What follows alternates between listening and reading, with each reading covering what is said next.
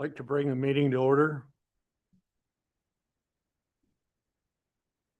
Okay, the first order of business is election of new chair and secretary.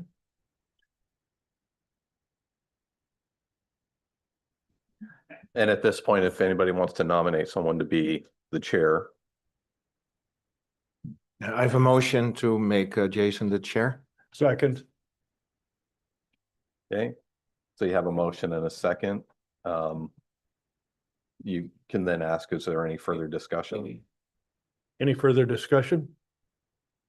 No. And then you Okay. can call for the vote, all in favor. Okay. Vote. All in favor? Yay. Aye. Aye. Okay. Let the record show We it have was the new unanimous. chair. And then you can hand the gavel and agenda and Thank you. Yours. All right, looks like now we need to select a secretary. So do I have a motion for anybody for secretary? Anton, how would you like to be secretary? I make a motion for you to be secretary. Do I have a second? Second. All right, all in favor, say aye. Aye. Aye.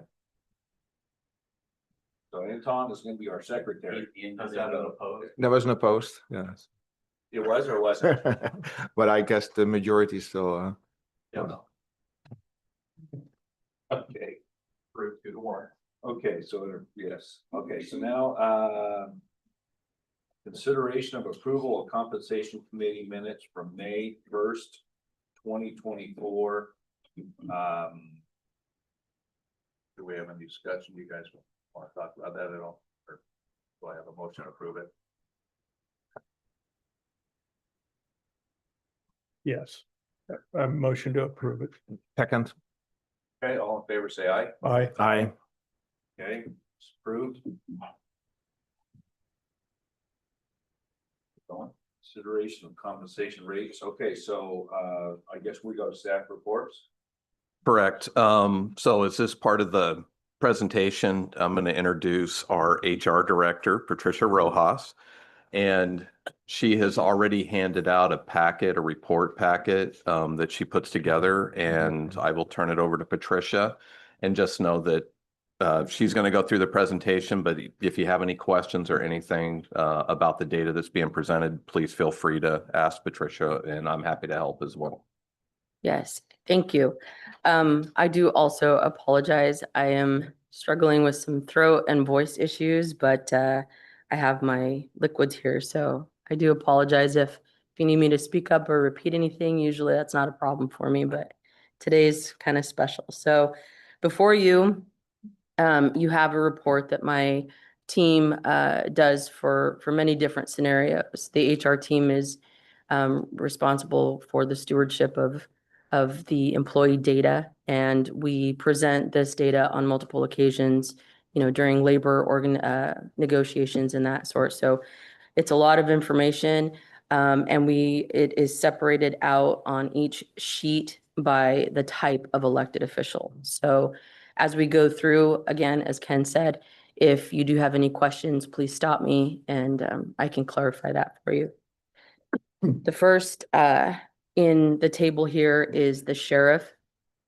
And we're looking back at from this point back. And we take a look at Benton, Columbia, Douglas, Josephine, Lynn, Marion, and Polk. This is slightly outside of the PECBA counties. So normally when we pull this data, we're pulling the 3 counties that are immediately larger than us and the 3 counties that are directly lower than us. And in this scenario, the decision was made a few years ago to include some different counties for proximity's sake. So, and somebody who has been here longer than I have can probably speak to why we've included these counties, but for the sake of the elected officials, these are the ones that we have chosen. Okay.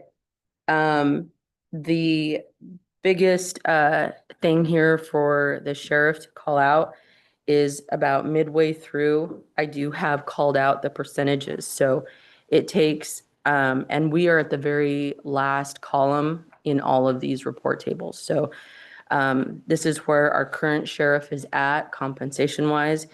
This table is focusing on base salary only. And if we look at just the base salary, you can tell across all the counties, anything in green is a percentage where our sheriff is over that county. So they are slightly above. Anything in red is where they are below. Can you explain what home rule and general law is? You mind doing that? It is. Yes, and don't forget to turn on your microphones. So the difference, there's two different categories, and we're a general law county, which means that we follow ORSs, the statutes, those that are home rule. I'm going to give the real simplified version. Is a home rule county has adopted a charter, and so they just have a different setup. So they may have a larger board. They have a charter that they follow. They just don't go directly off the ORSs. They still have to comply with state statutes, but they have their own home rule charter. And in a lot of cases, some of your elected officials are appointed officials in those counties. So when you see a home rule, you might see like well, what's a good example? Maybe a clerk or Yeah. an assessor. Or like a CFO instead of a, Or a elected. treasurer, or some of those positions may be appointed positions in a home rule. But it varies by what their charter dictates. And hopefully that makes sense. It does, thank you. okay. We do also take a look at, different benefits and everything that the county provides versus other county provides and other benefits. Those are usually pretty standard, but that is listed after the compensation. For the sheriff in particular, I have added an extra table down below. There is a particular OAR that states that the sheriff must make more than his highest paid employee. In Yamhill County, that is currently the undersheriff. And so at the bottom, what we have done is we have gathered the salaries for the undersheriff and the captains, included their current incentives. And we have highlighted that just to show that even with incentive pays, that our sheriff is currently meeting that OAR requirement.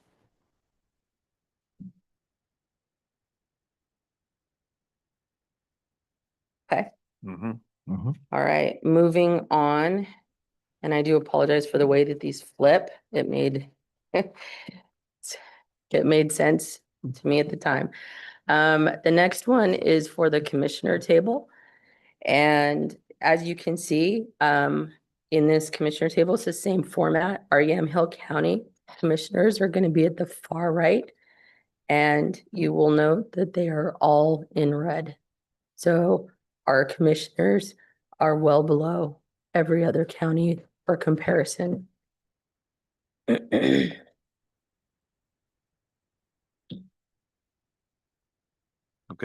Okay, I don't know if there was any other questions on that.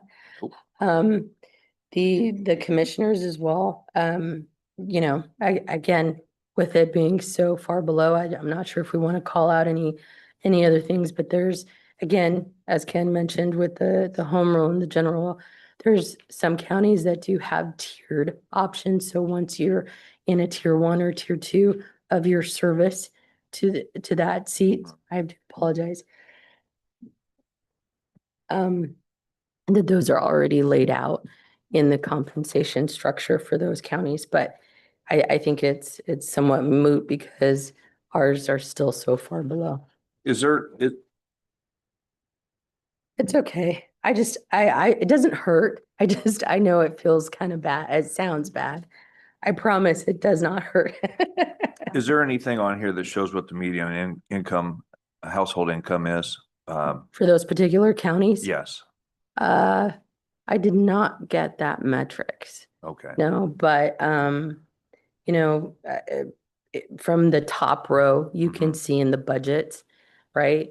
Marion has, $353 million budget, right? So obviously with the budget and the population much larger. Benton County is always an anomaly. You know, they have some large grants that were provided, and they are on a 2-year budget cycle. So their budget of 485 million is actually for a 2-year cycle. Even though they are slightly smaller in population to us.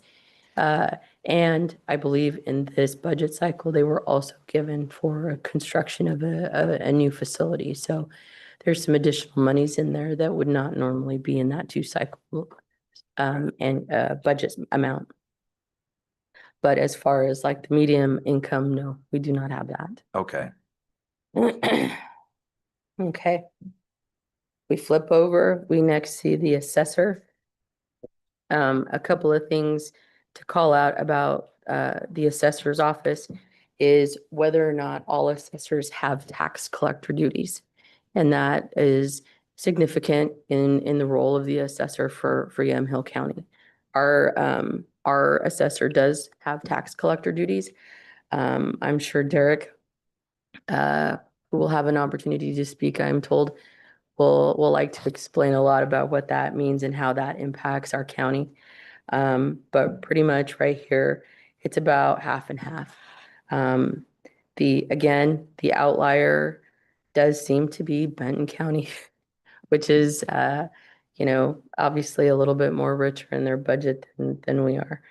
And then, again, Marion County, just a much larger county, right? They're, sorry, they have a $732 million budget with a population that is 3.5 times our size. So much larger county. It makes sense for that outlier to be there. Any other questions? Okay. Guys are gonna make this easy on me this year. If you flip the page, we're gonna look at the treasurer. The treasurer does have, again, quite a few anomalies. Our treasurer is part-time and has been at the $30,000 level for quite some time, I believe since 2017. So that is significant. And when compared to other counties with a full-time status or a full-time person in that role, that's where you're going to get the 236% discrepancy. Is that position a position that, I noticed 2 other counties don't have that position. Correct. Is that a position that could be absorbed into finance? You know, that is, I know, a question. I'll let Ken handle that question. I don't believe from an HR perspective, it's something, I wouldn't I can- recommend it. I can address that. So the position, you know, because like I said before, Yamhill County is a general law county, not a home rule county. Right. And so that's a position that's defined by ORS, that's an elected position. And so if that answers you, it has to be an elected position for Yamhill County. It has to be an elected position, Correct. Mhm. but could the functions be rolled into part of finance and someone in finance be? I think that's already reflected in how the position is set up, is with it being a part-time position. And this change was made several boards ago and several compensation committees ago. It predates me in my current role. And the treasurer handles the investment portfolio, but otherwise a lot of the other functions do occur within the finance department. And Mike Barnhart, our finance manager, who also serves as the deputy treasurer, serves a lot of those functions. So what would the process look like to go about dismantling that position and changing that rule? That would require either the county going through a charter process to become home rule, or a statutory change, the legislature would have to make that change. But otherwise, it's an elected position. And so what you see and how the salary is structured represents that the treasurer's position handles our investment portfolios, but then also reviews a lot of the financials with the finance director, but the day-to-day functions of all things accounting and finance are all handled by the finance department. Maybe we can talk further afterwards. Absolutely. Mhm. Yeah, I so have a- it's one that, oh, I'm sorry. No, go ahead. Yeah, I'll just say, because again, it's a statutory requirement. It's a position that's identified that has to be an elected position. So it requires action, a lot of actions to occur, whether at the state level or locally, a home rule charter process. Yeah, I don't see the $30,000 really giving the ROI back to the county from the amount of work that happens in that position.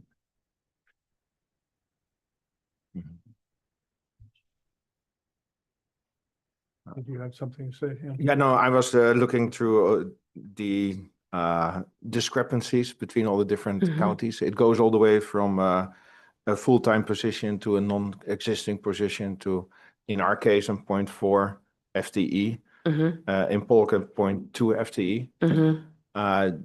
Do you have an explanation why there's so much variation? Yeah, I can, here, I'll keep tackling this one. Okay. So, yeah, so with the variation, because again, I think what you're gonna see is where you have, potentially full-time positions that are in certain counties, even if they're a home rule and it's still an elected position, it's how their county charter defined what that position is. Where you see some of them where there's no position.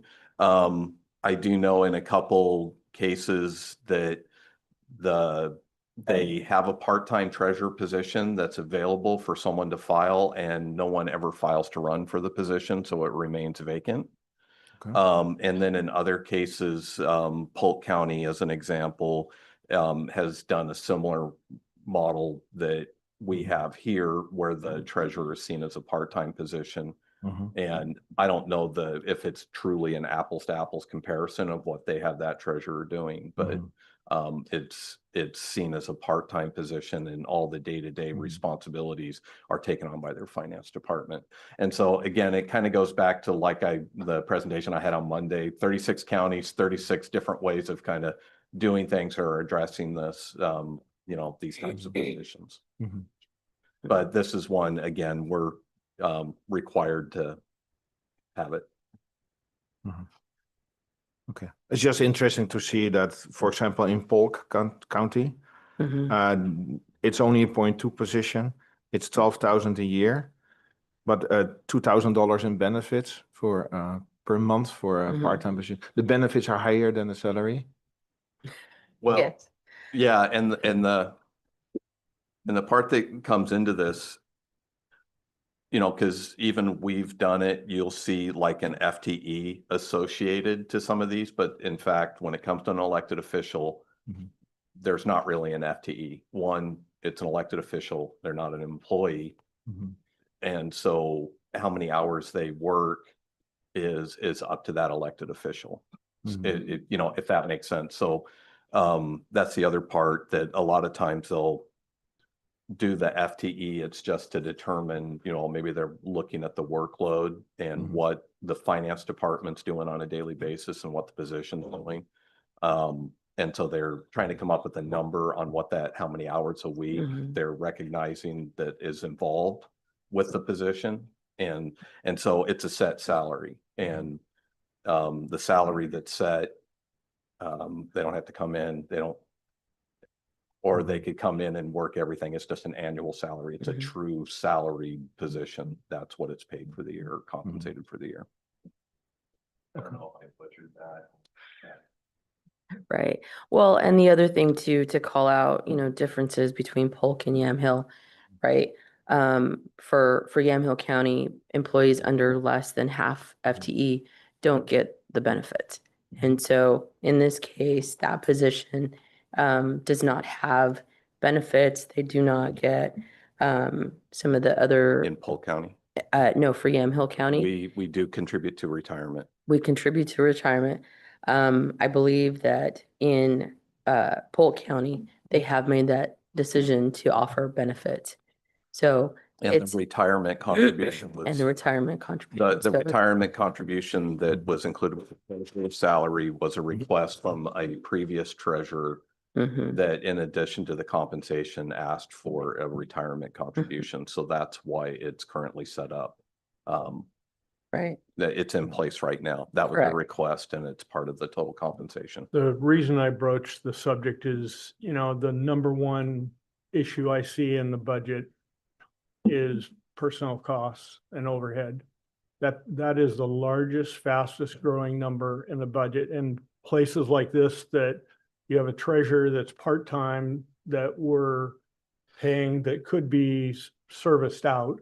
You know, there could be a broker service, a private enterprise broker service managing that portfolio for a percentage of that at a much lower cost and reporting into finance on a weekly, monthly, whatever basis we feel we need, and kind of following the protocol for a fraction of the cost. So I'm just trying to think, how do we wrap our arms around the escalating cost on personnel?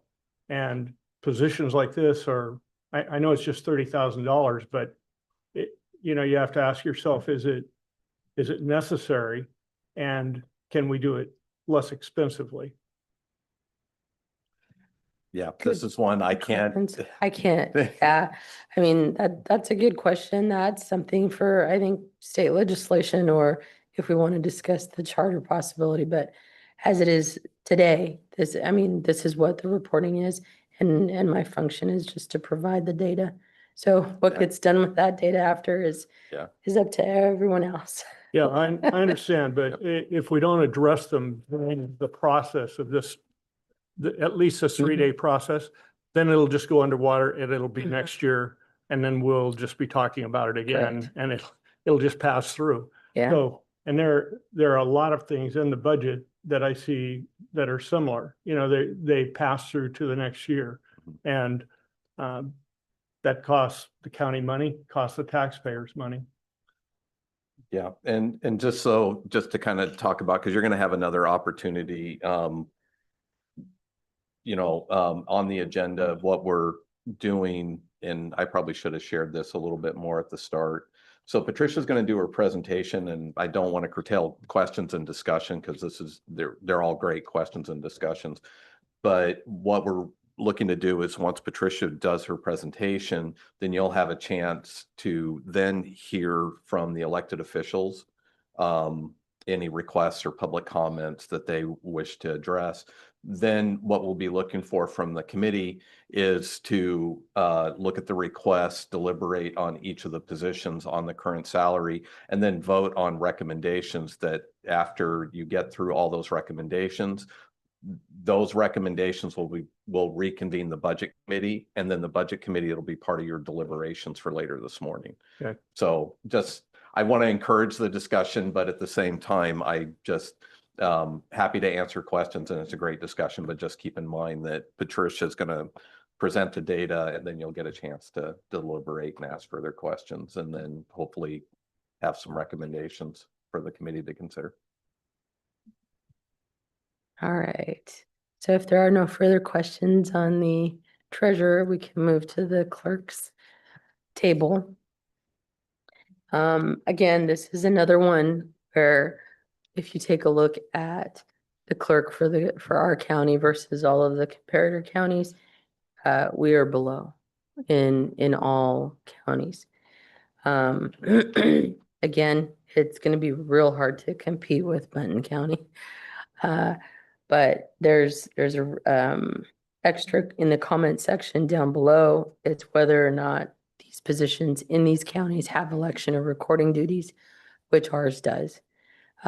Carrie, and I'm sure she will also provide comment, but Carrie's office in particular, I know has been running pretty lean as well. So they've got quite a bit going on there. And then she handles all of the elections and the recordings. So quite a busy office that we have here and well below the majority of the counties for that position. I am so sorry. This voice it's starting to get lower and lower. Good. All right, Ken, is there anything else? All right, any questions for the clerk? And the way you did this is perfect. Okay, good. Yeah. It's working great. Good. All right, so the final one is gonna be district attorney. I did want to call out that we recognized that there was a we did not get the update last year from the state as to what their salaries were. So the way that this is rolled out, it's a little different. So district attorneys are actually state employees. And then what we provide at each county level is a stipend on top of that salary. And so what you will see, and in that first row is the stipend paid by the county. So for Yamhill County, it's $30,000. And that is in addition to the state funding that Kate receives, which brings her total to $205,000 per year. Again, there's a mix of counties that she's below and then the counties that she's above. So that's what we would expect to see, some below, some behind, depending on size of the county. But that is how those salaries are broken down. And that is, again, since they receive benefits by the state, it is up to each county to decide whether or not to provide those extra benefits, such as life insurance or accident or critical illness. And there are the 2 to 3 counties that do offer that in addition. We do not. Yeah, and the other important note on this is for the district attorney salaries, and this is all managed at the state, but it's typically there's 2 salaries and it depends on the population of the county. So if it's over a certain population, it's this. If it's under, I believe it's 100,000. Under 100,000 or over So 100,000. there's 2 different, and it depends on the population of the county. Can you also explain, there's one line that looks a little bit weird, that is the annual salary March 2024? Yeah, so like I was saying at the beginning, so in that salary, it looks like they jumped 20-30%. That is actually not the case. What happened is last year, when we reached out to the different entities for capturing the data, we got the previous year's numbers. So they did not actually jump that high in one year. But it's a formula, we put it on there, and that was definitely an error on our part. But what we did get for this current year, and the difference between the counties, I think is what is more material. Okay. Are there any other questions? All right. So that is my portion. Thank you for your time. Super. Hope Yeah. your throat gets better. Oh, it's getting there, but thank you. Good job on the breakdown. I agree with Jason. Yeah. Thank you.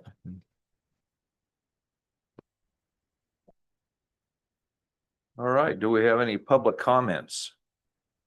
Anybody online? Anybody in the audience? Also the opportunity for any elected official.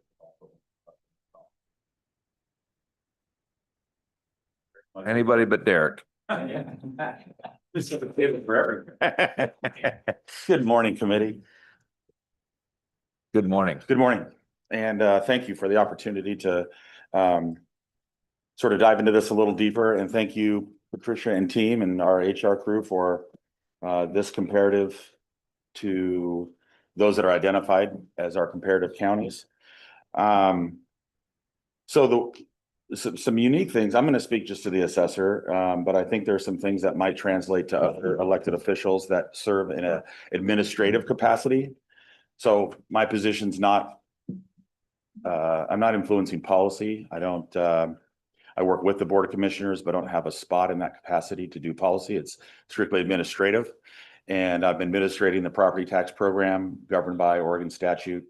And we're putting together the best program we can. That I think differentiates some of the plight in the effort. This is a career for me. I'm not on a term limit, commissioner based, drive policy, drive things for the county. I'm hoping to be here long term and just keep what we've got going. And so it's a little different in terms of, yes, I love serving the public. It is a career for me and not, an opportunity to adjust policy. So in that light, it's a little different. Getting to the analysis that Patricia presented, emphasis again on the fact that there is one of these comparables on page, it doesn't have a number, but the assessor page. One of these comparables has tax collector duties also. And that's Lynn County. The fifth one over. They have a brand new assessor this year. The previous assessor that was there for 25 years was receiving a notable amount of longevity pay. I believe he was upward. I think he was approaching 11% for 27 years. So the variance we have there, I'm at 14 years. So if you include the longevity from Lynn, that puts it back into perspective. But there's been a lot of talk about Benton County and what, the outlier that it is, and what Benton County has done. And I see other counties that are going the same route, is elected administrative positions are being treated as department heads. So one of the challenges we have as elected officials is we are not going to get contract adjustments. We don't have step increases. We don't have COLAs that are automatic through a labor agreement. The only chance we have to move the needle for our base compensation is through this committee. So in the event that happens or doesn't happen, there were years when folks didn't show up and the committee didn't know if there was actually a need, and it sort of got behind the ball. But for other counties, and what I'm proposing here today also, is that we look at administrative positions as department heads. That's what we are. That's how we serve. In every way that you can imagine, the county looks at department heads. I serve in that role. I'm the department head for budget, for the personnel, for interactions with the board, for public outreach. I'm the face of assessment, tax, and cartography. So the idea that we're not home ruled, which would put the position under the umbrella of the benefits of the collective bargaining agreement, is really the difference. So I just wanted to point that out. When you see Benton County at that particular rate of increases, they were moving their administrative electives to department head positions to make them on par. You also see that with the DA for Benton County. They sort of did the same thing. So sticking to assessment and tax, when you look at the no tax collector duties for all of those other comparables outside of Lynn, in your mind, conceptually, there should be another body on this chart that says, I have a tax collector that I'm paying probably similar to what the assessor makes. We've combined those functions in our county to be effective and efficient. But that's not to say there isn't a cost for the alternative that should be considered when you look at this. It's not represented here because these are the counties we have to deal with. So that's what I have for the county comparable analysis. I also submitted a memo to the committee. Everybody received that? It was in your binder.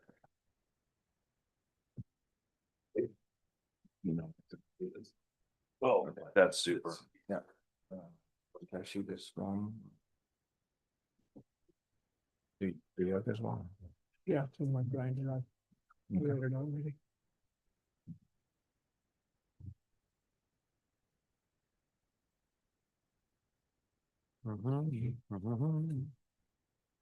They have it. That's right. Tell you what, I will look at his. Yes. I got it right here. You got it?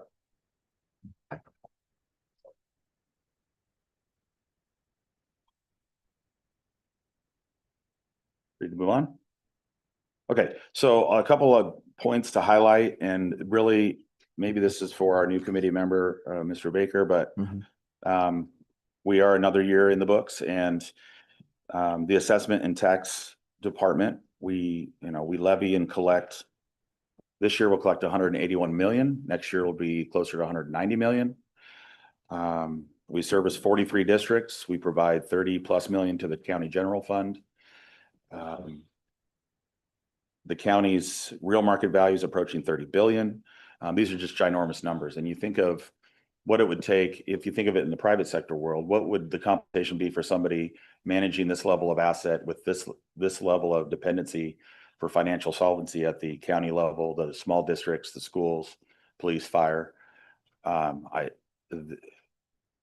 think the weight of the position is important in consideration. We also have the GIS and cartography department. We'll be taking on more duties in the GIS platform for the county. We talked a little bit about that during the budget piece. More to come on that. My proposal today for them to adjust the base salary to be in line with either the county department heads, or the second analysis has to do with other comparable positions throughout the state. But for the county department heads, on the second page of this memo, you'll see that I've got legal counsel, the sheriff, undersheriff, HHS, community justice director, planning director, public works director. These are all folks you heard from during the budget process.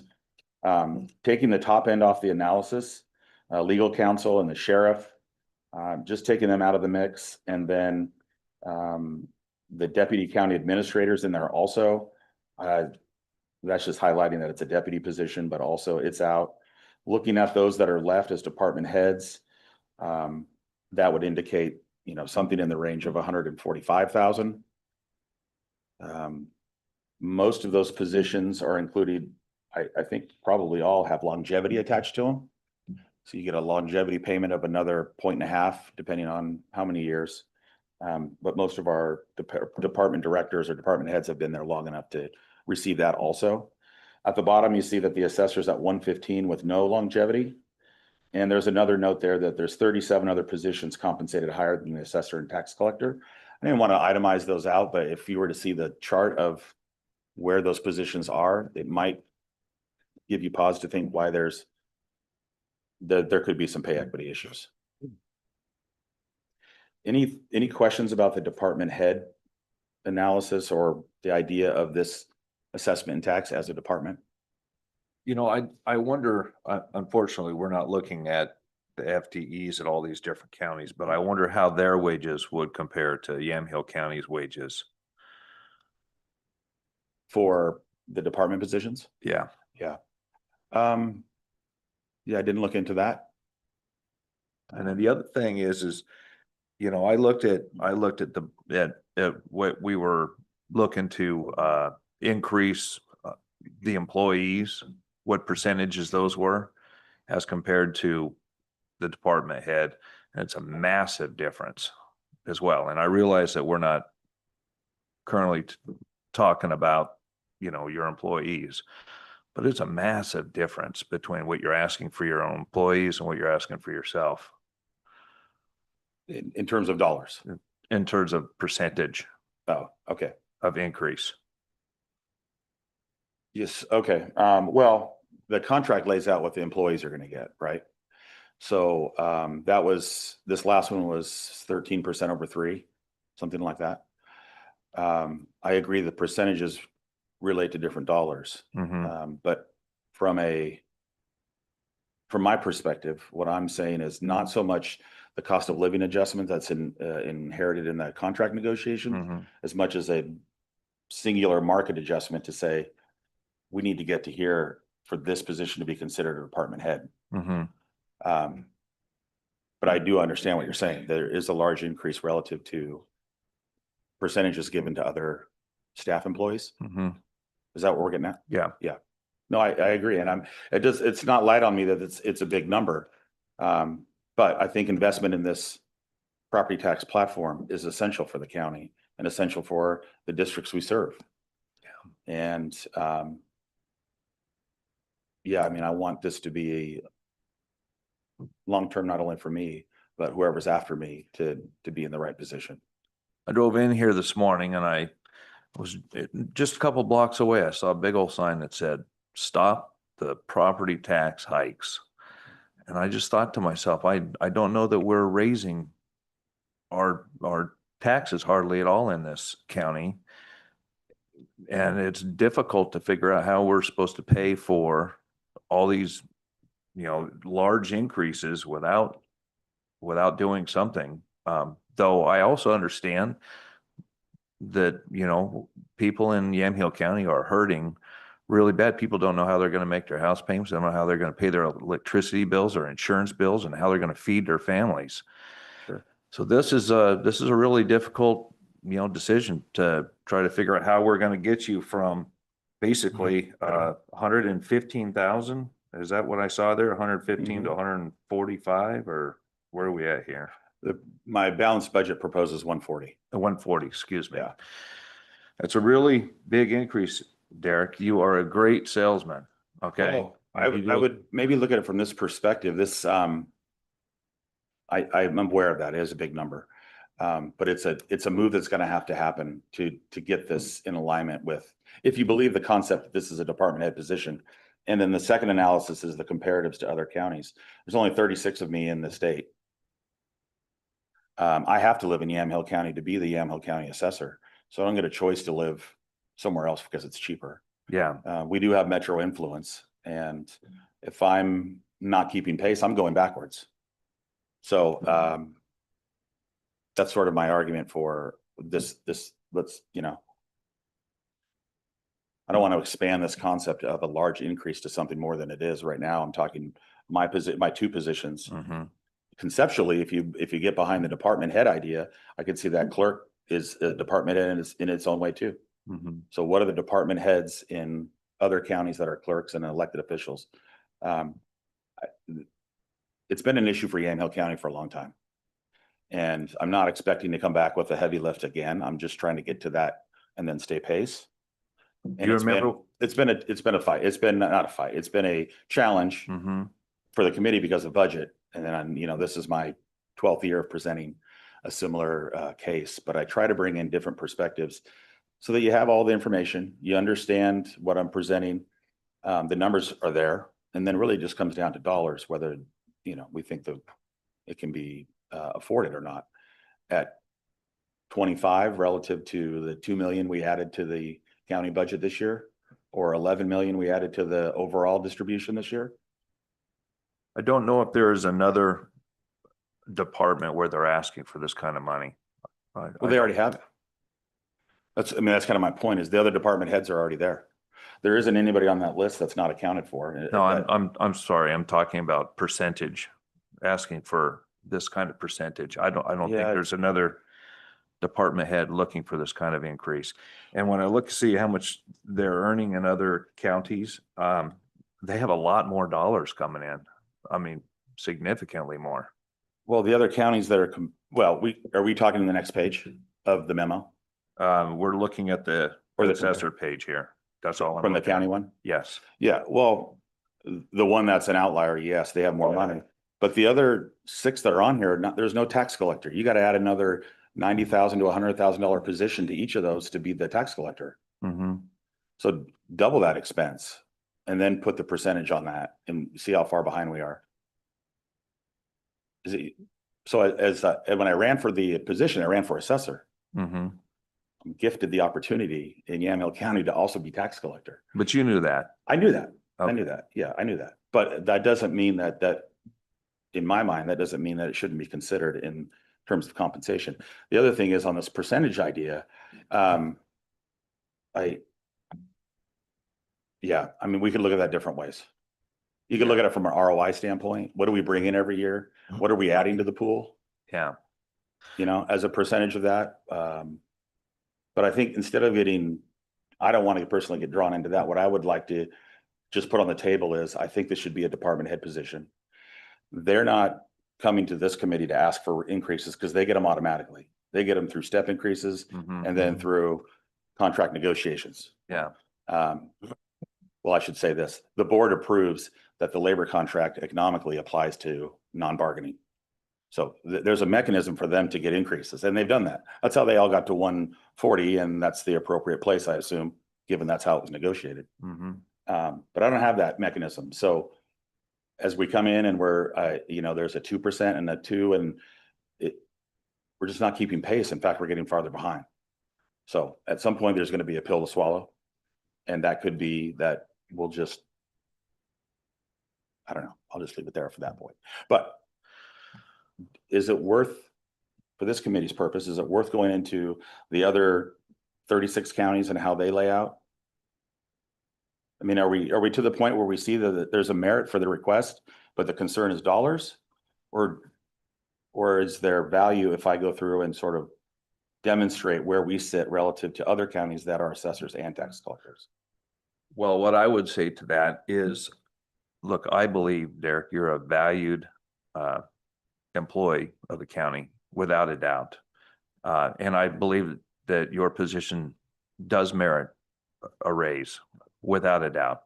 Does it merit this larger raise? I don't know if it does or it doesn't, but I do know this. I do know that we only have a finite amount of dollars to spend, and we can't spend it all in one spot. So, I You hear you. just brought up the treasurer's position before you came up about deleting that, which is almost the amount of money that you're asking for, a little more, but not much.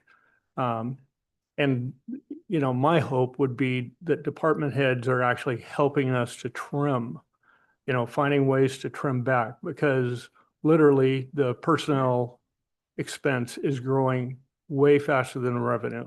Yeah. And, you know, we should be working together to reduce cost expenditures. And we've kind of got the cart before the horse in the process that we're doing right now. You know, departments rolled up their numbers, you rolled up your number, you're coming in, doing an ask, you have needs. Every other department has needs, but the shoe should actually be on the other foot. We should be having a pre-budget meeting where you sit in there with the commissioners and talk about how do we control what we have so we're spending within our revenue stream. Mhm. You know, we're rapidly coming to the point where we're closing the gap on that. And once that gap closes, then we'll be like the other 4 counties that are underwater and they're running a deficit. And it will be an ugly scenario in the county to try to write a budget when you don't have the money. Yeah, I agree with you. And I really take pride in keeping expenses and being efficient. We talked yesterday about the state model asking for 7 more FTE in my office. I've got 20 now, 7 more. That's a ginormous increase that we're avoiding. I'll just tell you, I agree with Jason. I think both you and your department do a great job. Yeah, thank you. So it's not a personal knock, you know, just to keep you down. No, I know.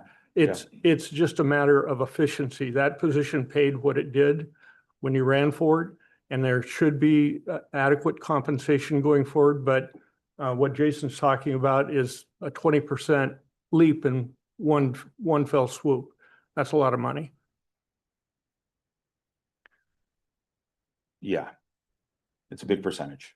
Yeah. I think that'll have we to may be come chasing that for a before long time. the rest of the board to make up their mind whether they want to do that or not. And yeah, and maybe that's a path forward is to, well, I'm not gonna suggest that, but yeah, I would hope that the full budget committee sort of hears the same message. Most of them are here with us today, so investment in the program is important. And my last piece was looking at equity amongst other counties that levy the same amount of tax, that have the same population. I'll just finish with that. And I think at that point, you've got all the data points. I'm hearing the support for the position. I think we understand the gravity of it. I don't want it to be lost on the fiscal impact that we have, both at the county level and the other districts we support. So all K-12 and police and fire, all dependent on this. So moving on to that third page, if we could, then is what I looked at was first, how much does the county levy in taxes? So if I cut it off at 50 million, we levy 182 this year, will be 190 million next year. I even went to the low end of the bandwidth to say, let's look at 50 million. And then took out everybody above, anybody in Metro I took out. So the Multnomah, Washington, Clackamas, they're not even in the analysis. For a long time, we've said we can't compete with Metro, although we have significant Metro influence. The cost of living in Yamhill County is influenced by it. The economic center, the employment base, it's 15 minutes to drive to Hillsborough and and work for their assessment and tax office. So there is influence there and it shouldn't be ignored.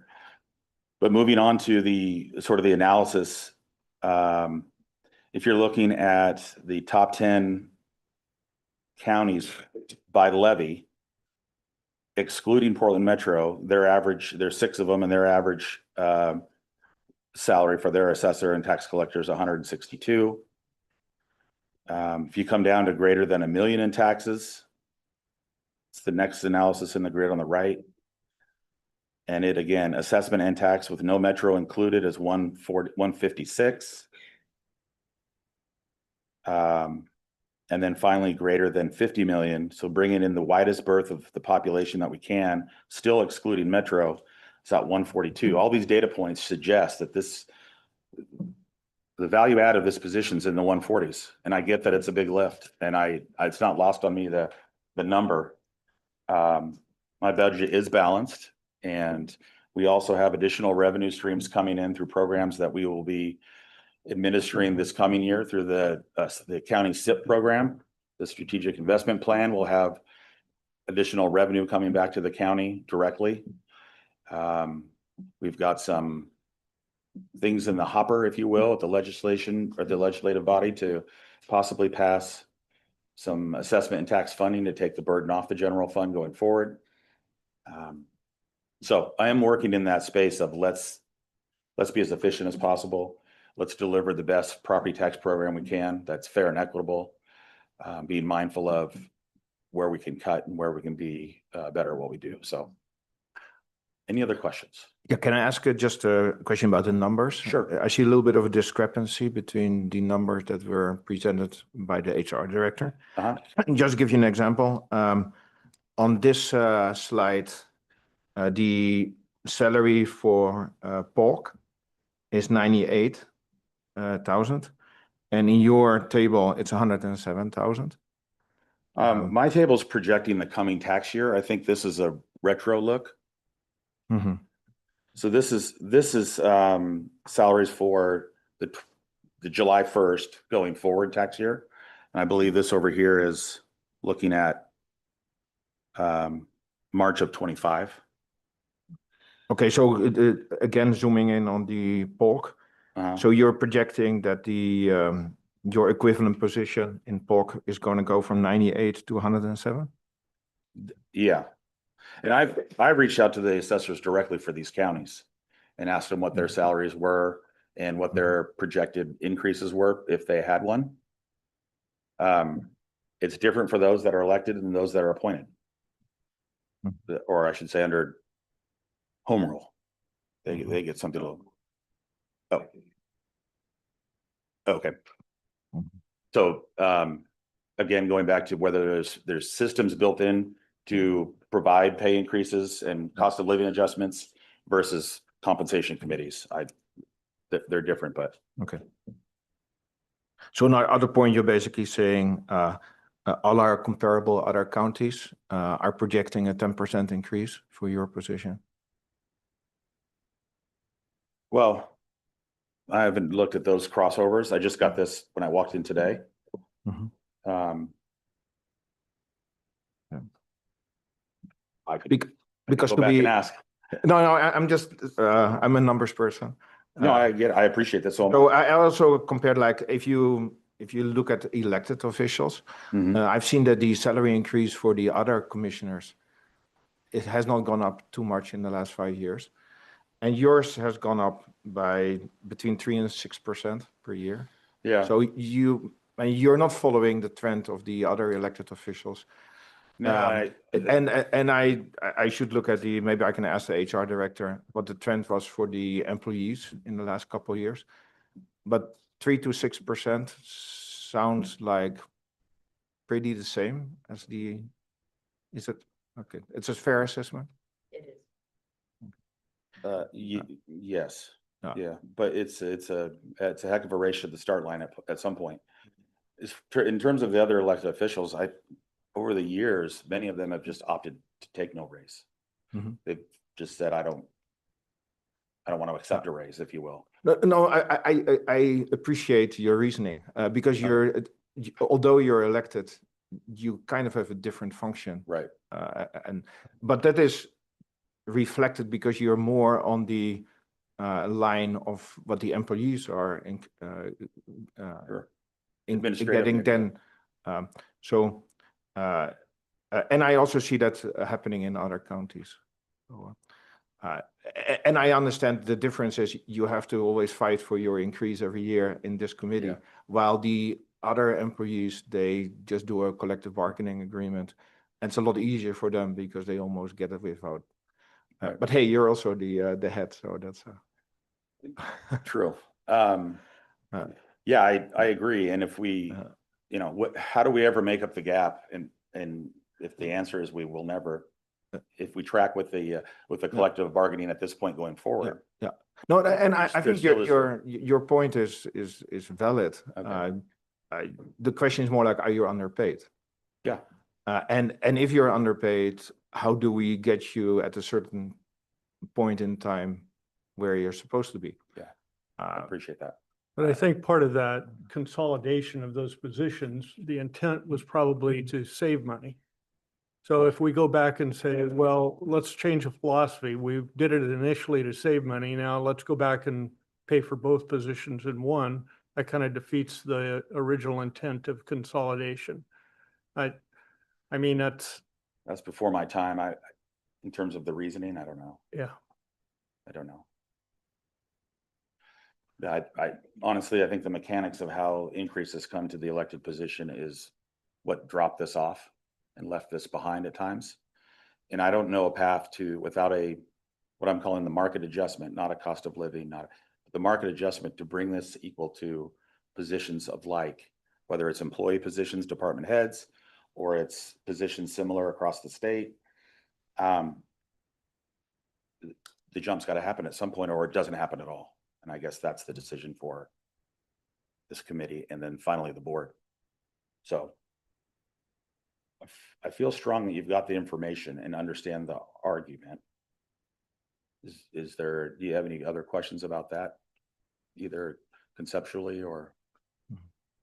No? No, I'm good. Okay. Yeah. Well, I appreciate the time. That went long, but a lot to unpack there. Mhm. Thank you. Thanks, Derek. Mhm.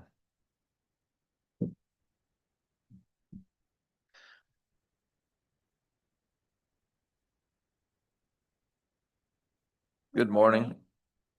Again. So first, I just want to thank you for your time and the sacrifices that you have made to be here. I know that these meetings are grueling and I was a part of these for 7 years. So when I worked in the commissioner's office, and it's a lot of information being thrown at you. So today's a big decision day. I do want to let you know that as soon as I'm done, I do have to leave because I have some meetings that are happening right now that I got to get back to. So Derek kind of laid the foundation for the fact that some elected positions are more administrative in nature, and that is the case with the clerk as well. We don't affect policy. We don't set legislation. We don't have what small input our associations do try to have into legislation. That's basically as far as it goes. I do want to comment on the comparison. You can see that Yamhill County is the lowest of the comparisons. I also don't include Benton in that. He is not elected at all now, and all of his salaries are dictated by the CBA. One thing to point out about Josephine, if you look on their website, all of their elected official salaries are listed. So like if you decided, hey, I want to run for commissioner, or I want to run for clerk, it shows exactly how that progression would happen because they have a first term, second term, third term. So there's never really a question as to how something will progress.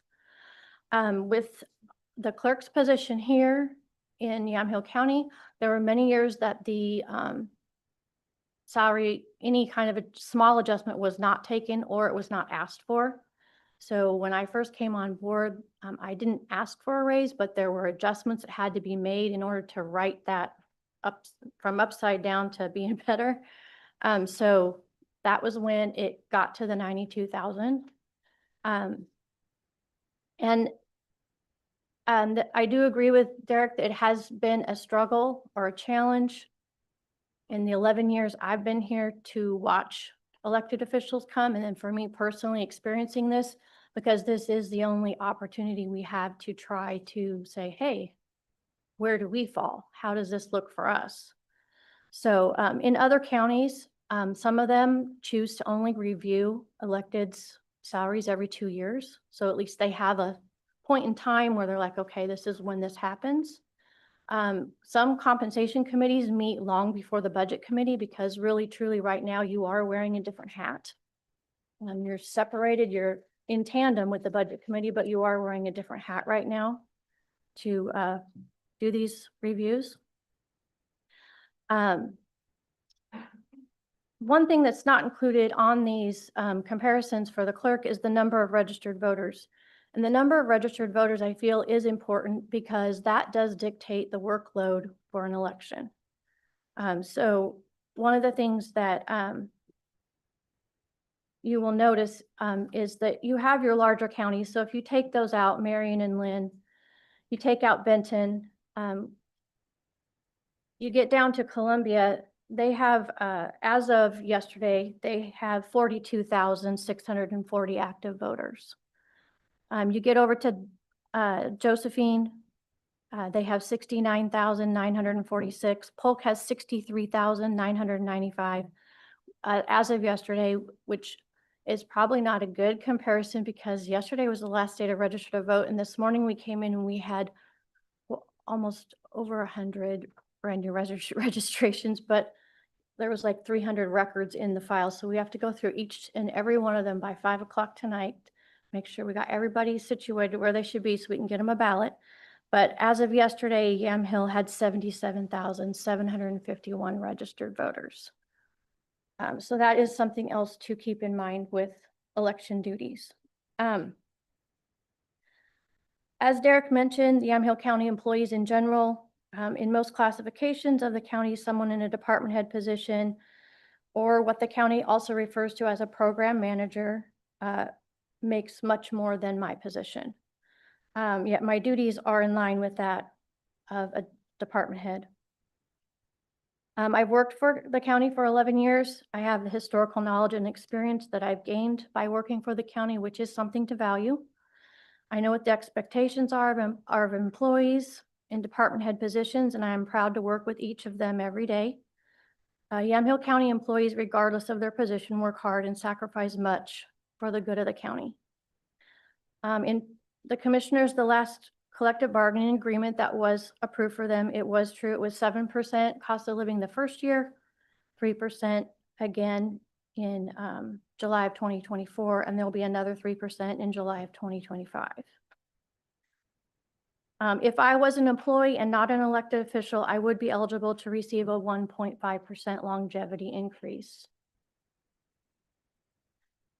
And when I have received genuine inquiries about my job and what I do, and had conversations with people, they're very surprised to find out that their perception of what this job entails does not match reality.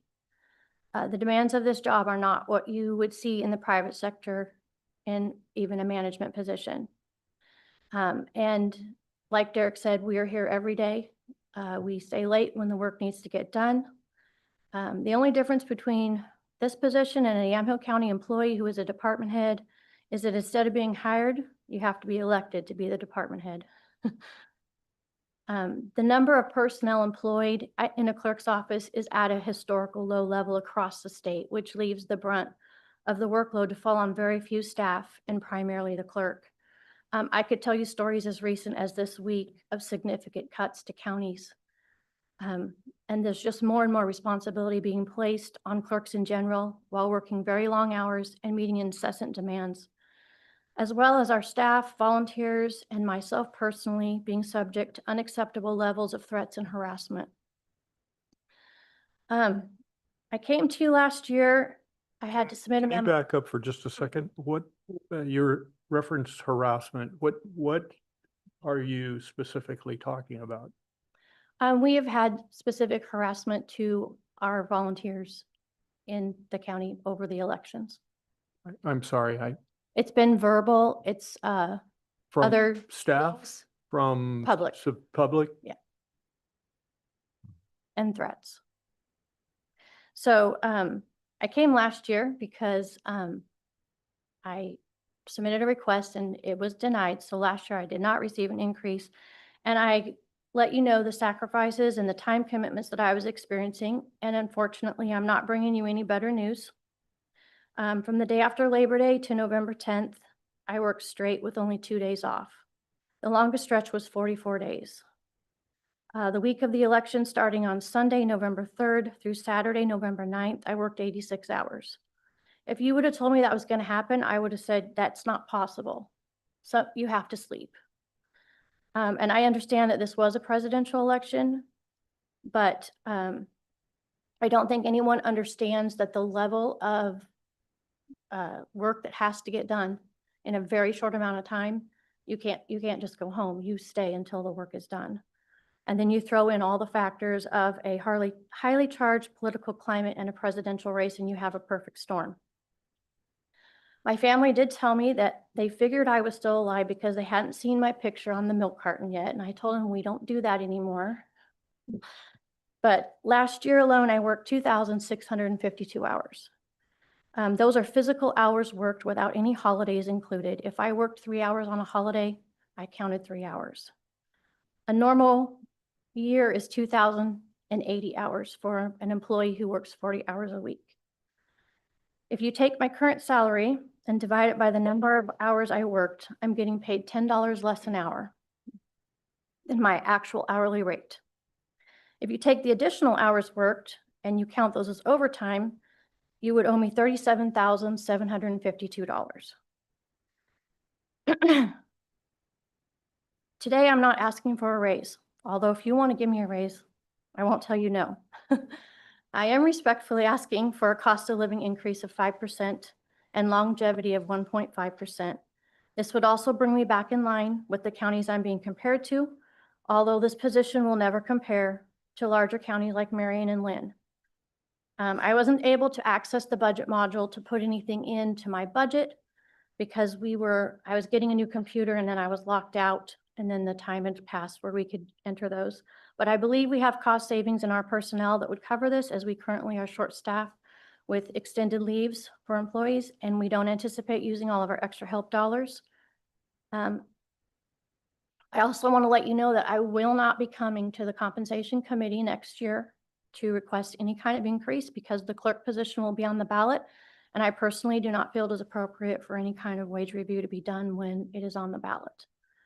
But at some point, I do agree with Derek that the process for how this works does need to be looked at, because if you look at the trend of this very slow increases that this position has had or not had at all, at some point the county has to decide what weight they're going to place on these positions and how they recognize department heads. But thank you for your time. If you have questions, I'm more than happy to answer them. Are you able to hire additional temp help during surge periods? It depends. We have a small pool of volunteers that we have to train extensively in order for them to work an election. And then if we hire any kind of temporary help for like the front desk, it would require a good month or two of training because it's just so vast of everything that you have to experience and be well-versed on in order to just help the next walk-in customer. Recording, licensing, all of those have a lot of statutory requirements. And so it's not something that you can just bring someone in off the street and have them do in a day. Yeah, one of the suggestions I definitely have for your position is like, if there's an election year, the good news is you see it coming. I would definitely recommend to, if you've ever been in that position again, to hire extra people or contracting, because I do agree it's kind of unhealthy to work that many hours. And it's really hard too, because there's a lot of things that only clerks can do by statute. So there are duties that we can't pass off. There's just very tight rules, security rules, lots of things that we have to assess for risk. And so there are a lot of things that we just have to be hands-on with. Gary, I want to thank you for all your hard work. Our elections, they always happen perfectly because of you, and thank you for everything that you do. Thank you. Yeah. Thank you for your time. Yes.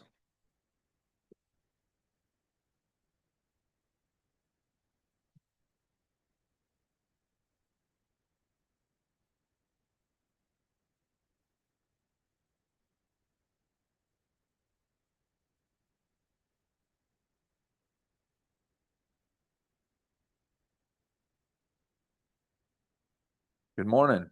Good morning, committee. Sam Elliott again, Sheriff. Appreciate the opportunity to come speak with you this morning. I always enjoy listening to the other electeds and hearing what they're facing because it gives me some perspective as well. Last year, I did come before the committee purely to provide an opportunity for the committee to ask me any questions. I didn't have any requests of the committee. I was brand new, essentially in the role of sheriff. I was appointed at that time. I was not elected.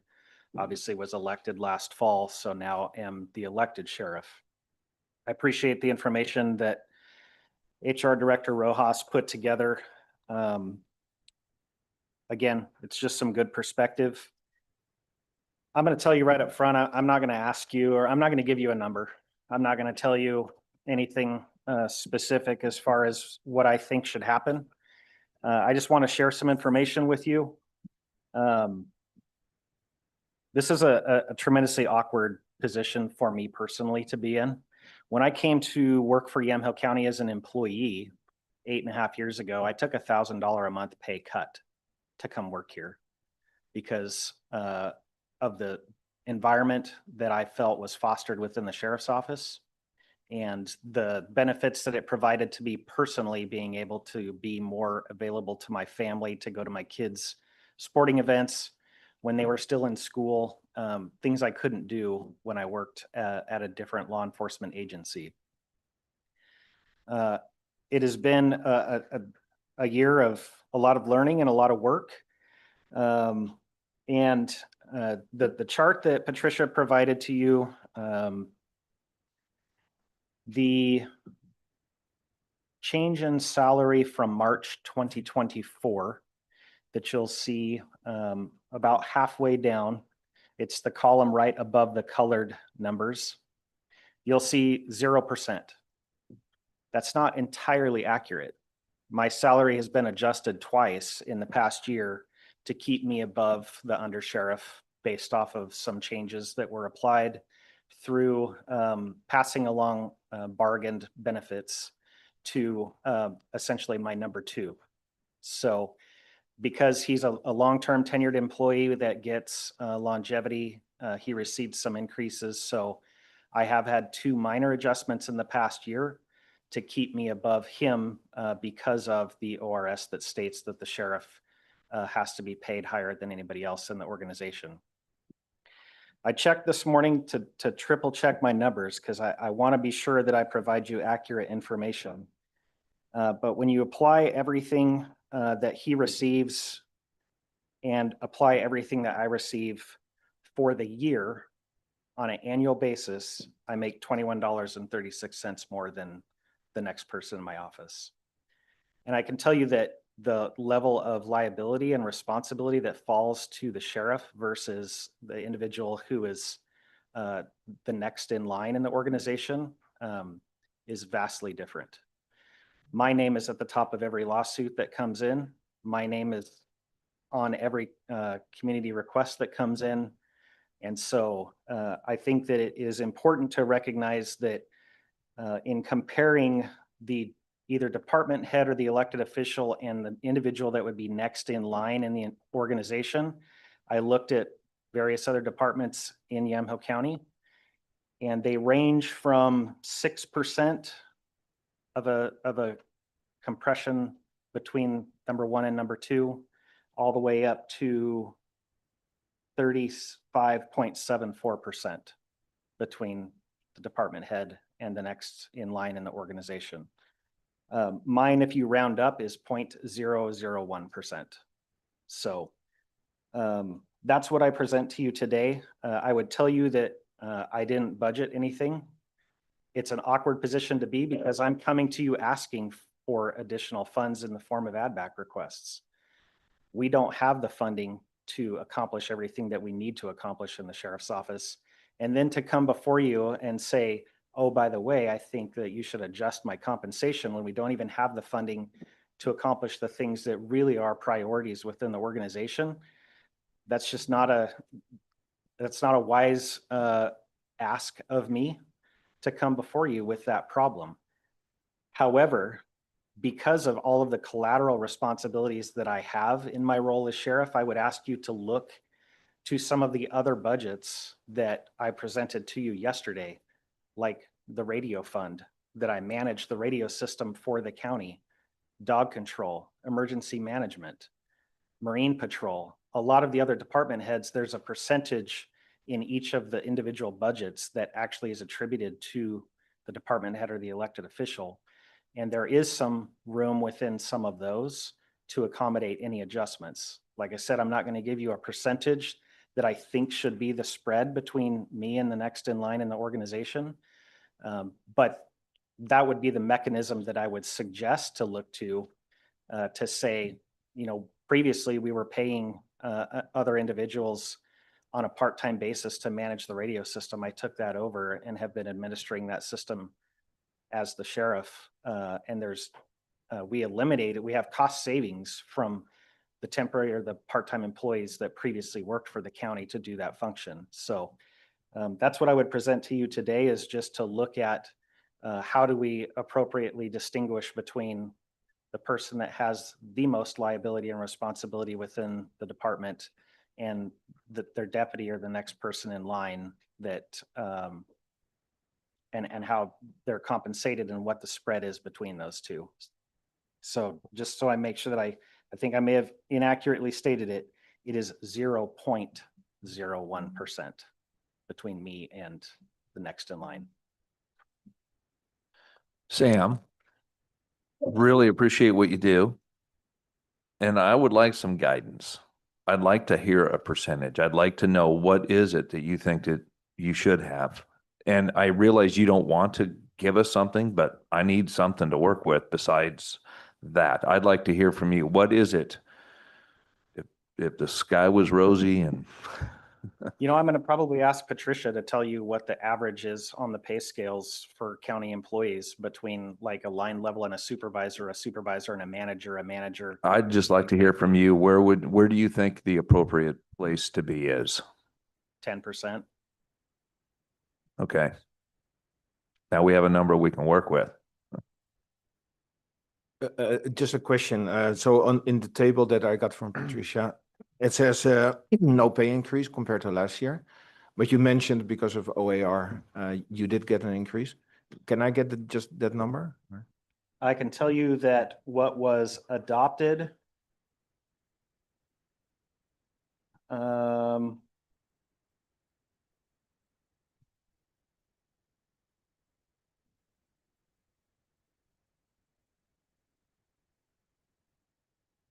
I believe it went from 158,078 to 159,273. Okay, so the 159,273 is correct. That is currently what my salary is. And that is the same as a year ago. Correct. Well, no, so a year ago, it was the 158,078. And in the past year, it has been adjusted twice to keep me above the undersheriff. Changes made retroactive. Okay. To those dates. That's why we kept that as of the prior year as well, as it was updated retroactively. But the Yeah. increases are literally less than 1%. The direction, based on the recommendation and what was approved last year was to ensure basically compliance with the statute, that it Mhm. shall be more. And so that's why this looks a little different. So if the undersheriff crossed a longevity line or received another incentive, we would have to ensure compliance with the statute and also with what was approved a year ago, we would have made those adjustments to reflect that. Okay. And the next question is, how long has the undersheriff been in that position? He's been the undersheriff for probably 3 years. So he was put 3 into that years. position by the prior sheriff. So he was in that role when I was both appointed and then elected into the role of sheriff. And 3 years is enough to get longevity? No, he's been with the county for 28 years. Okay. So the longevity is based on the 28 years, not the 3 years. Correct. His total overall time working for the county, he started as a deputy back in the 90s and has progressed through the organization. And that's where, if you look at the sheet, there's that lower table that's on the sheriff's page to where you'll see the base salary. And then you see where Patricia added the various longevity incentives Mhm. that are also included. So Okay. if I'm looking at this right, the base salary is 159,273. Correct. With all of the ads, it's 175,200, which is exactly 10%. And you want an additional 10% on top of that. Is that what I'm hearing?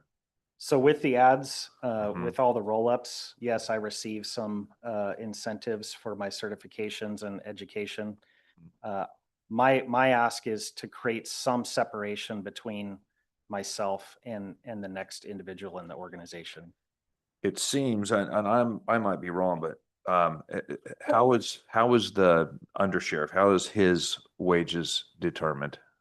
The county has a pay scale for management employees. And who determines how much it goes up? County commissioners? Is that right? How that's basically set for a department head, one, you'll have a request for a position. Uh-huh. So Just real quick, somebody just, do you make that decision, how much they make? Okay, because what I would hate to have happen, and what I would not like to see happen is if we decide, okay, we agree with you, Sam, we're gonna go ahead and raise you 10%, only to have you raise the undersheriff 10%, which means now all of a sudden we've got to give you another additional, just keep you I above get it. what you're saying. And that's what I for sure don't want to get So caught any into. adjustment to like the undersheriff, the captains, the lieutenant, the Mhm. sergeants, it's a little yet to be seen because we currently are in bargaining with sergeants, which we've never had before. They've been management employees that just fall on the county management pay scale. But the county has historically always treated sheriff's office management like whatever is in the collective bargaining agreement for the deputies. So that has been passed along. There's, I think, been 2 occasions in probably the last 25 years where those were not passed along because of economic hardship. But in general, management has tracked and maintained that percentage spread between like a manager and a supervisor and a deputy. for And those have comparison. stayed consistent. Okay, I can tell you that when you look at the difference between a sergeant and a lieutenant, it is 10%. The difference between a top step sergeant and a deputy is 17.9%. The difference between a captain and a lieutenant is 10%. And the difference between the undersheriff and a captain is 7.99%. So there is that separation between the layers of the organization. Mm-hmm. And those have remained effectively consistent or constant. It's challenging when you start looking like what incentives are applied or what other benefits when you look, at how other counties are treating it. I think probably because I'm just looking at the base salary, Mm-hmm. because the incentives can be different depending on what is applied to the individuals and where they're at. I can tell you that the new police chief in McMinnville base salary, he was brought on at 18,000 a year more than myself. The police chief in Newburgh currently makes about 8,000 a year more than my base salary. This sheet that you're looking at is not anything that we have, correct? No, Okay, these are just notes I brought for talking points. got I'm it. happy to provide them. These are just off the city's websites. Mm. So I don't know, like incentive wise and other roll-up benefits and, how those things are all health insurance and how that all equates exactly apples to apples. I'm just looking at base salary. Because Okay, that's what's fixed. All the other stuff is variable depending on the individual. okay. Great. All right. Thank Thank you you. very much. You guys didn't have any questions, did you? I'm good. Okay. Used them all up.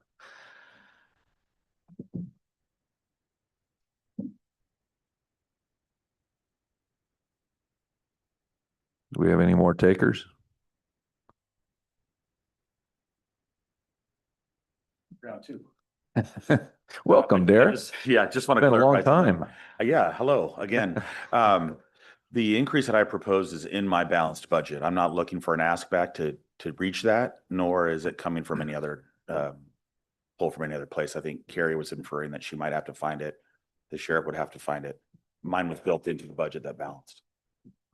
Okay, thank you for the clarification there.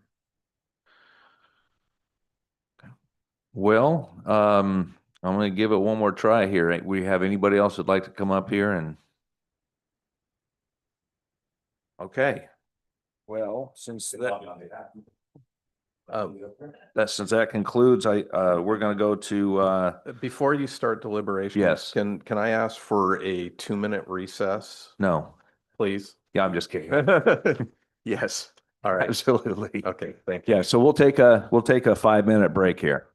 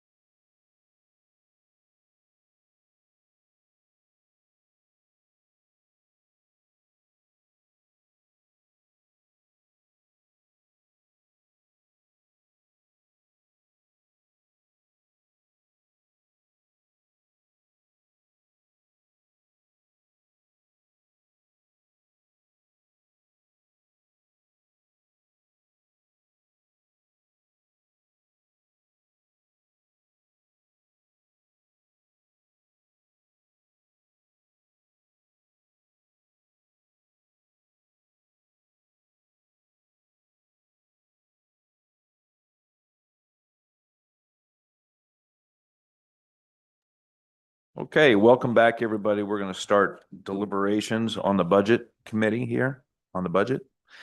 But before we start, I think Greg would like to give us a little history on what's going on Actually, it's just taking Ken's historical slide that we had the first day and just referencing that before we start to talk about the budget. Okay, did you want to do that now, or did you want to talk about that when we reconvene with the budget committee and those deliberations? Aren't we going to talk about approval of recommendations to the budget committee here? Yes, but the recommendations are solely going to be, and I'm going to help facilitate that on the compensation for the elected officials. I think doing it now is probably appropriate because it's Okay. before we're really starting any of the discussion, whether it's elected officials or fixed expenses or anything else. Yeah, it's completely up to you as the Okay. committee on how you want to proceed. Could you, you want me to pull? Yeah, I provided a copy that should, everyone should have a copy of this on their desk. Did you find the one that I left for you? I left a couple. It's right here. Right here. about- It's under your deliberations. here. how about the It's right there. Was that the one? folks in the audience? Are they privy to that? It was one of the slides. If you like, I can If you display can it pull it on the up, TV. it'd be helpful if we can all share it. Okay.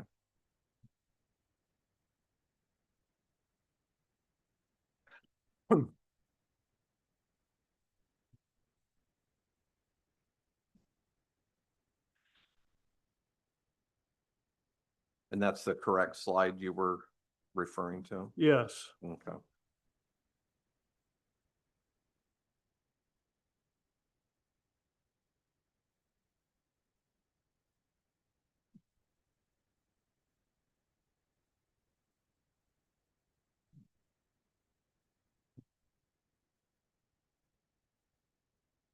So we were having while they're pulling this up, we were having a discussion the other day about the budget process.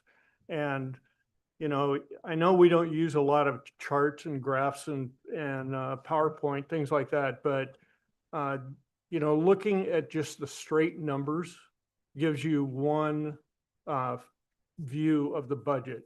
But to have a chart or a graph or a slide that gives you maybe history, adds some fluidity to the numbers or adds a different perspective to them.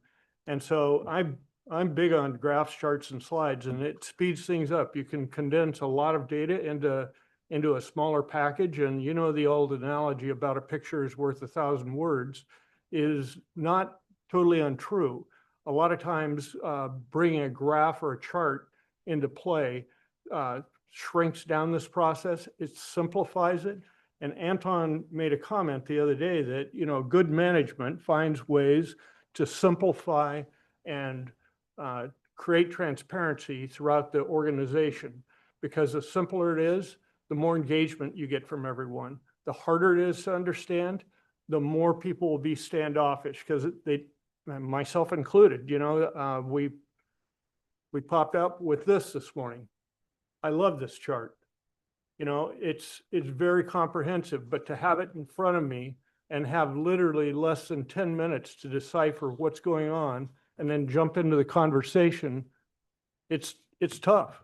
You know, so I think I think there should be some effort put towards being able to increase the transparency and increase the efficiency of these budget meetings in a big way. And you can see right here, just going through, these are much easier to understand than 5 pages of straight data. I mean, so this is the one in question. This is a 10-year trend. And I wanted Ken to put this up because after he showed it that evening, I kind of had a little epiphany on this. You know, we're only doing less than $120 million back in 2017 on total revenue, but we're spending 82 million. We had a 37 million offset between what we were bringing in and what we were spending. And now we're projecting 200 million. That's almost twice as much revenue in this budget with a spending budget of 174 million. So guess what the offset between spending and expenses are? And those expenses include all wages, fixed expenses, 27 million. That offset is 10 million less than it was in 2017. So from 2017 all the way through 24, we carried a reserve between what we brought in and what we were actually spending of between 30 and 37% every year. That's how much liquidity we had between expenses and revenue. So that's, I don't know what that time period is, like 11, 12 years. So that was consistent. It was averaging a third. Let's just say it was a third. So we wrote a budget for this year, and guess what the offset was, a percentage? 14%. So the amount of liquidity we had between expenses and revenue is only 14%. It's less than half of what we've traditionally had since 2017. And guess what we're proposing to write on this budget? 13%. So we're collapsing the revenue number up next to our expenses. And I can tell you from experience in business, when you get into the single digits, it gets hairy. Like, where is the money coming from? And will it be here on time? It gets very, very difficult to manage. And then the step after that is like the 4 counties that we have on the other chart. Do we have the county spending charts on there?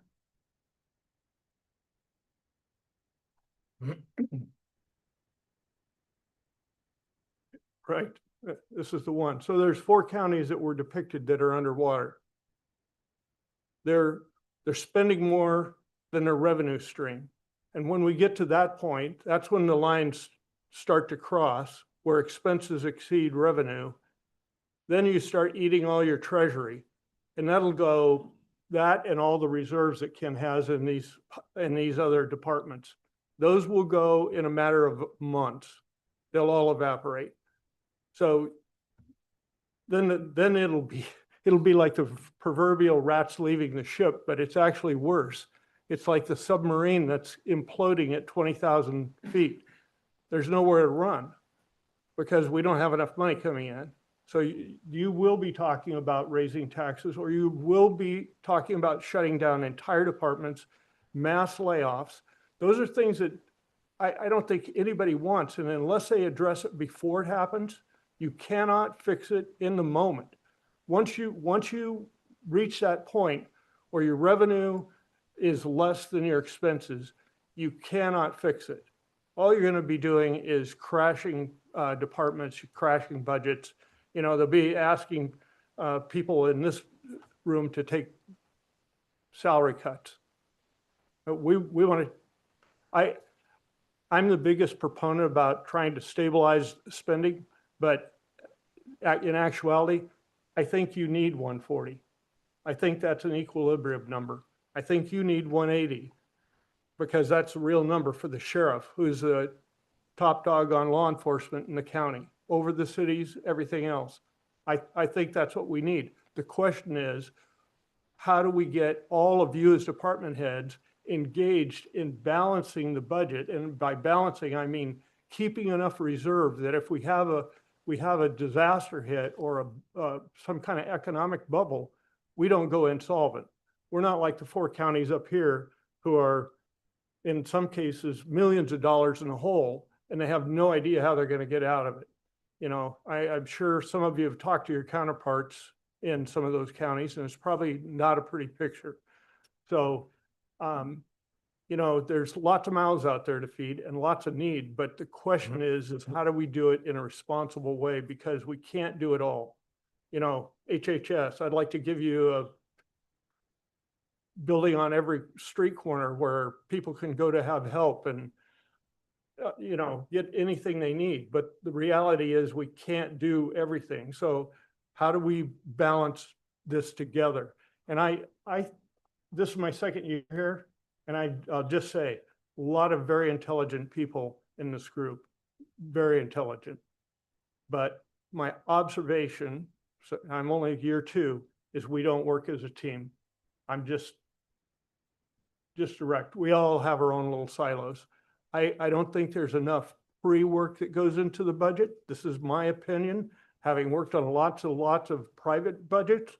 We did all the heavy lifting up front, and we were meeting together. So the Sheriff's Department's meeting with Ken, which is meeting with the Board of Directors. We're all trying to solve the spending issue. HHS ahead of time. We're all doing the planning ahead of time. And we're trying to solve for the same problem so that we're in agreement. You know, when we go through this right now, to me, it feels like it's them against us.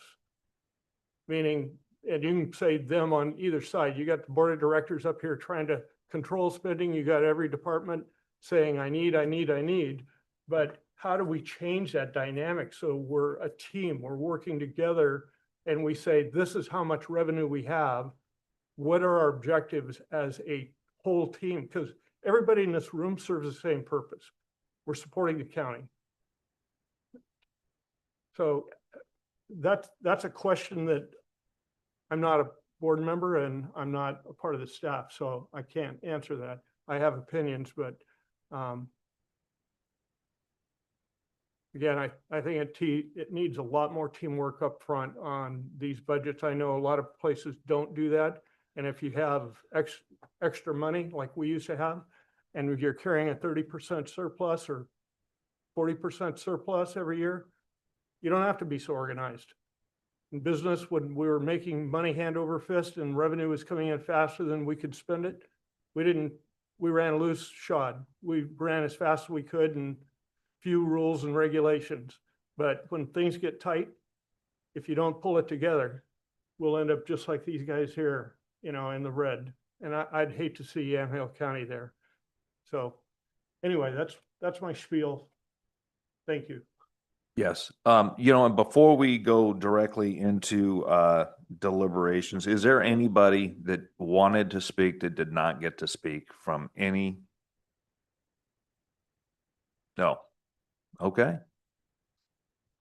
So we'll move right into deliberations and approval of recommendation of the Budget Committee. All right, yeah, so the next steps, and if it's okay with you, I can help kind of facilitate. Yes, and, please. Make sure we have recommendations.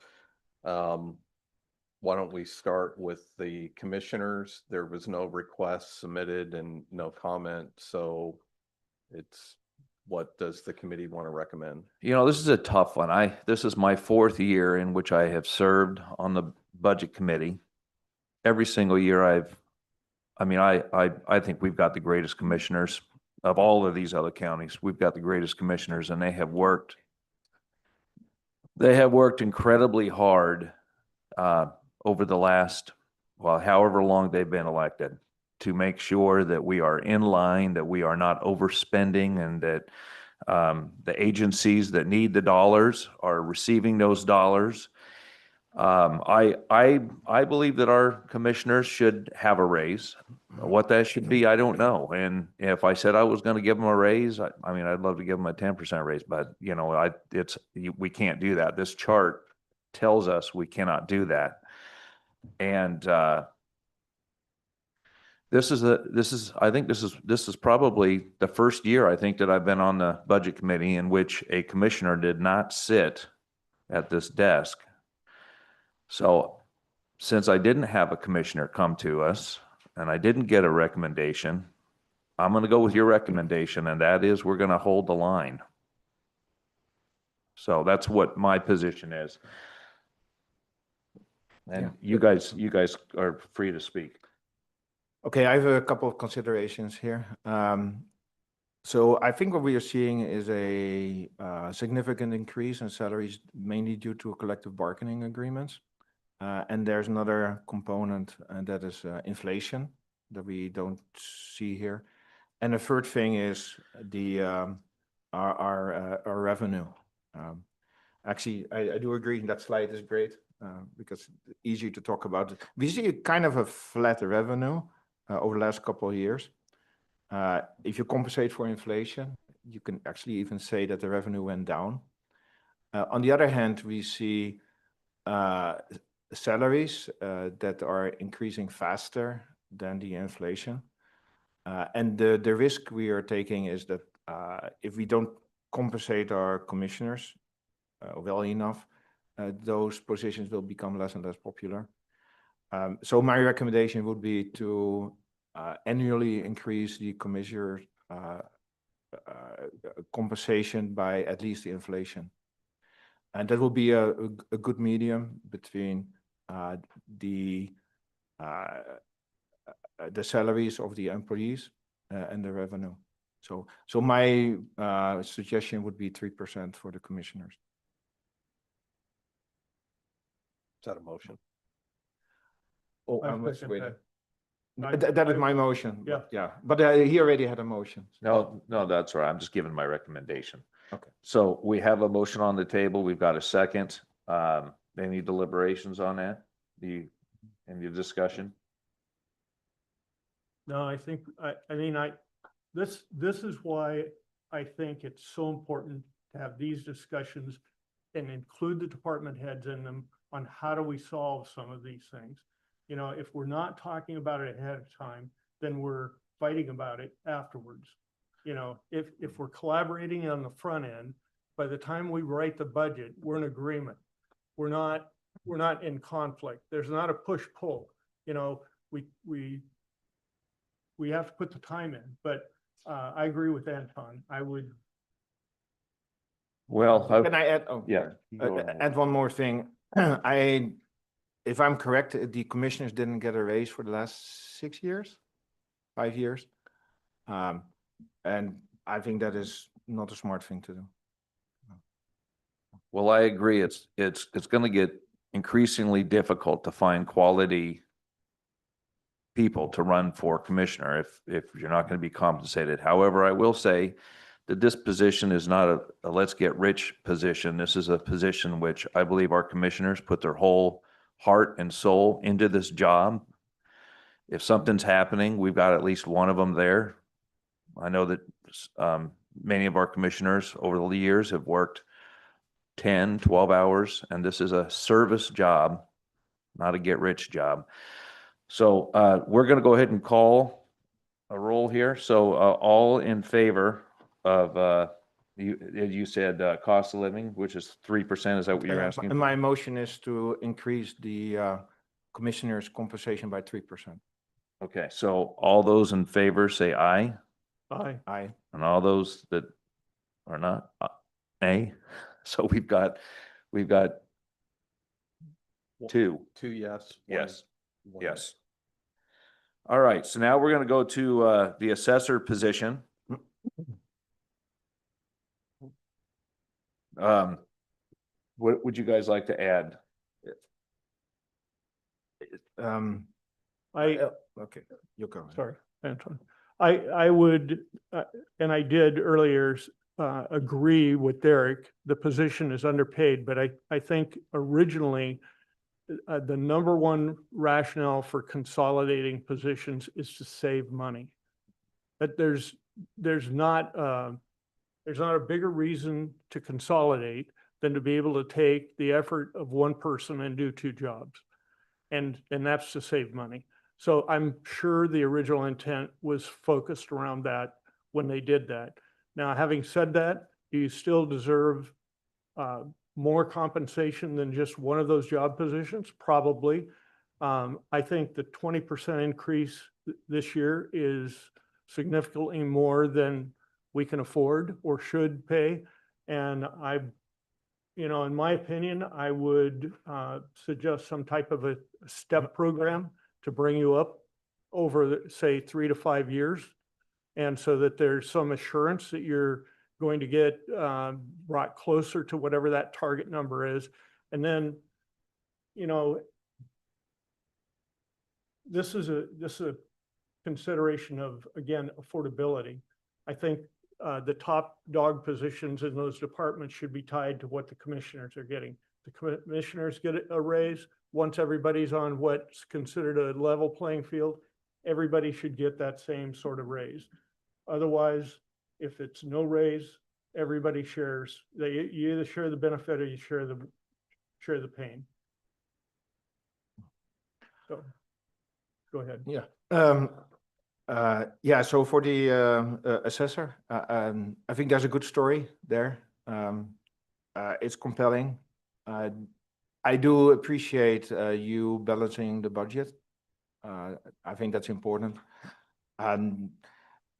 Moving forward, I think if we follow the trend, you can see that the cost for personnel is going to increase faster than the revenue that we're getting in. We're pretty much boxed in. I'm going to tell the same story later on with with, for example, the sheriff. But there's not a lot of room to move.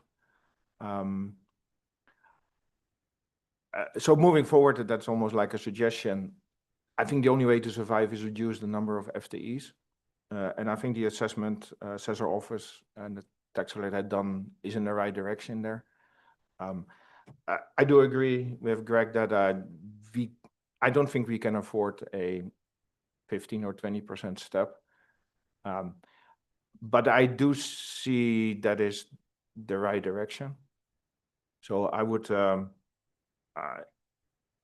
suggest a bigger increase than for the commissioners, even though it is difficult in the budget. And if I can already do a motion, I would suggest a 6% increase. Well, can we talk about this right now, or do Is we there a look for a second? second, or do we look for a second? Oh, I would suggest, to be fair, not second it, but have your recommendation first. And then Okay. So that was a we can move either. If I do a motion, do we have to second it right away, or can we just wait for a while? Can you hold that motion? Boy, Okay, I'll hold that. I motion. am not a Robert's Rules Okay, expert. so, good. Well, we'll fly by the seat of our pants. So, I really appreciate the work that you put into putting your presentation together, okay? Putting all the facts and taking the time to actually come here and sit down and offer information. And I believe that you are a very valued employee at the county, period. All right, you do a great job. And your employees like you. That's a good thing too.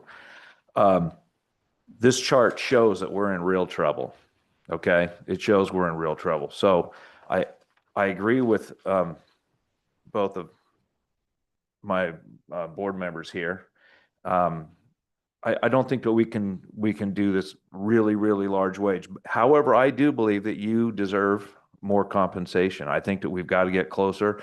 I don't know if I would go and do this step to try to get us there, because we don't know what the next year is going to hold. We don't know if we're going to be in real bad trouble, or if all of a sudden we've got a really great year where somehow we've got a significant amount of funds coming in. If we have a significant amount of funds coming in, then, I think that's the time where we can relook at numbers to get us closer where it needs to be.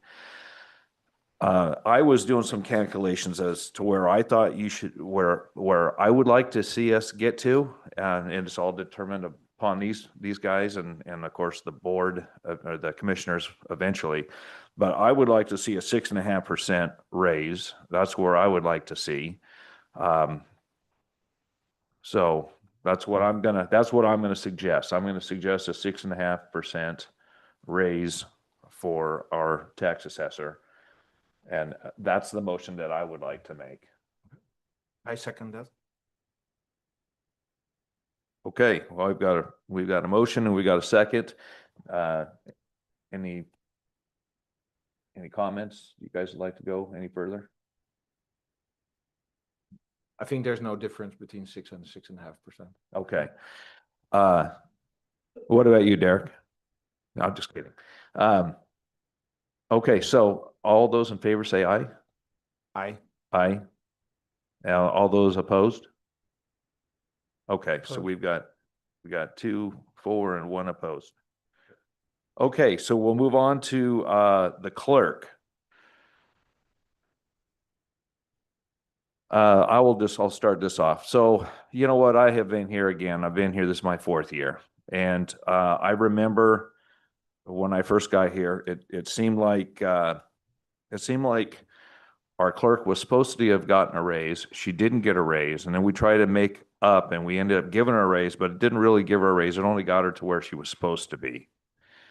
And the amount of effort, the amount of responsibility and the time that she has away from her family at times of the year is enormous. And I think that this person should be compensated for what she does and the responsibility. And that doesn't take away from anybody else, because I understand that everybody else has massive responsibilities.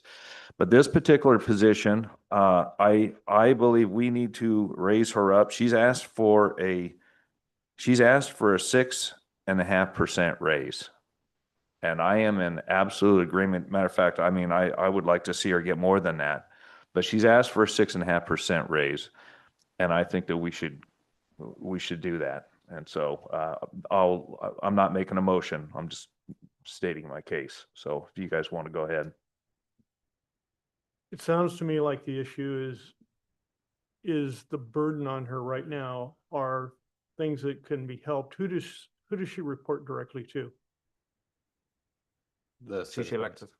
Oh, she's elected. She's elected. So So to us. from what I heard, there's a time management, there's a scheduling issue, and she's burdened because the workflow is coming in waves. It's not a steady workflow where you have 5 people. You know, she has, I'm making this up. She might have need of 20 people during a heavy election and then only need 4 on the off season. But that comes back to resources and training. And I think that those things are not being given to her right now. She may not even know that they're available, but the time management, the scheduling, you know, how to prepare. When I ask about, you know, can you bring on temp help? And she said it takes a month, then we need to be hiring those people a month ahead and training them so they're effective and they're there when she needs them, and then have them know that it's a temporary job. But she's trying to lift the entire weight herself. And I've had department heads in the past do that, and they get terminal burnout and they almost inevitably quit, and they're quality people. And you're losing people that want to do the job. They just can't do it under the current structure. So Real quick, Greg, one thing that she said is some of those jobs that she has to do, some of the things that she's required to do, only she can do those jobs. And so take that's everything else off of her plate. Sure. So it frees her up. the other thing that I know that she said is that oftentimes when she needs that help, and I understand you said, oh, hire them 30 days prior, but it's very difficult sometimes to get the help at the time that you need it. So Anton addressed that earlier. You Mhm. see the election coming. Almost every one of those events are predictable. It's getting out and ahead of it 4 or Mhm. 5 months and getting the prep done at that point. Because when you need it, it's too late, right? You've got to do the work prior to the need. So pass it to you, Anton. Yeah, so I think I'm going to suggest something unconventional. I think the load for the clerk is very year dependent, depending on whether there's an election or not. And I want to see if we can give her a pay for overtime, especially in those years when she has to make extra hours. And since it is only a recommendation, I think I can do that. But I do agree with the 6.5%. So I even want to go beyond that. I want to do a 6.5%, and in a presidential election year, a 10% overtime. But only in once every 4 years. Is that something that can be done? I was just now looking up the statutes. I don't believe any action or any recommendations or anything that's approved, because we convene this compensation review committee on an annual basis. So anything that you're approving, I don't think you can necessarily, I'm not, again, I'd have to look at the statutes. I don't think you can go beyond the 12 months, beyond the next fiscal year. Because we'll be back here 12 months from now, having the same discussions, but you know,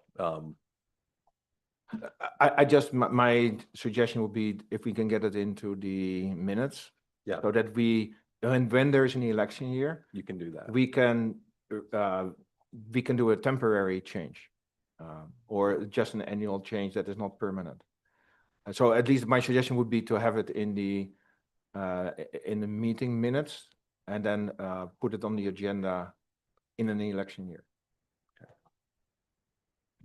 Okay, so I think we have a motion for 6.5%.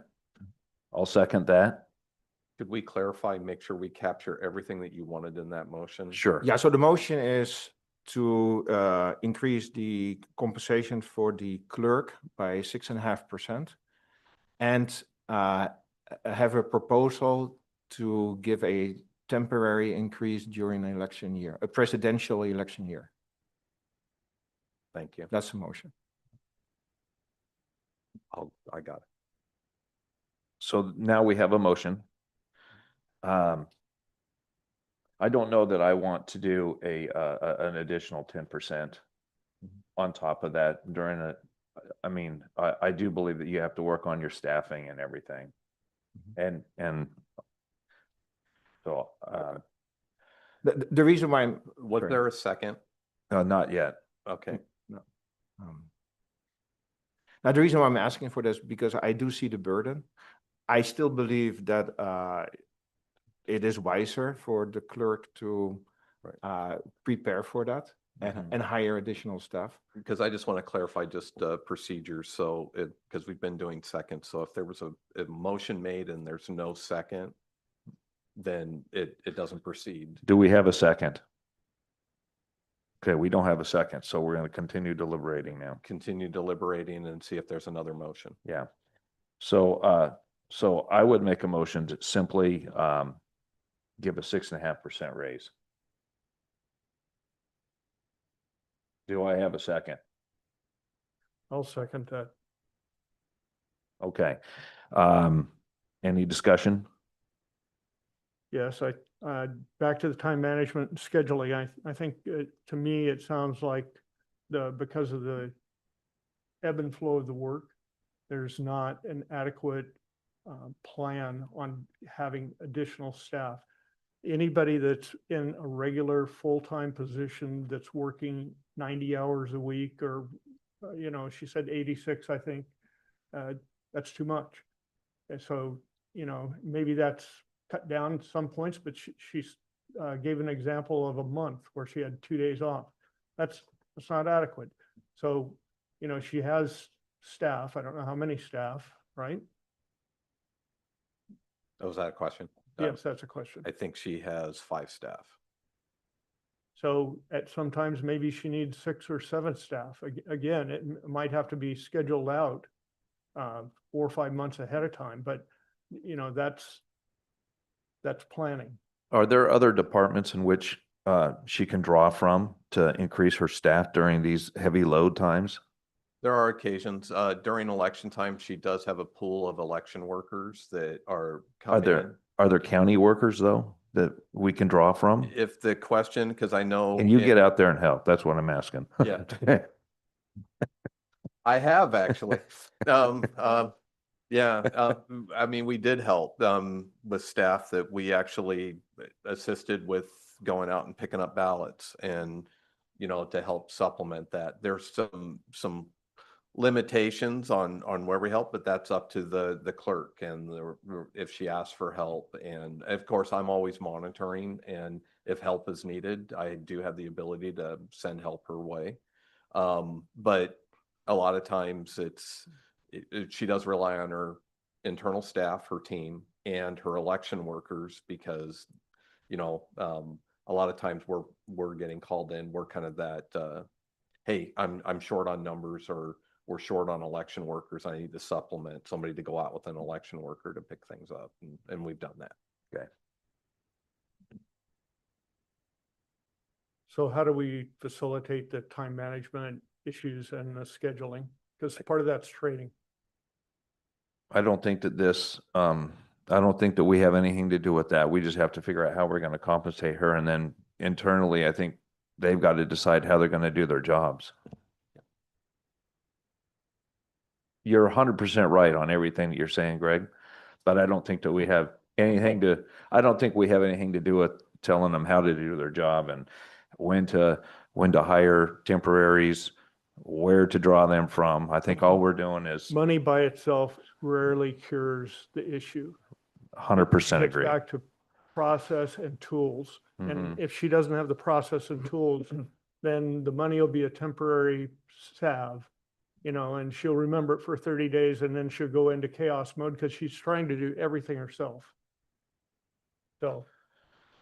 So I think you've done the right thing as far as brought all these things to the forefront. And then, you know, I don't know who she speaks to, but hopefully she's watching this and somebody will have a conversation with her and she can get the help that she needs. Okay. Not meaning So it sound not making it sound like that, but so we have a motion, we have a second. Any other comments? I'm glad you guys are on this on this board with me. Okay, so all those in favor say aye. I, Aye. Okay, motion passes. Okay, now we're gonna go over to the sheriff. I don't know that anything is more important than the safety of our community. Period. I definitely believe we need to take care of our sheriff. And you know, I am for, personally, I am for giving him that 10%. And I do realize that we're getting close on our numbers together. And if I'm wrong, I would imagine that the commissioners are gonna straighten me out. So, but I am for doing that. And any comments you guys would like to make? Yeah, I have some issues here. Sorry.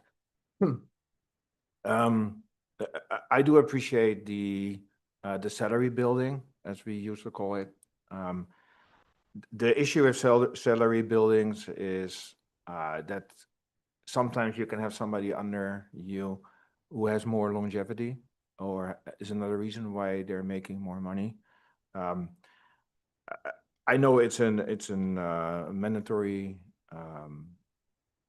rule that you have to make more money, and I agree with that rule. I like it to keep in consideration just comparing it to the other comparable positions. So I don't want to go to for the 10%, but a lower number. What are you interested in, just for conversation's sake? Yeah, I would go more like in the 6% range, Okay, but that's not a motion. right.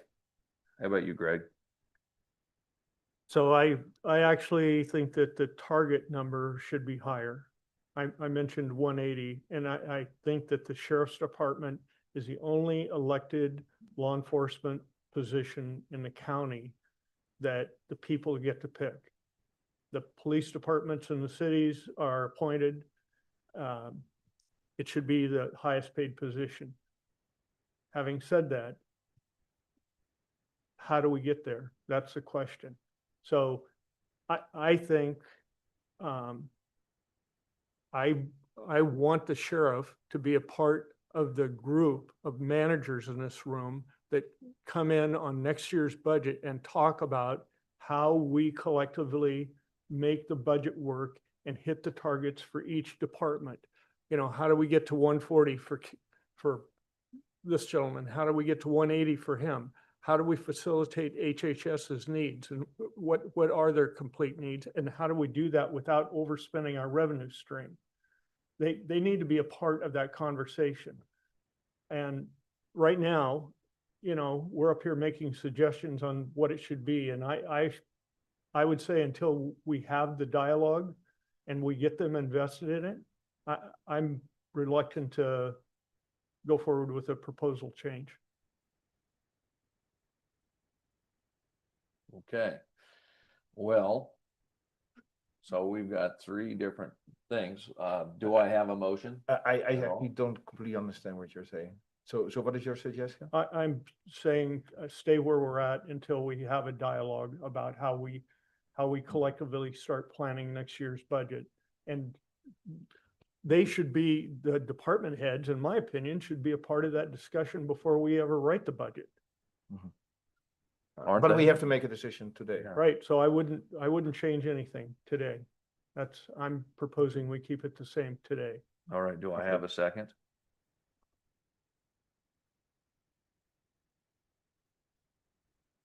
I'm gonna say we don't have a second. Do I have another? My motion would be, I do agree with the deliberation. We can change the process. But I think we should take care of our sheriff, and there should be at least, not at least, that's not a motion. I suggest 6.5% too. Okay.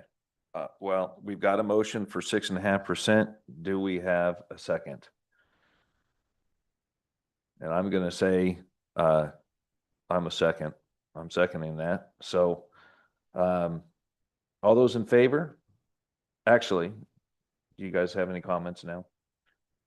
No, okay. All those in favor, say aye. Aye. Aye.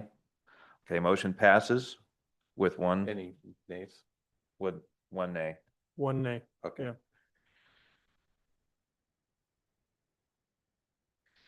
All right, then, I don't have any ask for our DA. Making any requests of the committee this year. I'm happy to answer questions, but I'm brand new to this role and I have no requests. Well, we love the fact that you are brand new to this role and you're part of this community and we love everything that you're doing. So thank you very much. And we love that you're not asking for more money. Just for your department. So with that, I say let's honor that. That's my position. What was the request again? 0. No request. Okay. Second that. Okay, so we have a motion, we've got a second motion, and do we have any comments? Do you guys? Okay, so we're going, all those in favor say aye. Aye. Aye. All right, so no changes for DA. And then we've got the treasurer, increased salary from 30,000 to 35,000. I abstain from this one. Okay, Yeah, I have some difficulties with that position, and I think we need to have a bigger discussion. So I would say for now, keep it the same. okay, I'm gonna second that. So we've got a motion on the table, we've got a second. All those in favor say aye. Aye. So we've got 1 abstain and 2 ayes, and we are going to just keep it as is. Got it. Okay, so that concludes the compensation committee. Any other business you want to discuss? Otherwise, you can adjourn the meeting and we'll reconvene the budget committee. Yeah, we'll adjourn this meeting. Thank you for everybody for, All right. okay.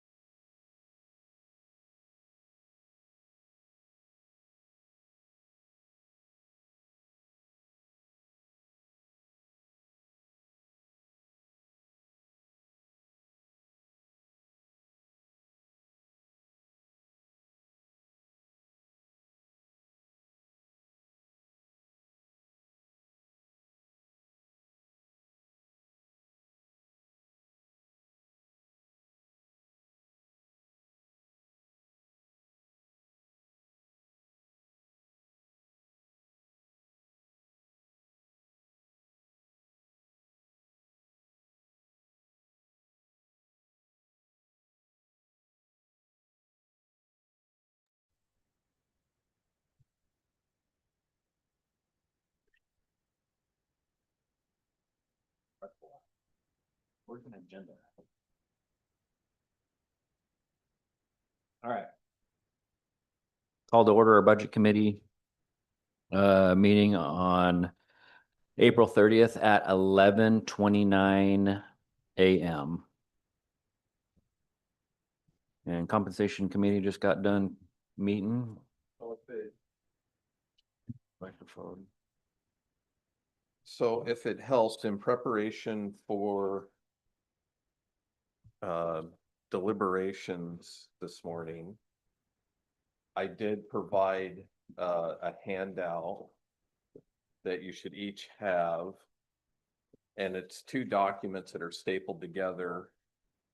You'll have this 11/17 that's a list of the various requests and changes that have come forward this week. There's also a second page that's kind of a starter, but if the chair is okay, and if the chair of the compensation committee is okay, I can run through the compensation committee recommendations one by one, and you can take action on those as the budget committee. In the past, we've usually tackled that first, while it's still fresh with the discussion, but that's completely up to the committee on how you'd like to proceed. Walk us through it. Start with the compensation. I'm okay committee. with that. Chair? Jason, Chair? Sure. Are you okay with that? Oh, I'm not the chair anymore. But you are. He asked for both chairs. Well, Oh, it's the excuse me. chair of the compensation committee, and if you're okay, I can present Yes, this, please. so you don't have to. Yeah, that'd be great. All Thank right. you. Can you pay Okay, attention, so please? I figured I would do it in Can you pay order. attention, please? I figured I would do it in order on the list here, just for the purposes of ease of tracking. So for the commissioner's salary, the compensation committee recommended a 3% increase.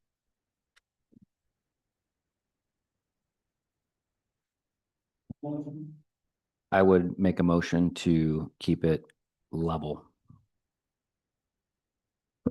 Second, There's been a second. Any further discussion? excuse me, clarification of your motion. That is to keep the current salary. The without same, no rate, increase. No increase. Yep, further discussion. Yep. Is there a jump in. discussion? So, the compensation for the committee has been the same for 6 years. Not even compensated for inflation. What is the reasoning why not increase it? So for me, unlike other department heads that are elected, this is truly a service position. I enjoy what I do every single day, and this is on top of me operating a company. I believe that the compensation I get is more than fair for what I've done. And then I also see the pool that draws for these positions as they come up to be elected. And it's very talented people that are coming up to her and multiple people. So those are the parameters that I use to say that I believe it is fairly compensated. I would just like to add that I've elected not to accept raises throughout the 11 years I've been here. And I think it's for primarily the same thing. When I look at the benefits package, it's very generous. And you add those roll-ups every month and what insurance and the benefits, what that adds to the position. I don't think there's any way you can compensate this position, because if it is done correctly and if it is done with a strong work ethic, it's definitely not enough money. And there are an awful lot of elements to it, but I don't think, at least in my experience, running for this position is not about the money. And it's also about fidelity to accepting a position, running for a position based on the salary that was offered, and then acknowledging that, again, it's a service position. And if you come into it thinking, well, I need this and I need that to add to it, again, I think that the roll-ups are very generous. And so I have declined and would decline the 3%. I would also add, it's hard for us to be here when we're the deciding factor at this board of making cuts or raises or whatever. And for us to say that how, I do believe we have a very tight budget this year. And for us to be the first ones to accept a raise, I think is very irresponsible of us. I would say that being a first year commissioner, I think it would be inappropriate. Like Commissioner Starrett said, I knew what I signed up for when I got here. I do think there is some right sizing eventually, but I would like to see some right sizing of some of the other electeds first, like our sheriff or assessor.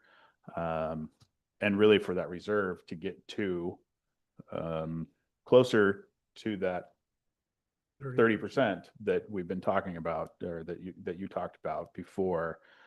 I think that that create this policy before we start to take that or can even consider it. So, and I think that that's what leadership from the top down looks like. So that's how I would be voting. I agree with parts of what the other commissioners say, but eventually with inflation, as you're saying, Anton, that there does have to be some right sizing eventually, but I think that this year is not the year, and it probably won't be next year either. So that would be my recommendation as well. Yeah, I personally consider inflation correction not a raise. But that's, Yeah. So basically that means that if you don't do that for 6 years in a row, it basically goes down by 10%. But I do appreciate, to be fair, I do appreciate that you're serving and that you're showing leadership. So in that perspective, I will support that, but I still disagree. And I think that in future years that maybe if there is that we go last, not first. So if there is money left over that, or when we do right size those other electeds or something, that it is not us first. I think that puts us in a very bad position, and I would rather see what's left to make sure there is something. So. You know, it'd be interesting to know whether or not citizens of Yamhill County realize how fortunate they are to have such great commissioners and to not put themselves first, which I think is a wonderful thing. So thank you guys for what you guys do. And I guess, Chair? Any further discussion? None. All those in favor signify by saying aye. Aye. Aye. Sorry, We was the get- motion to decline? That was the. Decline the raise, stay the same. Yes. So I got 3 ayes. Who else? I, 4 ayes. Did you get an aye? Abstain, I abstain. Abstain. Okay, so 4 ayes. Commissioner Starrett votes aye. Commissioner Johnston votes aye. Greg votes aye, and Commissioner King votes aye. All those opposed? Aye. Jason opposes. Just one opposition and then 1 abstention by Anton. Motion passes. Motion passes. Moving on. Okay, so the next one on the list is the assessor. And the recommendation from the compensation committee is a 6.5% increase.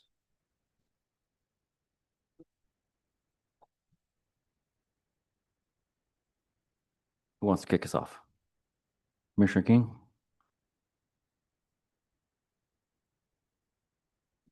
I agree with what Greg said. I think that putting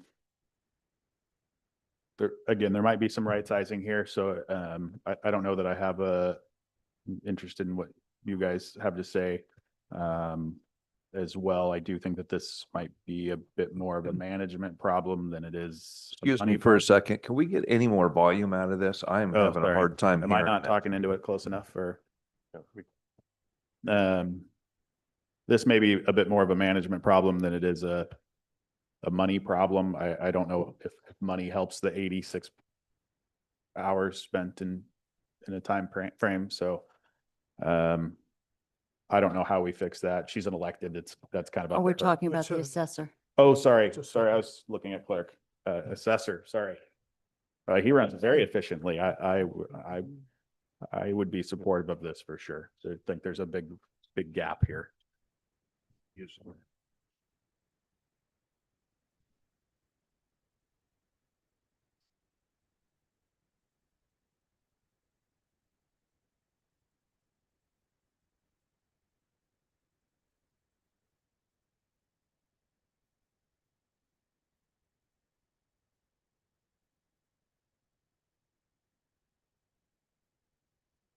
I think, sorry, I'll start over. Thank you. I'd be very supportive of this. I think there's a big gap here that needs to get taken place. Anybody else want to chime in? Well, I'll step in and I'll just say, Derek, we do really appreciate what you do. I do believe that you should get a raise. And I'd love to give you a big raise, but again, we have that wonderful chart that was, which was shown by Greg. And we have to figure out how we're going to bring in more dollars to compensate to keep us going in future years. So I'm in agreement with, what we came up with at 6.5%.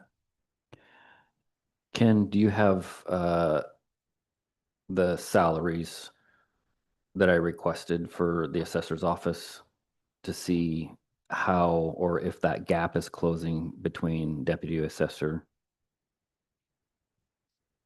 Grabbing it now. Maybe like if you can grab 4 years or something. And Tara, if you could open up, you probably have Oracle handy, so you could kind of, I can do it. I just wanted to confirm. So what I'm going to do is I'll just pull the salary table. I believe both Jeff and Eileen are the two highest positions, and they're both topped out. Yeah, they're both dead. Yeah.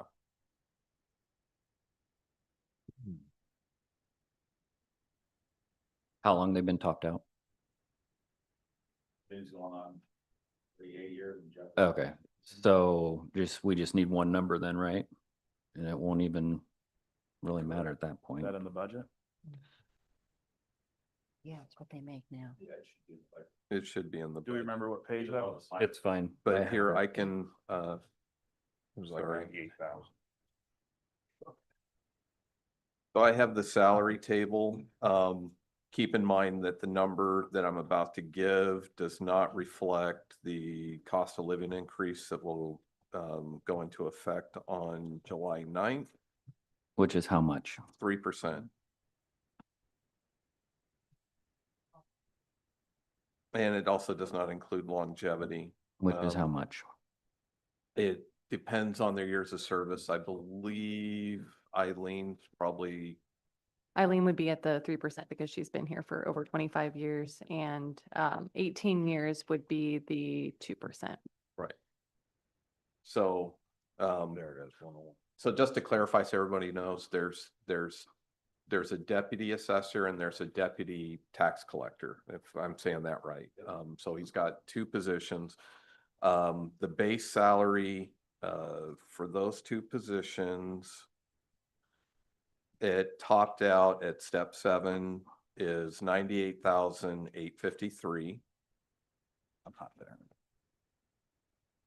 And the chief deputy tax collector is also receiving a 3% longevity incentive due to years of service. And the chief deputy assessor would be receiving a 2% or 2.5%, 2? If he's at 18 years, it would be 2. 2. Once he gets to 20, it'll be 2.5. 2. And again, I mentioned before that 98,853 does not include the 3% COLA that will go into effect in July. I have the proposed at 101,818 That sounds deputy tax. for the assistant assessor. Yes.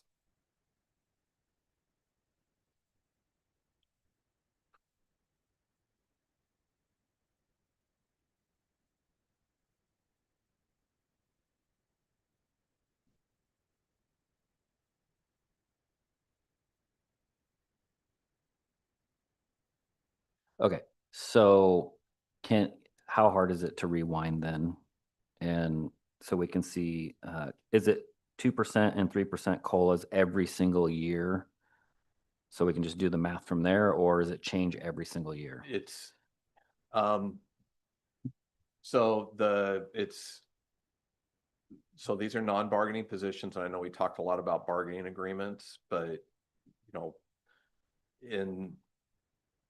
so we're in the last year, this July will be the last COLA increase for the AFSCME contract. These managers supervise AFSCME employees. And so the compensation has been extended to the non-bargaining employees to help ensure we don't run into compression issues. And so it's subject to bargaining in future years. There's two caveats. We're going to be going into contract negotiations with YCEA next spring. And whatever's agreed to, it's going to be subject to board approval, whether or not what gets extended to non-bargaining. So that's just strictly for July, this coming July. And then longevity, it sounds like the deputy assessor is probably 2 years out before he is eligible for the 20-year longevity, which then would be a 0.5%. 0.5%, okay. But otherwise, both positions are topped out. Okay.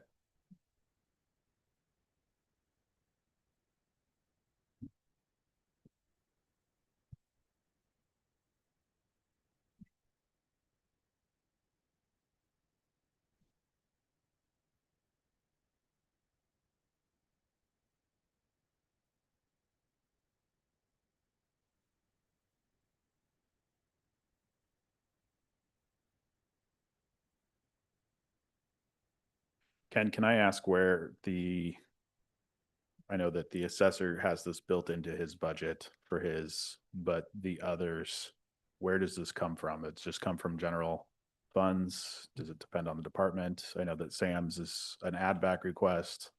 How does this work for? So what would happen is the assessor's off, Derek budgeted the full request in his budget and balances. So if it was more than that, then if more than that was approved, we'd be looking at ending fund balance or a possible add back request. If it's less than that, then what we've typically done in the past is we'll go back to the department and we'll move that appropriation authority elsewhere. Okay. If that makes sense. So that would be an adjustment that we would make prior to adoption.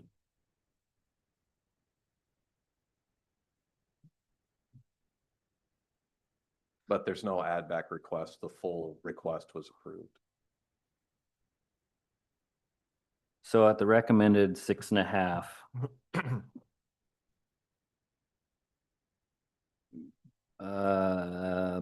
Depending on if you look at the deputy tax collector, it'd be 0.5% track above the next lowest paid position. And for the assessor, it'd be, or for the deputy assessor, it would be a 1.5% difference. If I'm looking at that correct.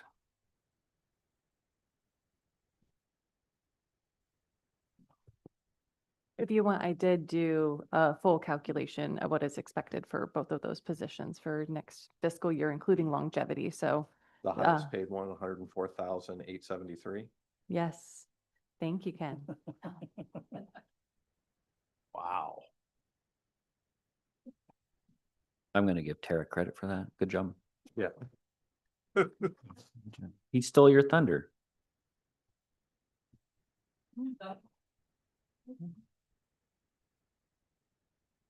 Okay. Versus this is the number at 6.5. 122. Yeah.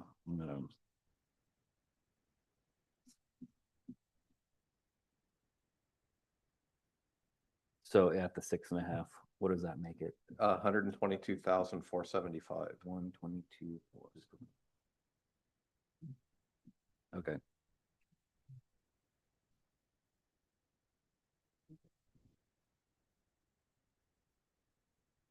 And last year,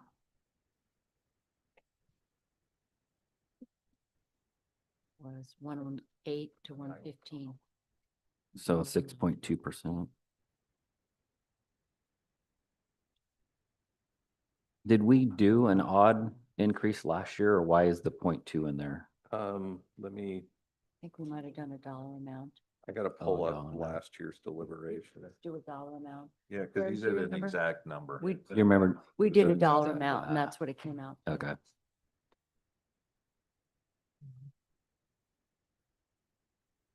That's right. I remember that. Okay.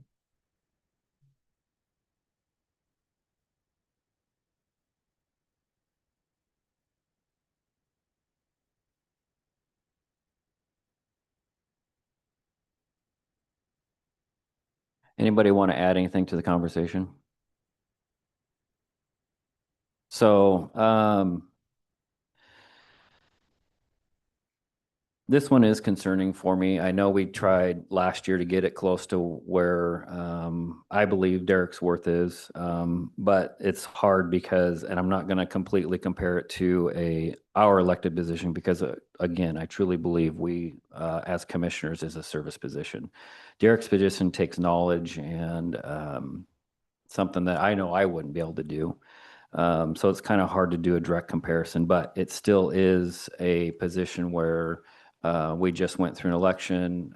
You sign up, you know what the pay is, you know what the job is, and I know there's a lot of it that he, I would hope, just loves to do the job. And I know it's not an excuse not to get a raise, but I would go with the recommendation and this is, I'm not making a motion, I'm just my opinion of the 6.5%, which gets him, gets it, as we chip away at this, gets it closer to the 140. But my biggest reason for wanting to do this is that if we start getting in, and for commissioners, I don't care. I don't care about compression with commissioners. There's no really even, I don't think, a comparison that you could see where there'd be compression, but with the assessor, for sure, you could start seeing a deputy assessor start creeping up against an assessor, and you could start running into issues with not drawing somebody to run for that position anymore. So the 0.5% gain, or you end up gaining a 0.5% to get away from that compression issue. And I think that's the best we can do for this year, in my opinion. So if anybody else has anything to add to that, I'd like to hear it. I agree. I've always told Derek he has an esprit de corps in his department that is really unparalleled. I've always asked him if there were vacancies there because it really is amazing to see everybody work together very well. The one thing I would, when we look at what we could make, so in other words, you have shared with us that if you'd gone to Hillsborough, you could make more money. I think anyone in any capacity in this county can say the very same thing. If I were working somewhere else, I would be making more money. That is unequivocal, and it's significant amounts of money. I look at the various differences, our administrator or, finance director, whatever, it's sizable differences, commissioner, sizable differences. And so when we say I could make that money if I went somewhere else and then continue to run for a position, knowing it's a dual role and that you're really basically only being compensated for a percentage of it, I want to make sure that we're not falling into that trap of, well, so-and-so could work somewhere else, so we need to compensate them to that. We can't afford that here. We never could and we never will. So I think when I hear that, it kind of gives me pause, but I do agree that there's no question about the fact that you do an excellent job. And I just feel sometimes a little defensive during these compensation committees because it's almost, again, it becomes adversarial. And I want to make sure we're not going there because, again, it's a money thing. I know you budgeted for it, but then when we look at, concerns about not having enough to cover various, if it's software, if it's another program, if it's something that needs to be done, looking at how the structure is with CAFA and how we keep adding more and more of general fund to have to prop up this department. It's unfair statewide what the state requires of us and requires of you. So I would be in favor of the 6.5 because it brings us closer. But again, it's a dollars situation this year, so.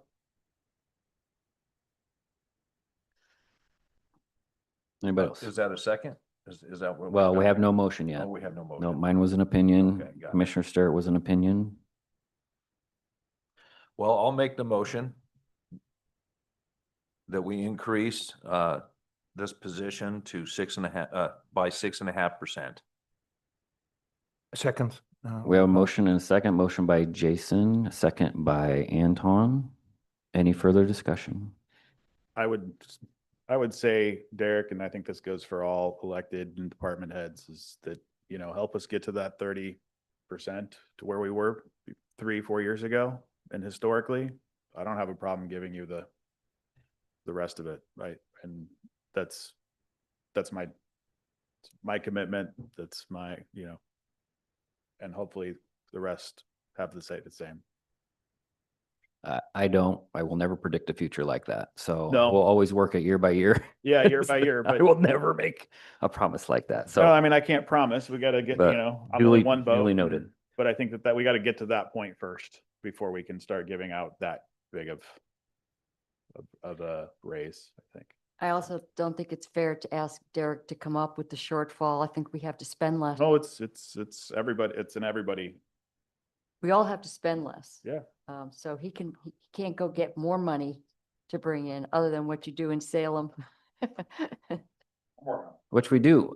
I mean, that's like above and beyond. I Yeah. mean, that's huge for you advocating for the whole state of Oregon, all the other assessment and taxation offices. That's fantastic. And, you know, I really do appreciate that. And hopefully that something does become of it. Yeah. So, Yep.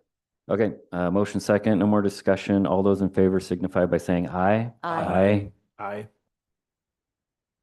think that was. So we got, ayes are Commissioner Starrett, Jason Fields, Kit Johnston, and Anton, all, Yeah, aye. and, Commissioner King.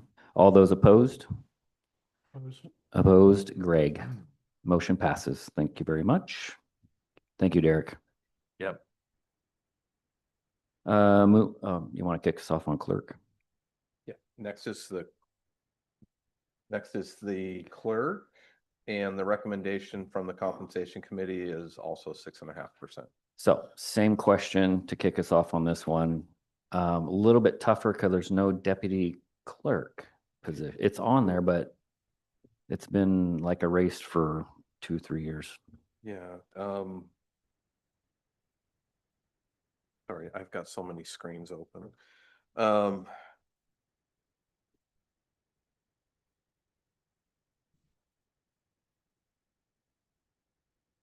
144.5. 144.5 is see the So, senior office administrator. yes, Oh, that's sorry, that's a 2. that's for 2. Yeah. So the clerk's office, and that was a reorganization, that was done with her budget, you know, how it's set up. She doesn't have a chief deputy. She has an election supervisor and a second supervisor. She has 2 supervisors that are part of the team there. And it looks like, if I'm correct, they're in the senior office administrator classification. I don't have the budget right in front of me.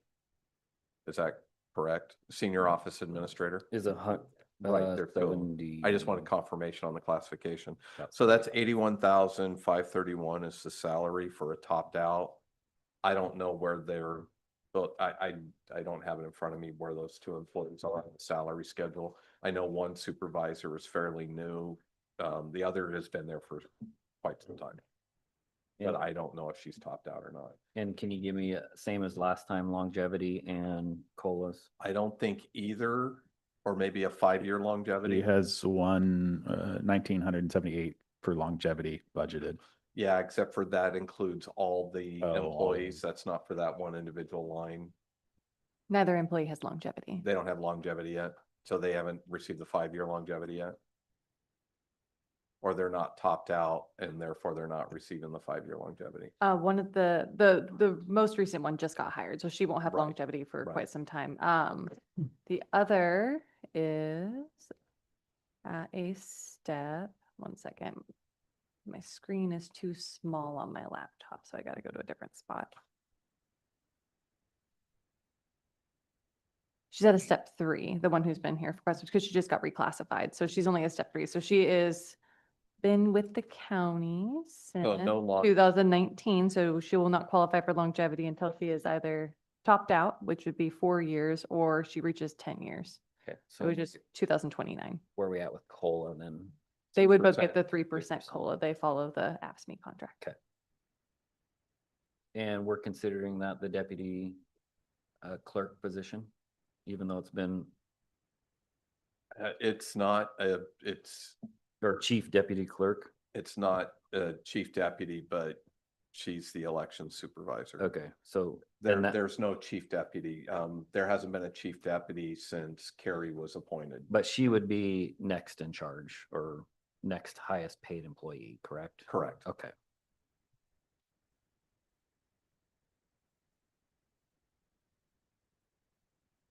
All right, discussion. I want to just call out a couple of things about extra help during elections and things like that. I think we have to remember that, for instance, when somebody wants to get married, there isn't somebody else in the office that can jump in and say, I'm going to perform a marriage ceremony. And oftentimes from what I'm understanding, if the clerk in Polk County isn't in the office, they're sending him to Carrie. And Carrie can't be like, I think I'm going to take the afternoon off. There's a wedding. If there's a wedding, there's a wedding and she needs to be here. The election situation and the number of hours worked, and it's 10, 11 o'clock at night, and it's, weeks at a time without a day off. I think sometimes it's a function of getting people in there who can actually do that same thing. But I also think that in terms of really being in compliance with the Secretary of State's office, there is no fooling around there. And she is a stickler for making sure everything is done by the book. Sometimes to a fault, because it's sort of like there is really no wiggle room in letting anything go unsupervised. So while we can bring in people who can do a certain level of work during elections, there are some functions in that really security-wise that you don't want to play with. So I've just seen the year after year after year, the toll that it takes. I also know that in the past, we have had clerks years past who haven't shown up to work for a very long time, and their salary was reduced as a result of that because there was no coming into the office. There's got the opposite here. We have somebody who comes into the office and doesn't leave. I want to make sure that's acknowledged and recognized. Mary, is that necessity to be there because she does not have an assistant that can do part of her functions? I wish she was here to answer that, but I think it's not that easy. You can look at who's next next in command. So if the sheriff is unavailable, we've got an undersheriff. And in Carrie's position, we don't have a deputy clerk, but we do have, for instance, I'm going to let you answer this in terms of the personnel. Yeah, as far as how Carrie has the office organized and she'd have to speak more specific about what her two supervisors are empowered to do and what authorities they have. I don't have that information, but if she has two supervisors, one that is an election supervisor, and then the other one oversees kind of I believe the administration portion of it. I don't know the better way to term it. Oversees kind of the front counter staff. And so that's how she's organized. She has, it's the clerk, two supervisors, and then 3 support staff that work the front counter. So what I'm hearing is not, again, it's not a money problem. It's an organizational time management problem. Because if she's the only one that has to be able to do these functions, there's a problem there. If it's all reliant just on her, she can never have a day off. Are we really scheduled that way? Functionally?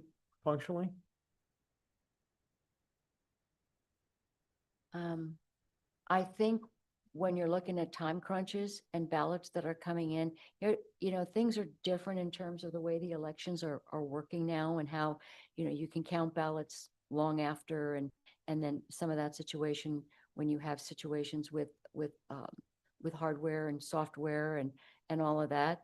I think to her credit, she's not willing to say, I'm going to go home and hope that it works out on this night and this night and this night, because it's not an election night. It's not just election night.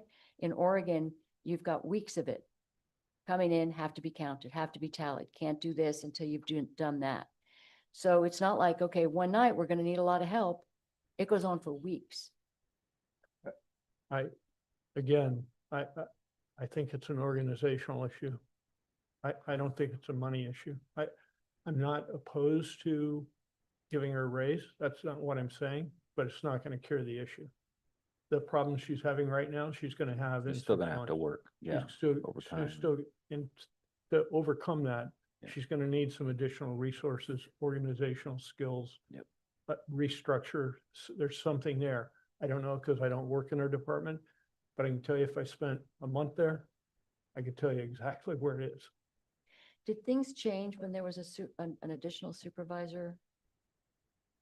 I'm not sure. Hard to talk without her It, here. cause I just want to be kind of clear, the limitations, it's a different dynamic.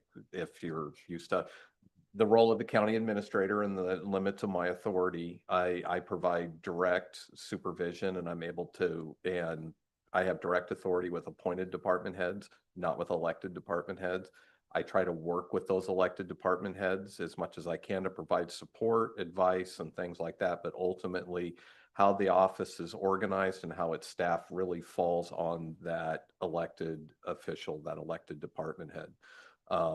And I'm limited within policy. And I would just say generally, just like any of our program areas, that if someone has suggestions, comments, wants to learn more about it, I would encourage constituents to reach out to that department head to learn more. And sorry, I feel a lot of people are looking at me and asking me organizationally, and I just want to be clear on kind of the limits on what I can do. I can't walk into the clerk's office and say, you're understaffed here, you need to add 5 more employees. Right. That's the clerk's decision on what she can do within the budget authority, and I'll advise on personnel, HR, collective bargaining, policy, how do we make that happen, that request happen, but ultimately it falls on that department head to make those decisions on how they're organized and staffed. What was the request? 6.5%. Yeah. No, that was your recommendation. What That did- was also her request. She She got- asked for 5% plus a 1.5% longevity. Can we kick this down and discuss others And maybe- is it possible to have her come in here? Well, I'm asking. I can ask and see if she's available to come over. Yeah. Because I think right now we're trying to answer questions we have no business answering because we don't know the Sorry, Becky. specifics. Okay, so let's move on. Let's move on to sheriff. Anybody want? Just kidding. Oh, I've got. Well, the questions. sheriff didn't request anything. I believe Jason That's correct. Oh. Preston. Oh, Yeah, so the compensation committee's recommendation come forward for you to discuss was the recommendation that was approved was a 6.5% increase. for the sheriff? Correct. Yeah. Oh, Yes, he said but the sheriff didn't, he didn't have anything written down on this yes, thing. and you pressed him. He said 10 Yeah. and you're like, fine, I'll give you 6.5. Okay, got it. And the one part that I would just keep in mind is because we are navigating with that statutory requirement that's made more, Right. and there's moving pieces that we have to navigate. So if it's just, This is what makes this really difficult, is there's other things in the pipeline that would automatically increase Mhm. the sheriff's pay. And I don't know what that is. I mean, if you did just a flat 6.5%, we could do the math and confirm that that actually is enough to comply with the statute. I believe it is for any impending incentive or something that may be coming to the under sheriff. That's what we'd have to watch. Or yeah, I think it'd be important to also clarify I'll just share in history in years past, some of the recommendations that have come forward or the motion and what's been approved, it's really that difference that the motion might be X percentage more than the highest paid employee. And so then whatever that number, if that adjusts during the year because a new incentive, a new longevity kicks in, it would automatically, it tells our payroll team. Right. Plug So- in 6.5%. Is that something- I'm going to bring up what happened here 2 years ago, I think. We came to budget committee to find out that we were not aware of a raise of an undersheriff or a position below that, then pushed the sheriff's salary to a substantial raise. And I don't know if you know what that percentage was or It not, was a Sam, flat but amount. There was, 6,000. it was like $6,000. I don't more want than to the get highest into paid that same employee. situation again, is what I don't want to get into. So that's the reason I'm asking these questions, to make sure that we're all aware that there's other things in motion here that could affect our decision that we're going to make now. Can I add to that also? There's also a hypothetical chance that the deputy sheriff leaves and a new person is hired with less longevity, a lower salary.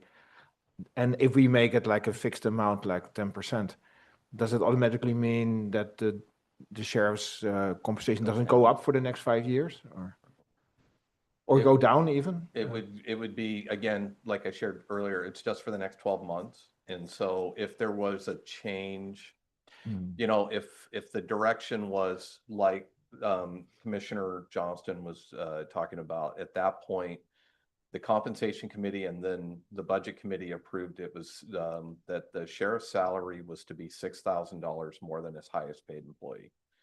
And so anytime, in that case, there was the undersheriff position that was created, that was a brand new position that ended up changing from what was then a patrol captain was the highest paid position. The undersheriff was the highest paid position. We had to follow the direction that we were given, which is we ran the numbers for that newly created position and we modified the sheriff's position to make sure it was $6,000 more than that new position.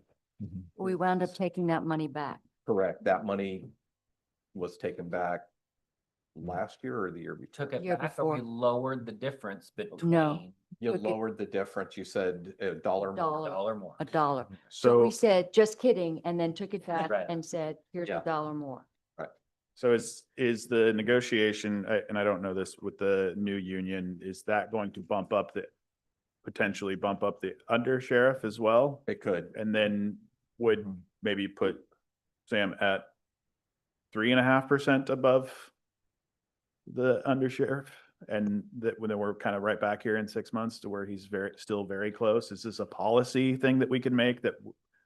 I think that somebody just said that he's It's not- always 5% above his highest paid employee. I don't. You know. could do that right now. We follow the statute, I think where it left off, it was supposed to be $1 more. And $1 is quite challenging on the payroll side whenever you have incentives and roll-ups. So I appreciate not doing $1 because it is impossible to have the sheriff make exactly $1 more a year than the undersheriff. Well, I don't want him to make $1 more, but but is that a board decision that we could make, that it's a policy that we can come up with that, or does that have to be in this committee? Or That's how it is now.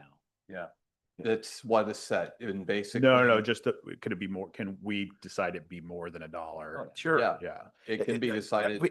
Because you're not really setting policy because we're following the statute that requires a compensation committee do a review of the elected official salaries, and then this group approves it as part of the Yeah. upcoming budget. because the way that I understand it is Sam doesn't necessarily want, I think he thinks that he's fairly compensated for his job, but just the liability that he holds should be compensated more than his next paid employee. So maybe there's a way, and I'm just asking the question of the board, is there somewhere that we could say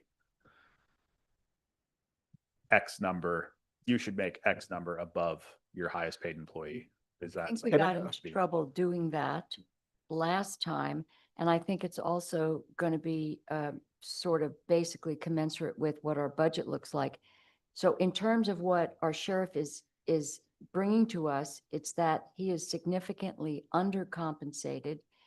And while he's not asking for a raise because he knows what his add backs are, the recommendation is for 6.5% raise, despite the fact that he did not request one. So I think that's what we're looking at here, knowing what statutorily what he's required is only that dollar. But when I think we got into trouble when it was let's do it 6,000 as a policy.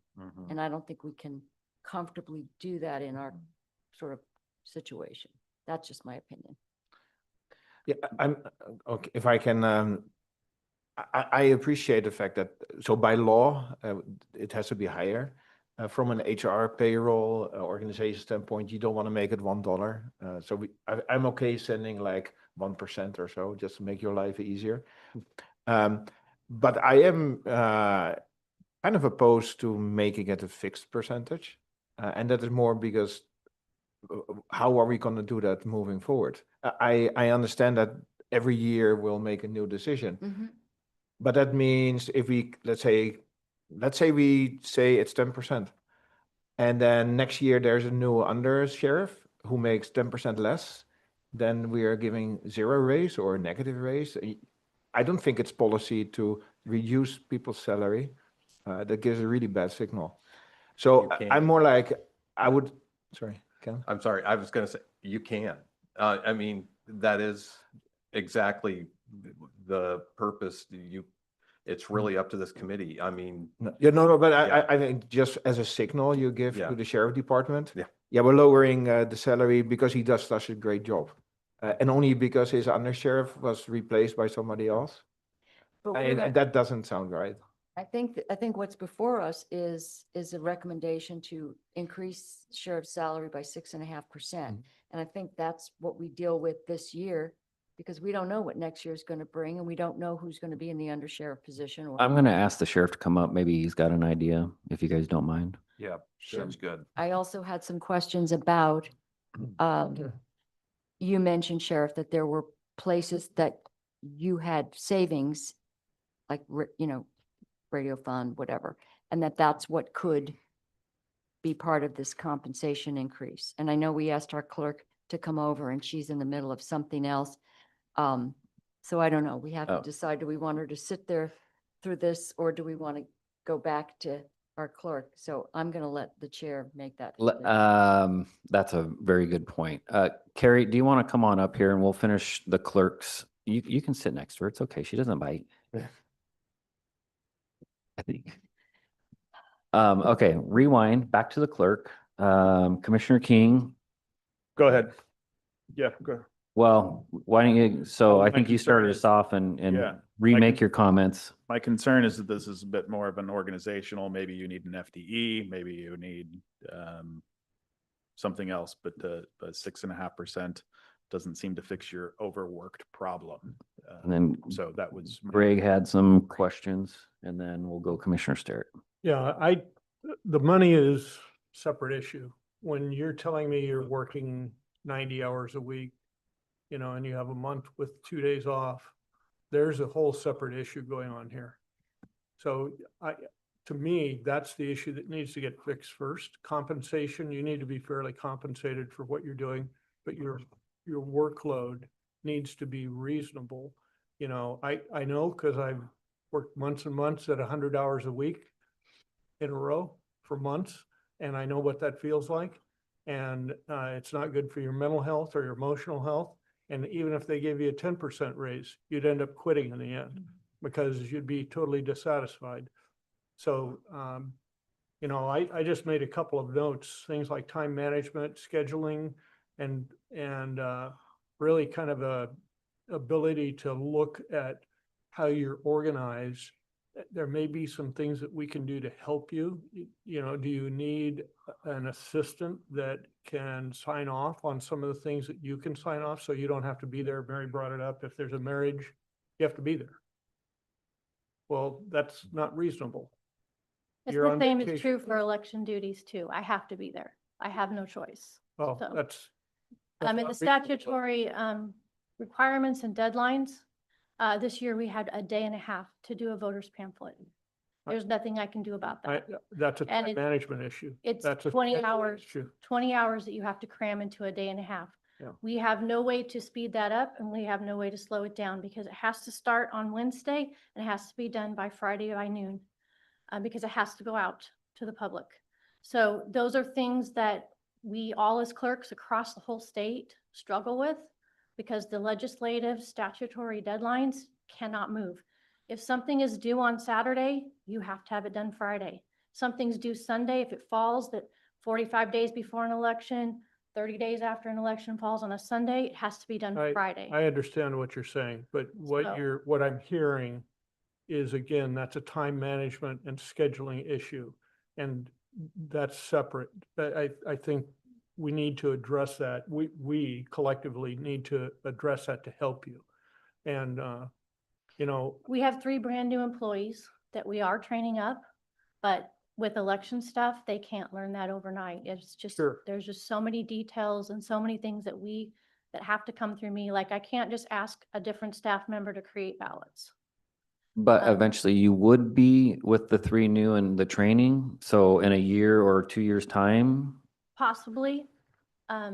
It just depends because it never fails, you know, we won't have passports for the 2 weeks before the election and the week of the election, we're flooded with passports. We try to limit appointments so we can utilize staff so that we can get them immersed in some of the processes and becoming really familiar with these things. But again, an election happens twice a year, unless if we have a recall or something else. So you're asking people who do all these other daily duties and have to remember all these other processes and procedures and statutes to then come shift gears and come in the back room and help out. And it just takes time for them to really get confident. It takes time for them to learn those things, to really be hands-on like I am and my election supervisor.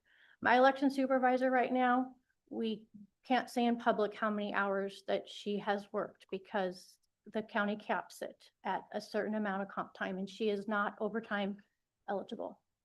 Do you have the ability to limit the amount of passports or marriages you We do do. during those 2 weeks? We do. And you can really pull that Mhm. back to almost none? But if someone's needs to get married and they need a license and they're getting married, they've already planned their whole ceremony and it's on Thursday, they either have to pay additional fees to get a waiver. But isn't that up to you whether they can do that or not? Well, we have to provide the service. But don't you have to schedule it? Like if you came in and you're gonna get married on Friday or you're gonna get married on Thursday and it's election day on Tuesday, you need to purchase your license on Tuesday, so we can't turn people away for those kinds of things when it's an emergency. I'm confused how a marriage would be an emergency or Because there's a 3-day waiting period. So if they don't want to pay the extra fees, we would not. It's a service we provide to provide licensing, so we wouldn't want to turn them away. And those services are is also the revenue generators for our department. So shutting down passports for 2 weeks is not really a feasible idea when it's also money that you need for revenue. so with the training that you have going on, do you feel confident that in the next year, let's just fast forward to next year's budget committee and these same questions come up. Do you feel that they will be trained enough to where they can actually start taking some off of your plate so you don't have to put in those extra hours? Or is it just always going to be that way, whether it's your personality or just how you treat the job, be no different than me? I mean, if you came to me, I would still put in the extra time because that's the way I do it. Some of it's that, and yes and no, that if right now we do have employees that have longevity, so they're getting 8 hours of vacation every paycheck. They can be gone pretty much 2 days a month and never really exhaust their bank.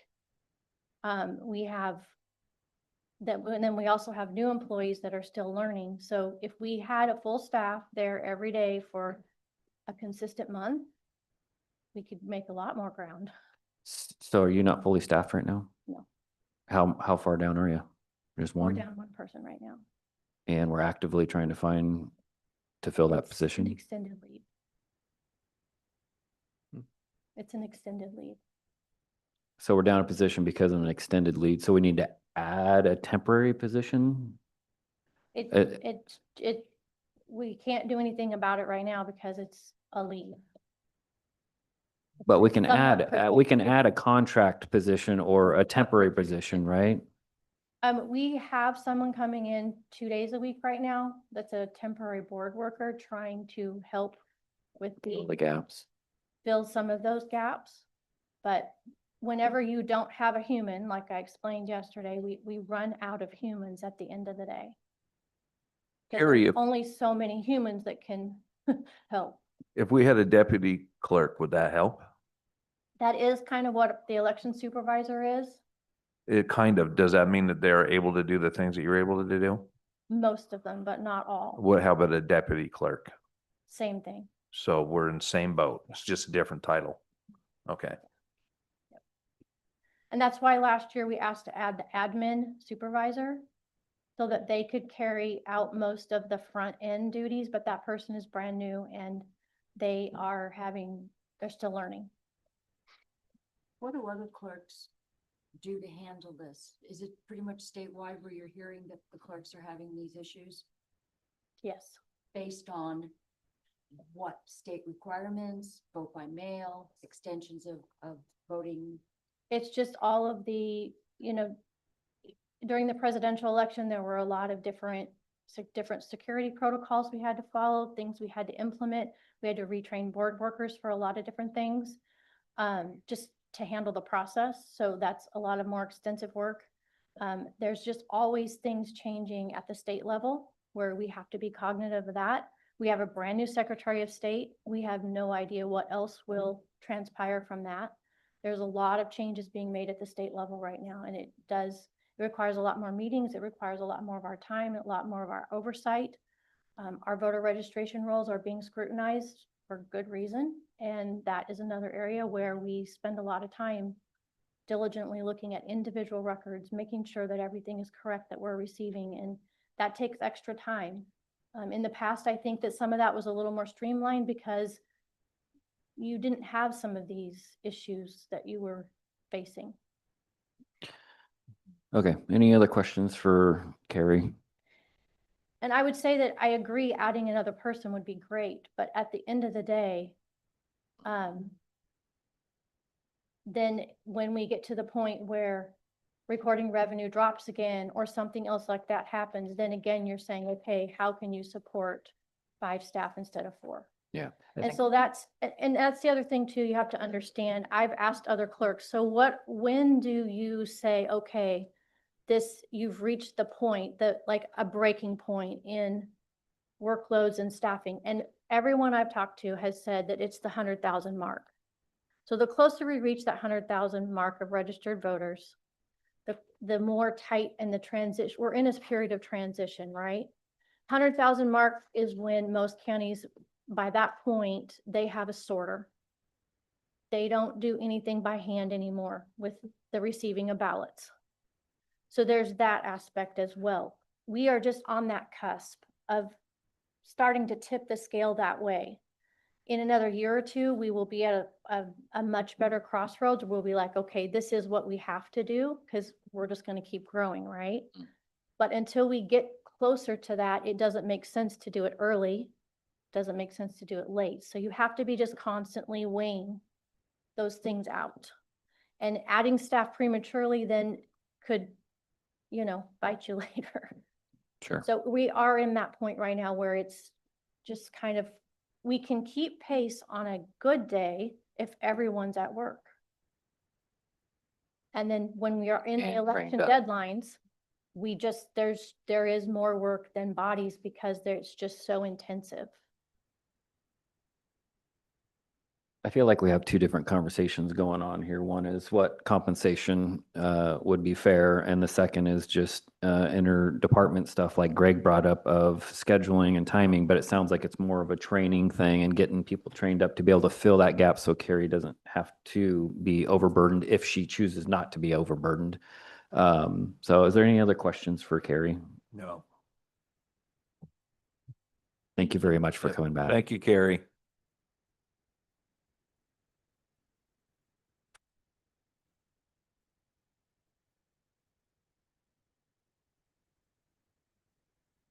Any more deliberation on this? Does anybody have any recommendations that they'd like to make?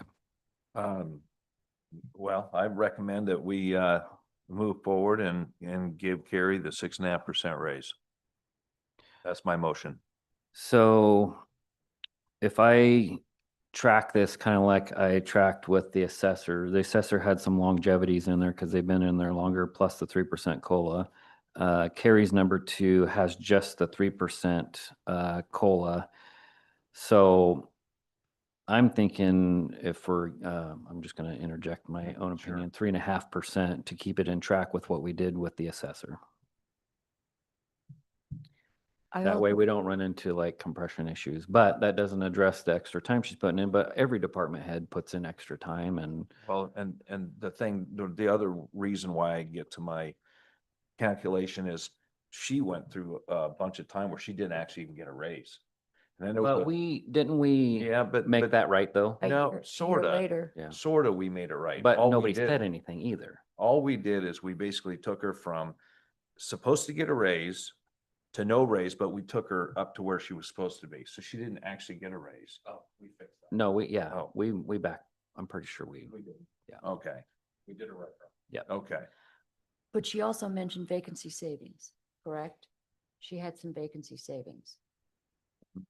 I believe she there's mentioned, unpaid leave right now, which I don't think would be vacancy savings. no, but I think she mentioned that in her presentation. Did she? Yes, Tara's shaking her head. Well, she said in the presentation, I don't know what's going on with the staffing. so. She did say that her budget could handle an increase, that she has a lot budgeted in extra help and extra hours. And yes, there is a little bit of vacancy savings because the person who's on leave is on unpaid leave. Unpaid. Okay, Okay. so, but then that's not going to cut into the extra help that's budgeted for because she's going to need extra help. She said that there was room in those areas. Okay, so I'm looking at the vacancy savings in this particular budget to address this, an increase. Okay. You have a recommendation or opinion? So you're making a recommendation? I'm a 3.5, I'm a You're- 0.5% more than what the next lowest paid would have for a COLA, which would be 3%, and there's no longevity. Just to not come up against like compression. And you're making, Jason, you made a recommendation of 6.5. Jason made a motion. He I made made a a motion. Oh, motion. you did make a did. motion. He made a motion Oh, and so, Sorry. yeah. And so I Sorry. think for Okay. Robert's rules. we have a motion. Is there a second for the 6.5? Did you Yes, say 6.5%. 6.5%? Second. Second, okay. Further discussion, go. So I would like to split the difference. I mean, that would be a whole nother motion, but I understand where Jason's coming from. I also think that because there is room in this budget, that we can perhaps maybe split the difference and go to 4. And the reason why I say that is because it's not going to be an immediate fix, no matter how, we've got somebody out on extended leave. We've got a vacancy saving. We've also got issues with clerks' workload statewide because of how things are being mandated by the state. And so that's why I would recommend that we acknowledge that. And if I can speak, you know, No, you can't. good people are so But you can do it. incredibly hard to keep and to find. And when you have somebody that is stepping up in the 9th inning to make it happen and doesn't bitch about it, I think we got to take care of those people. So, you know, I'm advocating for that 6.5% full still. And I respect everything that Mary has to say and what you have had to say so far. No, you don't. I do. Moving on. Anybody else? We're giving her 2 signals. One signal is you're working too hard, and the second signal is thank you for working so hard. Yes. And of course, I'm supporting the 6.5% because that's what we did before. But I want to give a really strong signal too, like you need to change something. And I'm not sure how to get it in there. But at the moment, I'm more leaning toward like, she's working so hard and she's an asset. Give her the 6.5%. But budget-wise, I'm fine with lowering it. But it looks like there's a room in the budget that this is not going to change the budget for us. Greg? Yeah, I just stand by what I said earlier. I don't think it's a money issue, and I haven't been supporting the raises just because we haven't addressed, in my mind, the compression between revenue and expenses are going up extremely high. So until we can do that, I don't know where that, that's going to just continue to erode that cash flow that we have during the year. We definitely have a tough conversation coming up after this, that is for sure. Yeah. So my bigger issue is finding out how we actually help her. The money's going to feel good. In 30 days, she'll forget it. She'll be right back in the same ball. And it's time management, it's scheduling, it's organizational. I've experienced those things over and over and over in my career, and people that are caught up in that, and they'll work themselves into a frenzy and they'll quit. Yeah. And you'll lose her, and it won't make a difference what you pay her. I feel like all the pieces are there for Carrie. She just, I think the hangup is to find that right person that she can train, or the one she already has to train to fill those gaps. So I believe she knows that. I mean, that's her department to understand. And I'm not sure there's much more we can do manager wise, other than Commissioner Sterrett being the liaison. If there's anything we can do to help her, if there's something she already has extra help in her budget that she can pull from. But we can't help her find the right person to fill that job that could take some duties away for her as far as the work management portion of that. Every department can answer the question how difficult it is to find just the right person who's going to work, who's going to stick around, and is going to be not just somebody to fill the position. So I don't think she's turning people away. I think when you're looking at, that's not just a counter position. That's something that you're talking about serious. You're talking about Yeah. passports, and you're talking And about security, elections yeah. and security. Mhm. So her being very judicious in who she hires, I think, is important. But I just think bringing her closer to what Polk County is paying is not unreasonable. Commissioner King? I think that Carrie is pretty fantastic, her second person there. And I think that everything that everybody here has said is true. So I don't think I have anything else to add. So the motion is 6.5 increase. There's been a second. I'm going to call for a vote. All those in favor signify by saying aye. Aye. All those opposed signify by saying nay. Nay. Nay. Okay, so motion fails. Did you get everybody who voted in favor and against, Ken, or do? So Jason was in favor, Anton was in favor, and then Commissioner Sterrett, Commissioner Johnston, Commissioner King, and Greg are against. Yes. Can I ask Mary again, what was your recommendation? 4%. Can I do a motion to increase it to 4%? Yes. Do we have a second? Second. It's been motioned by Anton, seconded by Commissioner Sterrett. Any further discussion? None. Well, I appreciate you guys working to help Carrie in all aspects. And that's really all I Okay, can say. no, that's fine. No. All right, all those in favor signify by saying aye. Aye. Aye. Aye. Oh, there we go. Okay, that was gonna be interesting. So Commissioner Sterrett is aye, Jason is aye, Anton is aye, and Commissioner King is aye. All those opposed, nay. Nay. Commissioner Johnston opposed and Greg opposed. So motion passes. For, You opposed? I opposed. Motion passes for 4% increase. At this moment, and I'm sorry, Sam, I'm sorry, Sheriff.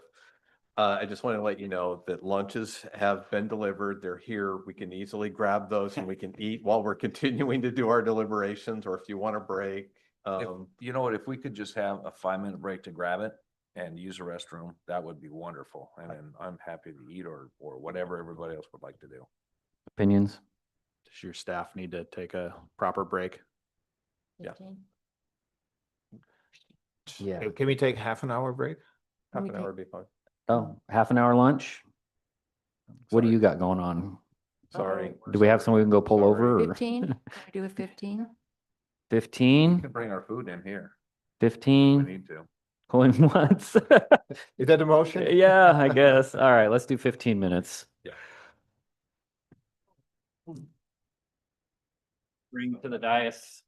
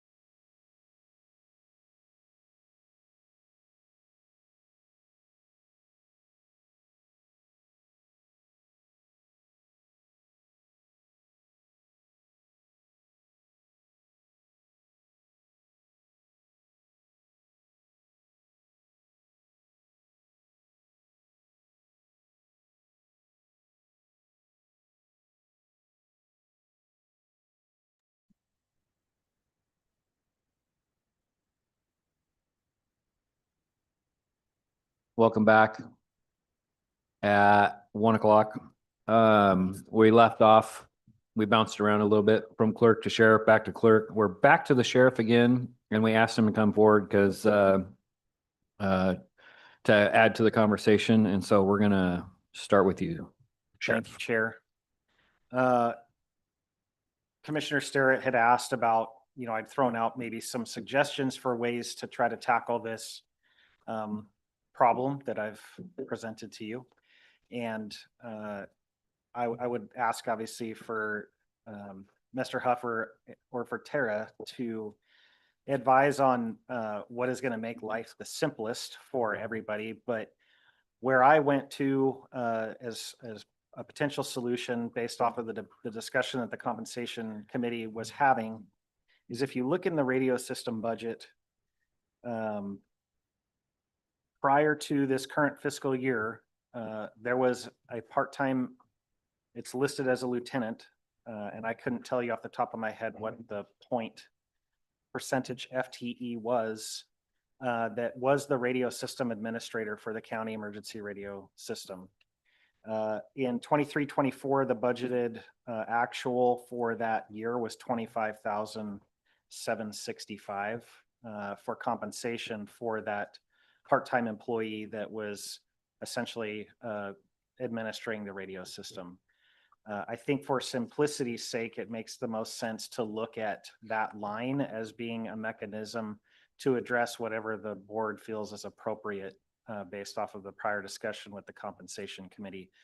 All the amounts that have been discussed are under that amount. The budget is capable of supporting it. There's no significant impact to any of my other budgets. That was historically a program that had that employee that was managing it. There was a variety of reasons why I recommended that we not continue with that last year. But I would submit that as being probably the easiest way to accomplish what has been discussed, because the dollar amount we're debating is significantly less than what we used to pay somebody to manage the system that I'm now managing. Sheriff, looking at the extensive add backs that you have, would you feel comfortable if the remaining, let's say the compensation committee did decide on taking a certain amount of that and applying it to an increase, would you feel comfortable zeroing that out and applying that to some of the other add backs that you have? Is there any reason to keep anything in that? There is nothing in it currently. If I may, because the one thing that I would highlight, and I was gonna, there's a couple different areas, because we do have the add back requests. I think the only hesitation if it wasn't, I'd have to go and look at the deliberation list, but if we were to charge it to the communications, it would have to be related to a communication project. I'm just saying for some of the add back requests, and it's really up to the sheriff and his budget team, and we can make that happen on, because we do that in recognition throughout the budget. If we have a position that is spending time overseeing or supervising within it, we can split that FTE. Just like right now, I think the sheriff, you're split between patrol and I'm 50-50 between patrol and in jail. the jail. And so if you did that in the jail, and then if you wanted to apply a percentage, and what that would do is it would free up funds in the patrol or jail divisions, depending on how you do the FTE split, to accommodate other things. The other one that I would point out is also emergency management. I don't believe any portion of you is in there. And that's one that had budgeted $187,000 ending balance. And then and then also the patrol division did have a $301,000 ending balance. And I get that you were trying to be, there's some cost savings that were being realized there, but those would be two that you would, as far as funds being available potentially, so emergency management, the ending fund balance. And this could, and I think this is more than just conversations about a recommendation on compensation. It's also ties into the add back requests as well. And then I also have some other proposals when we start getting into some of the add back for some of the one-time expenses of some recommendations on if that's approved, you know, where we could spend that that would lessen that hit on the general fund. I think there's some of the other funds, but I know it's all related. It's all getting Is it- kind of lumped together with Is it that. possible to deal with that all together, or do we have to do the compensation? Can we deal with the whole? It is budget at once? completely up to how the committee wants to talk about that. I mean, if the concern is addressing the compensation and then having a discussion on the add back request, that if the committee feels that that's kind of intertwined, that one's holding up the other, you can Right. have that discussion on both items. There's no format. And I heard the sheriff's humility in wanting to not ask for any money because of his other add backs and other concerns of his budget. So I think that it would make me uncomfortable to have to do this part first when there was other things there. So I would say it would, from Sam's point of view, I would rather work on the whole budget first and see if we can't figure out where we can get him a little extra money for his salary along with the rest of the budget. The only reason why I would want to address that separately and primarily is because it's going to be significantly less. And we do have someplace where it is defensible to take it because you now are overseeing this particular area. So that to me, I think is pretty surgical. There are enormous asks in terms of the add backs that this is sort of a drop in the bucket. So I think I'd want to get the small stuff out of the way because the big stuff is going to really, Well, we also talked about Marine Board. I don't know if there's a way to add some of his That'll salary to come. Marine Board, lottery funds. I don't know. We'll talk I'm just about that asking questions. later, right? yeah, we could do that later. Let's try to focus on what we have in front of us, which is electeds right now. The proposal from the compensation committee was 6.5%. The sheriff came to us to kind of recommend where the budgeting could come from. If you take that and do the math, if I did it right, it would cover the 6.5%. Now, we can discuss later if it actually comes from there and you pull the FTE partially out of there and put it into the radio, or pull that line item and move it. That'll be up to Ken to decide, and we can decide that later. So let's discuss the recommendation from compensation. Do we have any motions? I make a motion that we move it 6.5% increase for Sam Elliott. Providing he doesn't pull us over, write tickets. And we still are up against statute where if somebody does end up bumping up below him, he'll always be $1, which we need to probably change that now for finance, so it's not $1. well, no, we would just, yeah, we would just adjust it. I mean, You want to make it $100? Well, what you're proposing is that we're going to bump his salary 6.5%, but we need to stay in statute that he always makes more than his highest paid employee. So we will always just make sure he makes more. You don't have to Okay, do it a doesn't dollar have to be. amount. It doesn't say a It dollar. just says, well, it says $1, but it's kind of, Yeah. Do you want it to say $100? No, What do you the want it dollar to say? amount is what helps. It needs to be higher. the This needs to be statute, higher. the statute specifically says shall not be less than. yeah. So I think you Okay. guys are okay increasing the salary 6.5%. And then if he ever falls below the undersheriff, we will make those adjustments. Okay. Did you make a motion? I made a motion. Is there a to raise our sheriff's wages by 6.5%. Is there a second? Second, Any further discussion? I think this is a bigger issue than giving him a raise on this round. I mean, he's technically the pinnacle of law enforcement in this entire area. He should make more than any of the city police departments or any other official, law enforcement official in the county. Because he's the only elected law enforcement in the county, as far as I know, isn't he? the Right, DA. okay. But on the enforcement side, he's the man that the people pick to put in that place. So I think there should be a larger survey done to find out where the pay scales are across the cities. And the rest of that, that's why I mentioned earlier, the number 180. The problem is, I don't know that we have the money even for the 6.5. I haven't been voting for any of the raises for the department heads because we haven't really addressed the issue of the compression between revenue and expenses.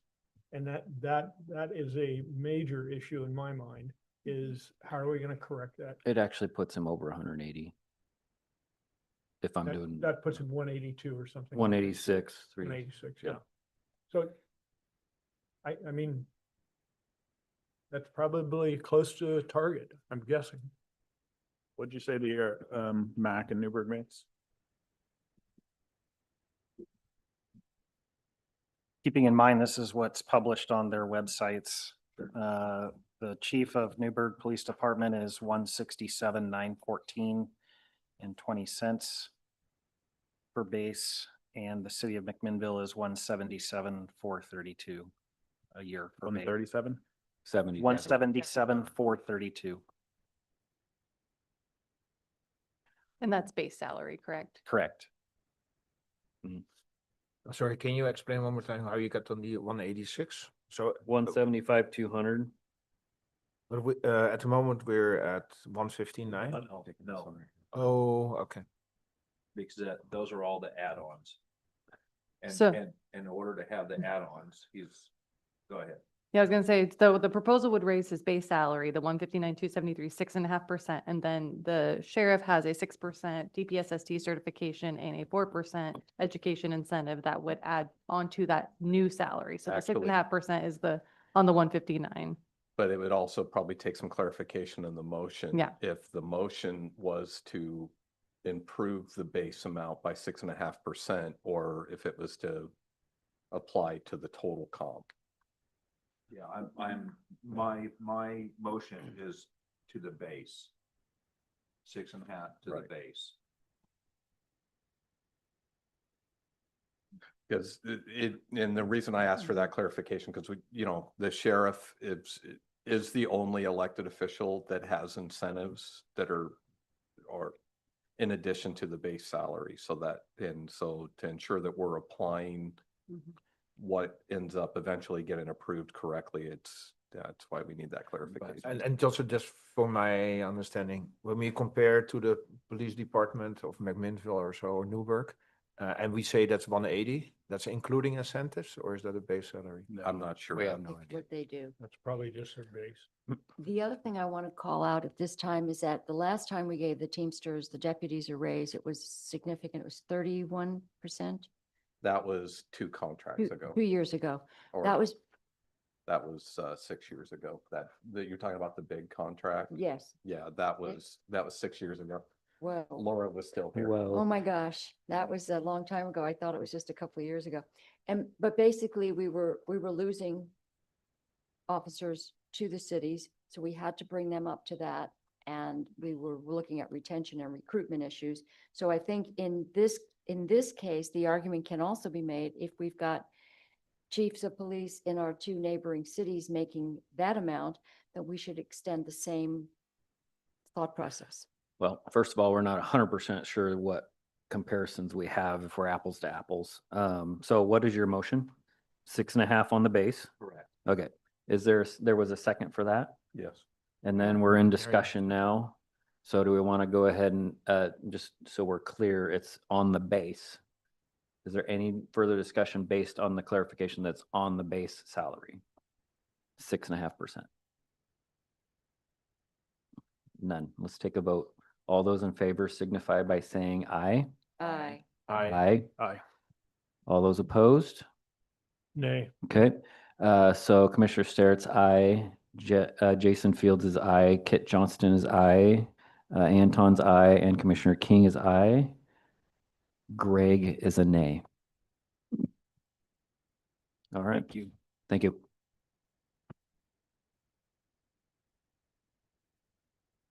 You didn't want it, but we gave it to you anyway.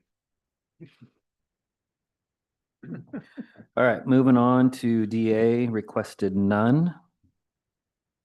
So no action required unless somebody has any comments. I just want to thank her for her good work that she does for this county. Agreed. All right, moving on, treasurer. Is our treasurer here? Is she online? Didn't see the request for. this Actually, extra five. before we go to the next one, Oh. because we have to do the compensation committee and do a review, I'm gonna ask that there be a motion of no No increase. increase and approve that. Okay, I would make a motion of no increase for the DA. Is there a second? Second. There's a second. All those in favor signify by saying aye. Aye. Aye. Motion passes unanimously. Thank you very much. Yep, you bet. Moving on to treasurer. Is the treasurer here?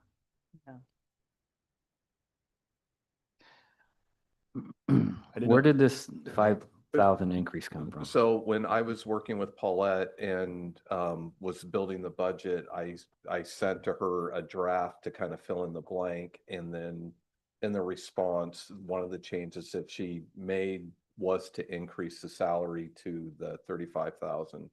And so this was an email communication back and forth with Paulette and I. And so I built that into the budget per the treasurer's direction. I'll make a motion to deny the request. Second. Any further discussion? I do want to say one thing. This treasurer has invested herself, no pun intended, in all things county, the interest in going to county college, finding out more, being more concerned about the budget and where we're going with the budget. Spends an inordinate amount of time, certainly above the part-time that's been allotted for this position. And I don't know that I've seen that since I've been here, that there has been that level of involvement and concern and very, very engaged. I want to recognize that because it's to me an indication that she really does care about the finances of this county. But then still the discussion is, should we align her more with the rest of the commissioners or with the cost of inflation, cost of living? I'm not in favor of an increase at this time. I think that this job was, the way that I understand it, is a bit more unique, that you can make it or what you want, and that's how she's chosen to do the job, and I admire that. Greg, do you have any more to add than besides I don't have anything to say. I'm removing myself from this part of the conversation. Okay. All right, motion is to keep it the same. All those in favor signify by saying aye. Aye. And one abstention, so I guess it passes unanimously or? No. So Commissioner Sterrett's in favor, Jason's in, It passes with one abstention. passes with one abstention, who is Greg. Okay. And that takes care of compensation committee. Don't go too far with that, you're gonna need it. Oh, yeah? Yeah, this big old long list. Remove the motion. You gotta go to the meet now. But you can get rid of this. Chair, one question Yeah. on the motion. Mary made the motion. Who gave the second? Oh, you did. Oh, Was it? I you? did. I, yeah, it's what I had written down. If not, mark it down, I'll take it. Thank you. Okay, and for the next phase, to talk about deliberations, this is where we'll now be on the big 11/17. And again, we prepare this. And it's completely up to the committee on if you want to take them in order, if you want to do them. There's really no order to this other than when they were received and I put together the list. But these were all things that came up during the conversation. I was gonna go for easiest first, but let everybody take a couple minutes, review it here and then we'll come up with a plan. Can I ask for some clarification? Sure. So you have a column that says request, Correct. And then you have a general fund, I assume GF request. Oh, yeah. Would you like me to explain a little more about the table? I take for granted that. I'm sorry, I'm just new. No, I think these are great questions and sometimes it's good to ask me because I stare at this for so many years, just because I'm used to seeing it, doesn't. Yeah. So what you're gonna see is how this table is organized. So the first column is the department. The second column is just a quick request, a summary of what the request. And these requests, either there may be a memo that was submitted or it was something that was brought up during the presentations. If there's a dollar amount associated to the request, you will see that in that last column. I will say that like a good example is dog control, that we knew we were going to need to talk about that, but there wasn't an actual request that came forward for a dollar amount. That's why there's 0. And then the third one where you see GF request, this is usually if it's a recurring operational expense and it's a general fund department, I will usually record that intends that they're requesting general fund, an increase to their general fund allocation. And then any further notes is more what I use for tracking purposes because I have to enter all these changes, everything that's approved into. And then you'll see as I'm continuing through the columns and I'm working to the right, then you'll see some additional columns, GF for general fund, retirement reserve, landfill license reserve, ONC reserve, and video lottery. And if you look down at the bottom of that column, you should see total amounts. And of course, I have a spreadsheet. So let's just say for an example, that there's a one-time request that's in here. Let's say, I'll just put this as an example of the sheriff has a one-time request for server, for an updated server for 11,000. So if the committee deliberates and wants to approve that, the first action would be, yes, we approve it. My second question is going to be, where are we going to take the funds from? If we have a discussion and say, you know what, $11,000, let's use landfill license reserve, $11,000 from that landfill license reserve, you would approve that. I would note this on here, and then I would build that into the budget, and it'd be reflected in version 30, the approved budget, when everything's approved, that we're spending $11,000 out of the landfill license reserve on that add back request. And then when you get down into the next category, you see community requests. As we talked about it during the hearing, when we opened the hearing on Monday night, we've only received one community request to date. And that was for OSU Extension for the NREC program. And they've asked for $26,600. That's not a general fund request. I think in years past when funds have been approved, that came out of economic development. And that's up to discussion. I'm happy to share some insight on that, but and it doesn't have to be the full amount. In years past, it was a lesser amount. And then when you get down into the personnel requests, this is part of our internal process, and you'll see that we don't have amounts that are provided. You have memos that have been prepared, and I'm happy to share more information, but these are requests. It's part of our when we have a reclassification request, because the nature of the duties and responsibilities associated with the position have changed and have increased. This is approving moving from one classification to a higher classification. So that's both organizational and addressing contractual requirements at the same time. So there's no dollar amount associated with that. It's just an approve or not approve, and then we go from there. So hopefully that kind of explains what this deliberation sheet looks like. And maybe just one procedural question then. If there's a budget that has no add back, we still vote on it? Say that again. Oh, let's say if there's a budget that, Yeah. I mean, we looked at like 40 budgets. So what this is approving changes or edits to the approved budget. And then the very last action before we leave today, probably the most important thing that needs to happen, and I've already provided the chair with the script, is you'll be voting on approving the budget as amended, and this deliberation list represents the amendments that are being made in addition to any housekeeping that was brought up during the presentations.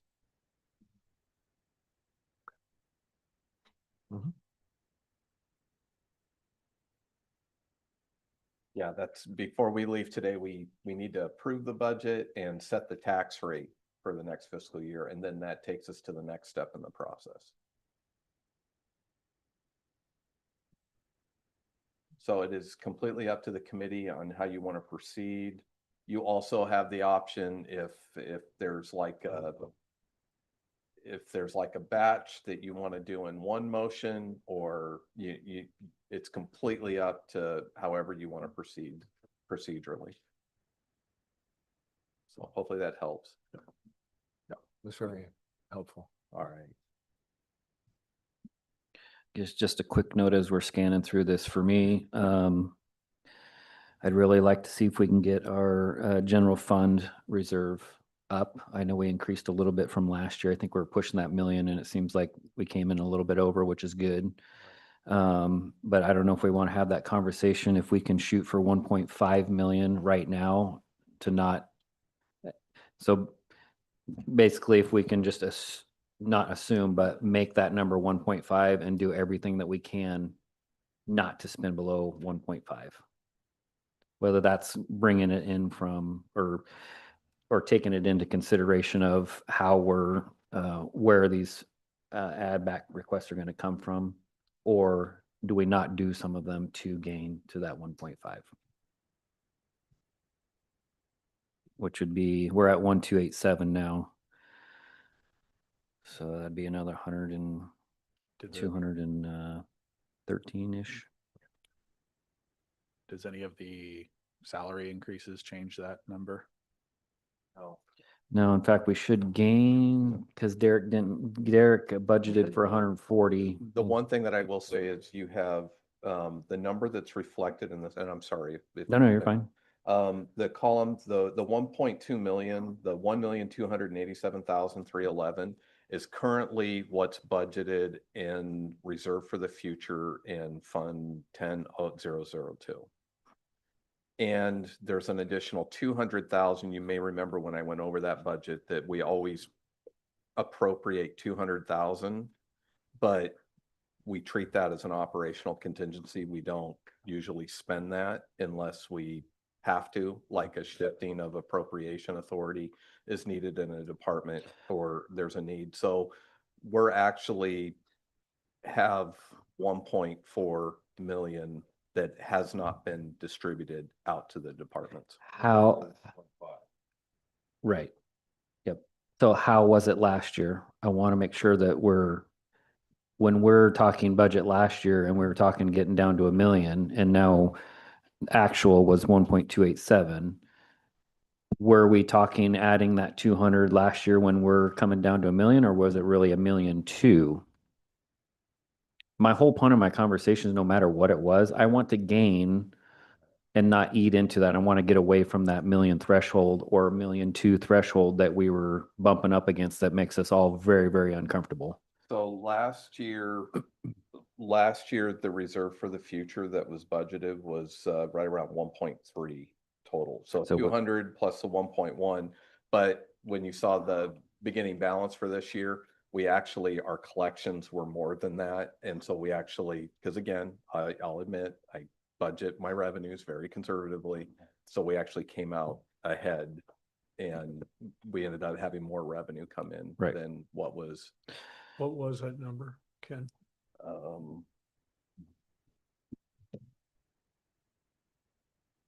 So my projected beginning balance, and again, I'm dealing with budgeted numbers.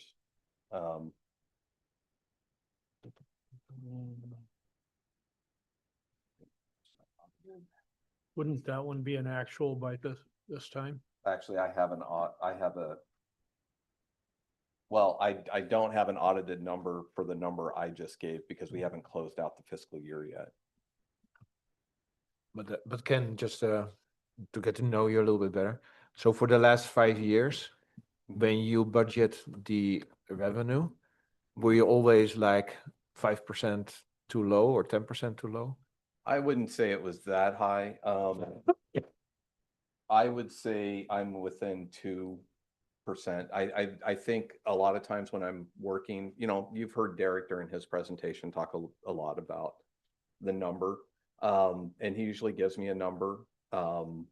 And I trust his number. I think it's a great number. When he gives it, it's just that when I typically budget for a 3% return, even though the return is probably going to be closer to 4.5%.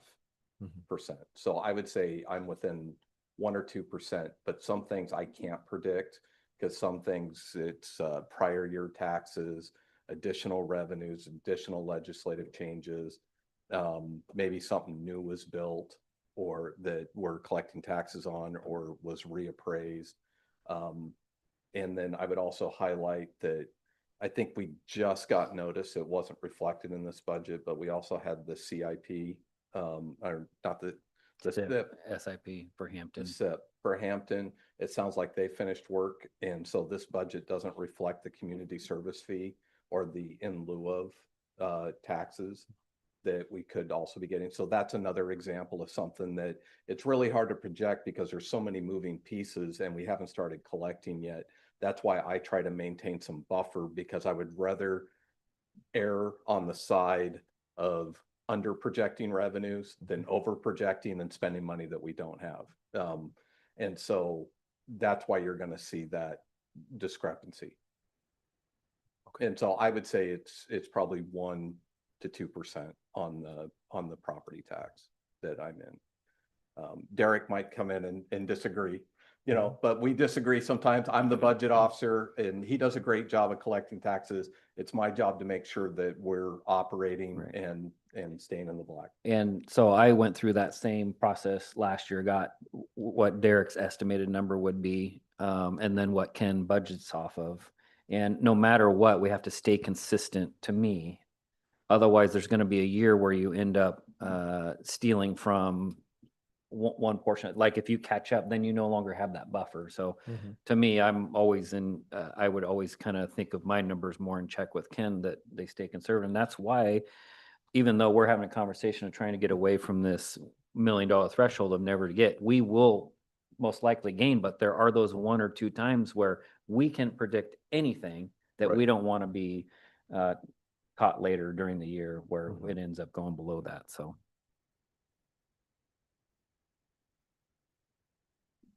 Anyway, so back to the, we're at 1.287. Sorry, and I was supposed to. Plus 200. So we're actually at 1,487 under general fund remaining. And last year, what would that same number have been? 1.2-ish? Correct. The actual audited, so let's see. So I had, for this current fiscal year,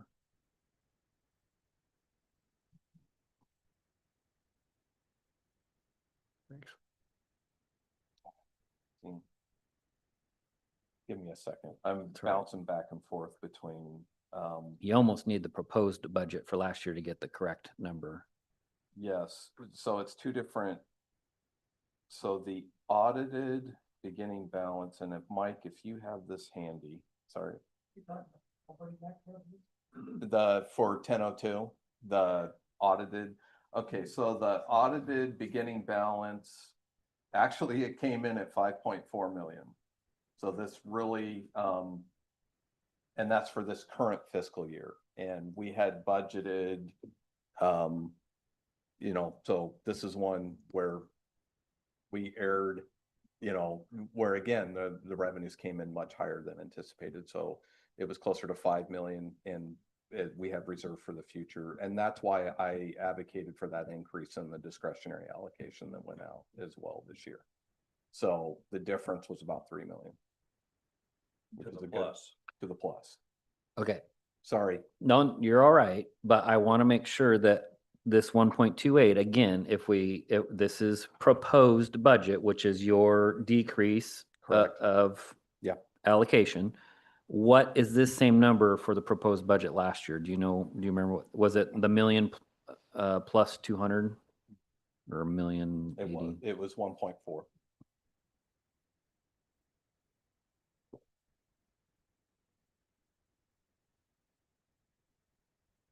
1.3. 1.3. Correct. Yeah, I got so many numbers. in That's my all head. right. That's all right. 1.3, this year we're at 1.487. If we add in the 200 plus the 1287. Okay, so that gives me a starting point. And again, with the late breaking news, because again, apologies, but it was late breaking that we found out that they've finished the work and it looks like we're going to start. I believe Derek was saying that we'll do the first collection of the community service fee plus the in lieu of it's 25% of what it's a moving target because it's 25% of what the increase would have been if not for the exemption. Do we have that number? I don't. Can we get it? I can get it. Do we have a ballpark? Like today or? Let me see what Derek sent me last time, because I raised this question with Derek. And then we'll add a whole new column because that's going to be, we're going to need to know that number to draw from. Revenue. He said, let's see. So there's a flat annual fee of 72,000 and the community service fee could be between 360 and 375,000. So let's go 360. And I believe of that amount, 95.5% will go to the county and then 1.5% to West Valley Fire District, 1.5% to Soil and Water, 1.5% to OSU Extension. Remember, there as part of that agreement that We made them whole. right. Yeah. So I believe if my math is correct, of that 360, 375, the county could potentially receive 95.5% of that. Lots of math. So just so we're clear, Ken, so that $3 million surplus that we have, that was used to build this budget. Correct. Okay, so there's no pocket that's in some. Correct. No, Okay, it ran it correct. back down to that 1.2 plus the 200. Correct. That was built into the allocation that built this budget. Okay. And a lot of that was put out with hopes that we would see fewer add back requests at this point. Which I think it did help, Yeah, you know. Actually, my other question would be, how does this compare to last year or Seems like it's a lot the less. average? It's a lot less than what we had in prior years. Do we have to say thank you to you? It's, the board approved it. Yeah. I just made the recommendation.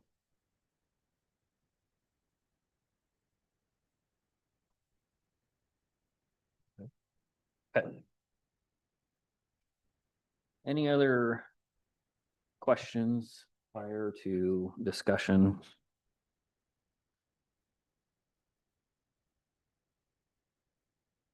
All right. Which one do we want to start with? We want to go easy, start with the biggest, start with the smallest? Dealer's choice. If I may. Yeah. Did you want to start with the one-time requests and talk about, because most of the time with one-time requests, we're not talking general fund, we're talking about special revenue funds where those expenses are recorded to. Okay. Is that an easier one to start with, or? You bet. Do you have them down as one-time requests here somewhere? You'll see it in the under the request line, where it says add back request, and I tried to make a note if it was a one-time. So as an example, the sheriff's office, most of them are sheriff's office. You'll see a one-time request for ATIM. Ah, I see. Yep. got it. One-time request for server, one-time request. These are all pretty project specific, and I tried to note where it would be recurring increase to discretionary.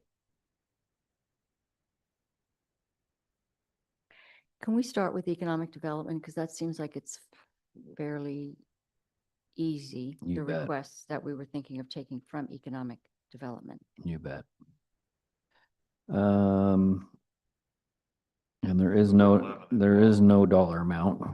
Yeah, because there was no dollar amount really presented for that, so that was open to discussion. Sheriff, a couple of questions, because if we're looking at beefing up Marine Patrol with economic development money, well, I guess I could look that up, looking at a number here. There's already a $20,000 line item to Marine Patrol out of economic development. From last, Can you explain how it is, how we justify the economic development portion of this, just so I know in my brain? Well, go ahead. I'll take a stab at it, but Sheriff, if you want to talk about how economic development is impacted by what happens on the river in the summertime. Well, I will tell you that in conversations with Travis Pease, the Parks Director, and then what we see with our contacts, a lot of individuals that utilize Rogers Landing and are engaged in water sports on the Newburgh Pool section of the river in particular are coming from Tigard, Wilsonville, Sherwood, Aloha, Hillsborough. We see I would feel comfortable saying on certain days, a majority usage of that facility by out-of-county residents. I don't think I've been down to the docks in the summertime lately where I don't see Abby's Pizza delivering to a boat. Yeah. And so that visitation is a high amount of usage. And I can share. That's exactly what I wanted to hear. Thank you. Because there's an allocation that already goes to parks in recognition of the economic development, but just like the sheriff was saying. And my statistics might be a little bit old and rusty, but at one point, Rogers Landing was the second busiest boat launch on the Willamette. I think it still is, but I just wanted Yeah. that for the record and for these guys too. Yeah. And I so already knew that. But Yeah, yes. so the justification that we used on the initial increase and the discussions that we had, that of course we want Rogers Landing being, an economic driver, because like the sheriff was saying, a lot of out-of-county visitors, there's people purchasing food, fuel, going to businesses. It's a very popular location. If it's not a safe location, if we don't have those patrols there, that could potentially impact, people visiting the site. And so then that's been the justification used. Can you tell us what the balance is in the economic development? Yes, on the last column, you'll see that we have an ending fund balance of 1,033,531.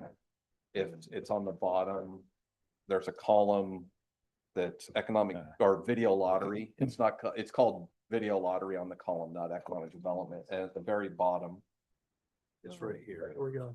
Thank you. Yep. Oh, okay. Sorry. but just be careful with that because, Yeah, we don't want to rob the whole thing, but. well, I want to make sure everybody's aware of the monies that come into that to replenish that. So you got 475 grand coming in from video lottery Mhm. that would replenish whatever we're thinking about pulling from there. Pool investment, bond investment, Yeah. they're smaller numbers, but they should reoccur. And then you got a fund balance reserve EDA to the tune of 201,000 that comes into that. That's the community development block grant, the revolving loan funds that you'll see that comes in as a reserve line and And then it's an goes back expense out. line. Don't forget It's- that. Okay. it's a lot. So you got about 500 grand that comes into this account to replenish for whatever we're going to fund out of it. Correct. And are we talking about doing grants again this year like you did last year? Is It's that on- appropriated for future discussion if the board wants to have it, but so far we haven't received any direction to launch the grant program for this year. Yeah. And I know Joy has got some other ideas on grants versus other programs that she wants to do. So probably need to have that conversation. So 500,000 replenish. Sheriff, is there a dollar amount that would help? I know that marine wasn't your highest concern here, but maybe there's. Yeah, I didn't have any specific requests. Last year, we did make some adjustment with those video lottery dollars going back into help us stabilize. I would say any amount, even just $5,000, that would help us to ensure that maybe we have a little bit of an ending balance in case we have an exceptionally high usage year and we are on the water more than our historical average. I think we're positioned well with what we already have in the budget, but we are projecting a zero ending balance for the year. And so just some amount of a small cushion in case we have like a very atypical year and we're spending more time on the water than what we have budgeted for currently.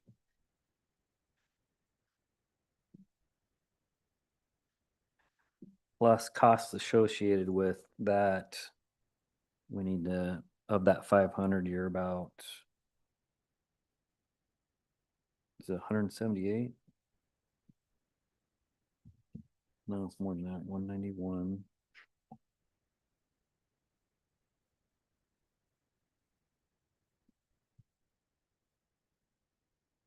Oh, 50K to the lobbyist comes out of that.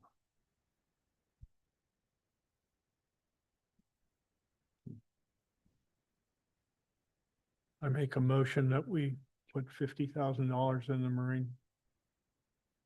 Did you say 5 and you said 50? Yeah. Okay, so if I'm corrected,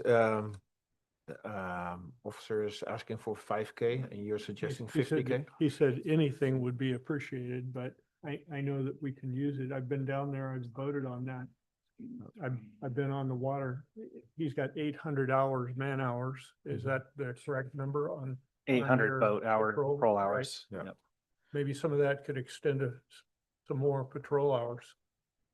I mean, There's in an my argument. mind, it's money well spent. It's Yeah. where people are and I must say, I use Rogers Landing probably 10 times a year. I'm not sure if I'm the average, and that's definitely an item that I profit personally from. But on the other hand, yeah, I mean, There's- if there's, I just threw that number up. I don't think $50,000 is not a lot of money in this day and age. So, I don't know what you would do, Sheriff, with $5,000. Might be able to buy some lubricant for the propeller or. We have, Uh, I think we were talking about fairs and parks too. I don't know if we've got Yeah. parks on there or not as well, but. The fair on the budget. requested 100,000, so. The fairgrounds receives, they already. They already have get it. some, but I think we have them on this list, 70, and then I think the parks get 5 or. I'm Parks, going off of memory there.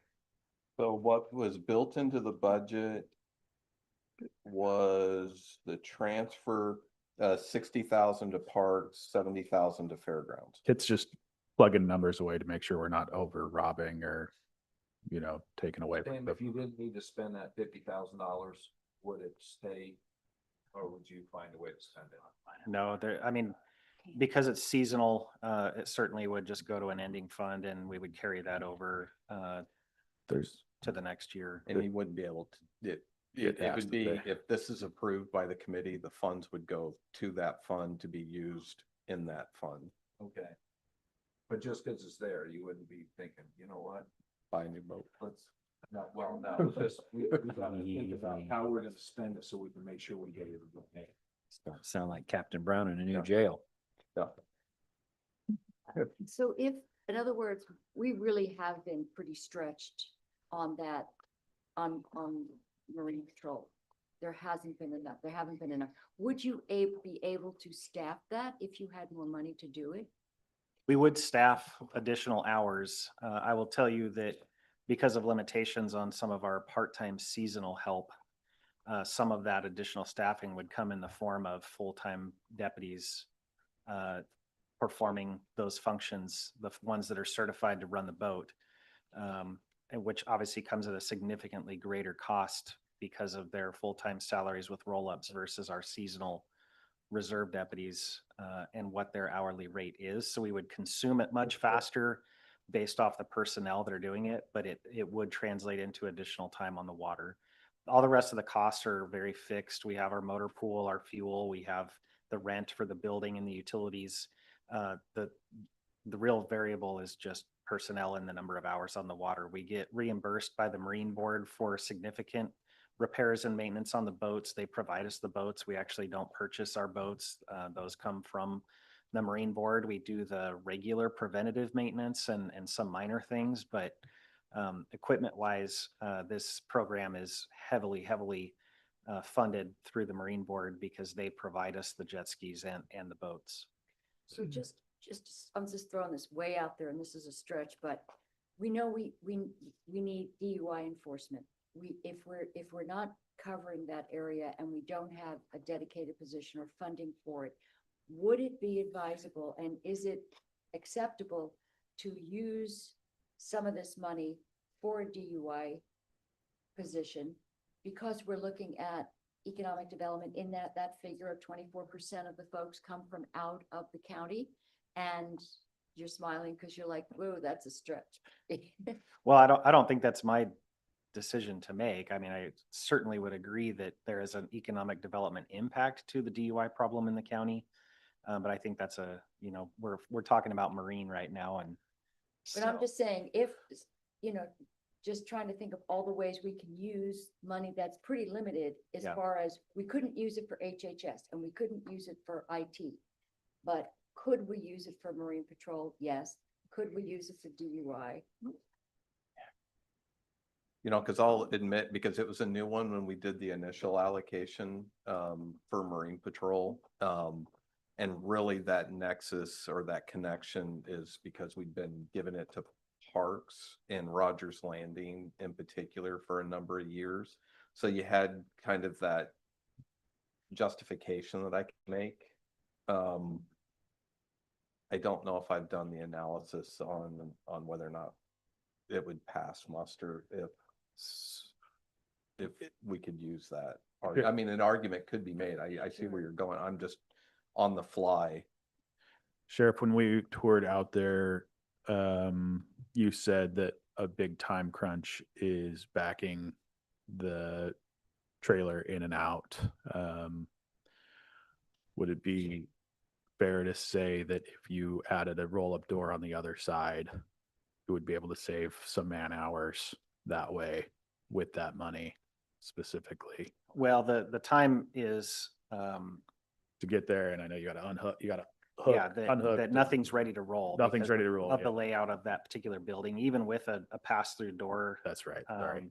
You still, have to the back building's not deep enough. Right. I think the chair pointed out maybe some other opportunities as it relates to, some of our expenses with the facility there, but I don't think that there would be a significant difference as far as it is a substantial savings to have the boats up there versus having to go from Public Works from McMinnville over there to have things staged close by. But you're talking a much bigger discussion about a building that's deep enough that you can leave it hooked up. I forgot that it was not deep Yeah. enough, yeah.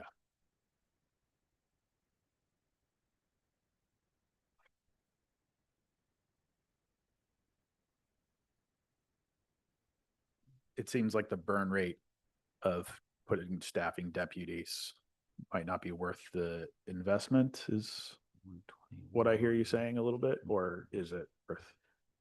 But if you're using, because typically, and your captain of the boat is a patrol deputy, or do you hire? Reserve. A reserve, okay. During normal Marine season Right. hours. Right. The off hours, off season, it's a full-time deputy.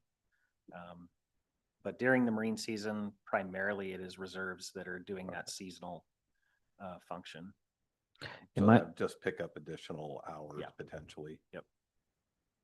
I was just going, because if it was a full-time deputy, then you'd realize some cost savings in the other one if they were being paid out of this one, but. So we've on your budget, you've eliminated everything except for the extra help. The extra help, how many hours does that get you of coverage?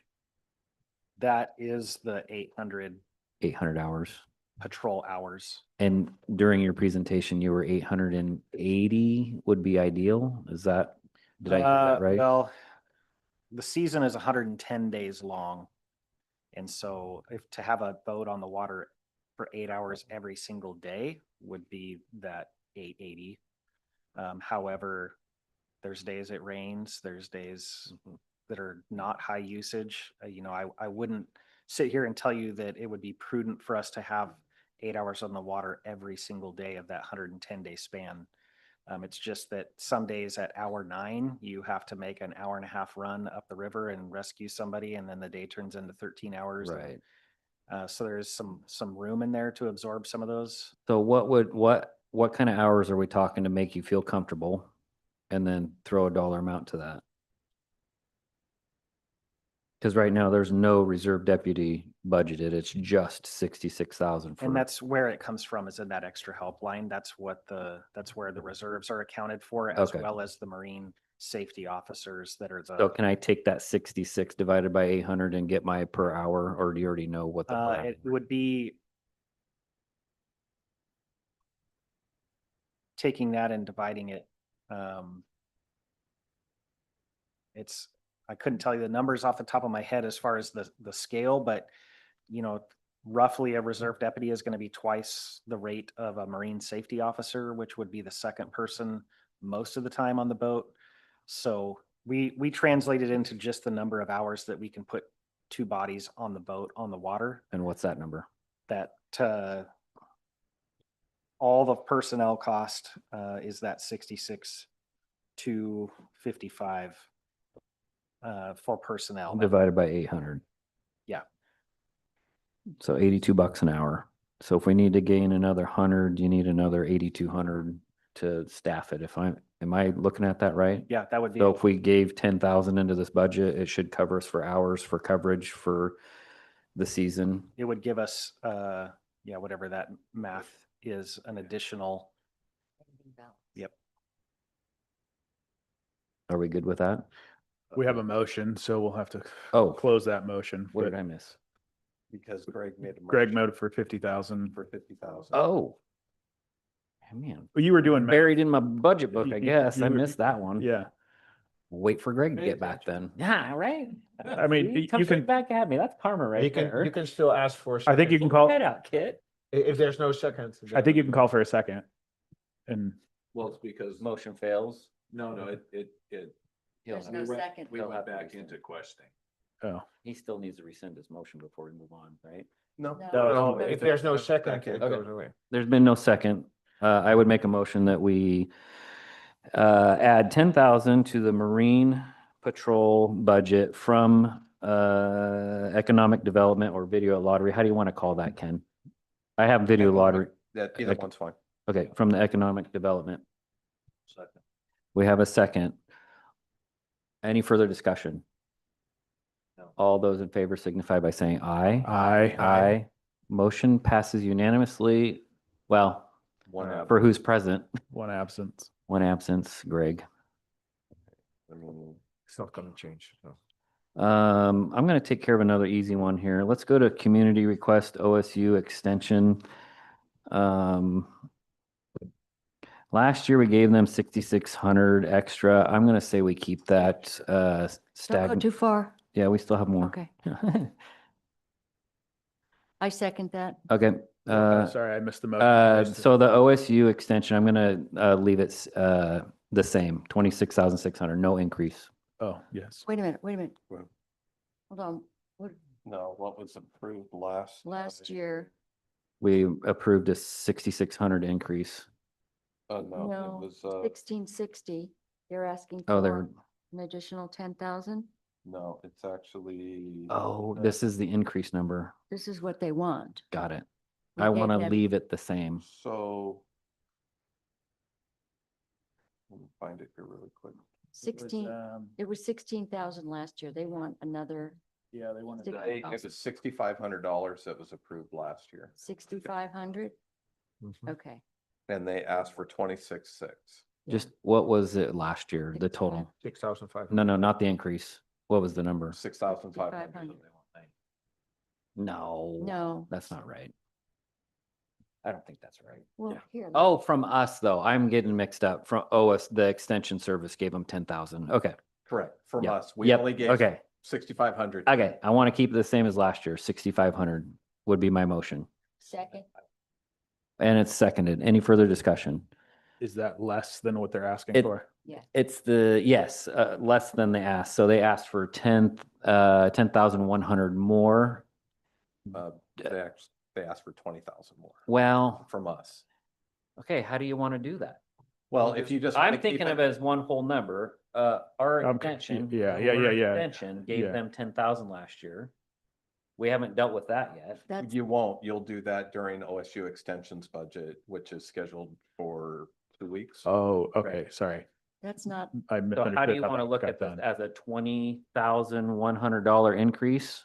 no, What they requested, see, we had nothing built into the budget because that last year, the board and what was approved in the budget was a $6,500 contribution from economic development. Mhm. That was a one-time One-time. approval last year, and this year they submitted a request asking for 26,600. I'm going to rescind my motion. I'm going to restate it as another one-time funding of $6,500 to NREC from, for from economic development or video lottery fund. And we have a second. Okay. So Any the- further The way I understand this is that we give them like 3% or something, right? Or There's going to be another discussion when we convene We- as as their the board. extension Yeah. service. And then we'll okay. go So they're through that asking for- budget. They're asking for additional money. from Last us year, there was to- 10,000 from that budget. And your motion Right now was. right now, for- my motion is to give them the same that we gave them last year, which was 6,500. Okay, thank you. All those in favor signify by saying aye. I, Aye. Aye. Motion passes unanimously. Greg was absent. So that takes care of that We're one. almost done. yep, we're good. We gave everybody 20% raises. Because we were feeling generous and you weren't here. Everybody likes free money. Yep. Especially when it's the government. So another easy one. You want another easy one? Let's go fairgrounds. Actually don't even know how this made it on the list. I asked for it, just, we were talking about video dollars and Oh, I okay. know that fairgrounds and parks were on that list and I just thought, Okay, I'm gonna make a motion that we do not increase any funding to the fairgrounds from economic development or video lottery. Second, I have a second. Any further discussion? None. None? Anybody? Okay, all those in favor signify by saying aye. Aye. Commissioner Starrett is an aye. I Jason think that Fields was is- unanimous. Oh, I didn't hear you. Yeah, Okay, unanimous. unanimous. Moving on. We got fairgrounds, we got marine patrol done. They did 10, what did we say, 10,000 out of video for marine? Parks get some of this money too, and I don't see it on here. And I don't know, It's Yeah, reoccurring. it was built into the budget. right, but I don't know if there's a use for additional funds for some capital improvement for, bike stands or, I think all of that would be Travis didn't utilized Request anything. as, but maybe later, maybe next year. No motion made.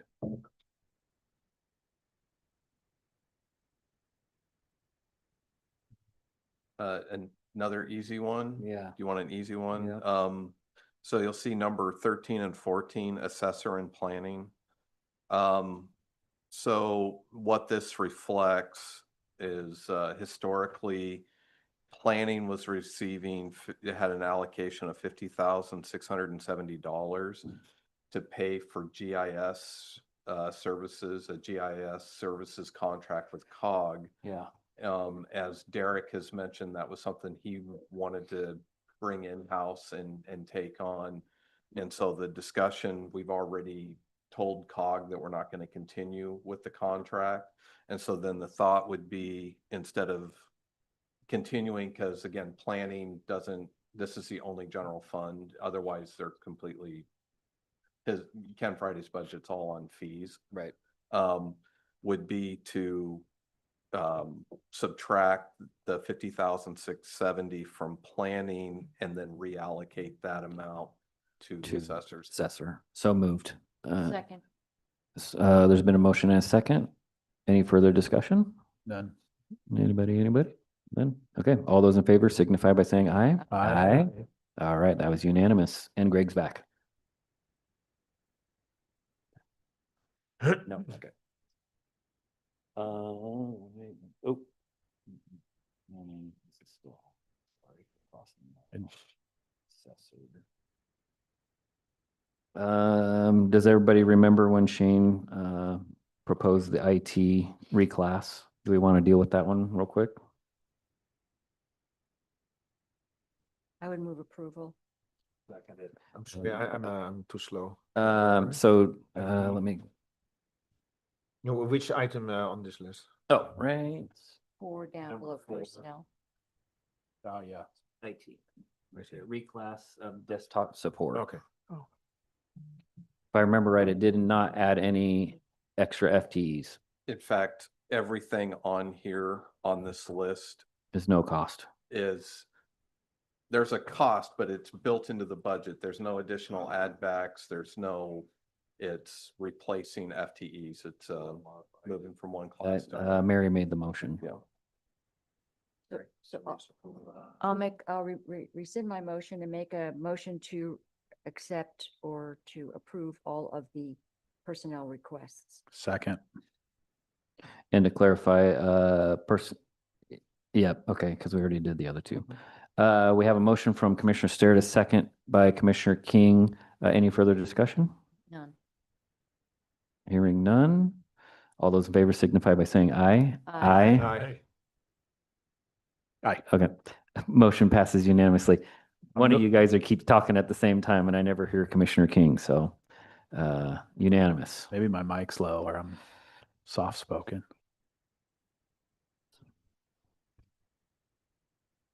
And that covers the multiple HHS. No.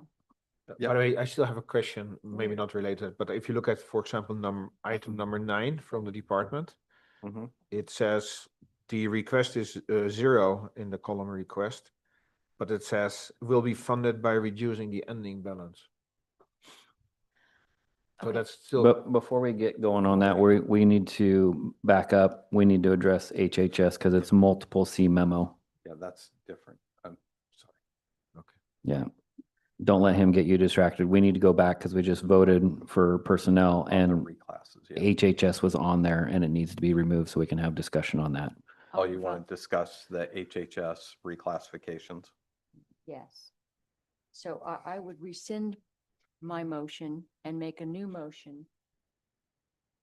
And I guess we have to vote on rescinding the motion. Correct. Seconded. Okay. It's been motioned to rescind the motion and seconded. Any further discussion? Seeing none, all those in favor signify by saying aye. Aye. Aye. It's been unanimous. So back on is now item 7 under personnel request HHS. Well, no, because I would like to revise the motion to include, to approve the personnel Got it. Okay. requests. So I'm going to make a motion to approve the personnel requests 1 through 6. Seconded.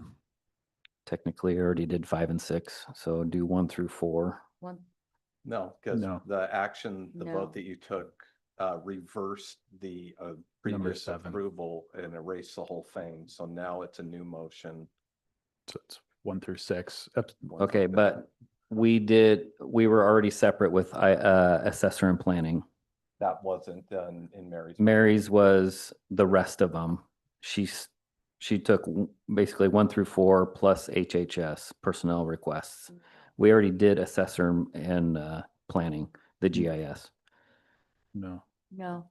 Okay, No, we did the assessor and planning up G- above, On GIS. but we didn't do the personnel. Oh, We didn't. I see. I'm down on 5 and He's got 6. that. Oh, my goodness gracious. A I know, different. pull your five, head yeah. out, right? Dang, now. Okay, Okay, it's a lot of numbers. okay. So Personnel 1 through w- 6. do you want to modify your motion or have you already done that? We And did has it that. been seconded? Yes. Okay, and so we're basically dealing with items 1 through 6, correct? Underneath personnel request. Is there any further discussion? None. Super sorry, you guys. None? Okay, all those in favor signify by saying aye. Aye. Motion passes unanimously.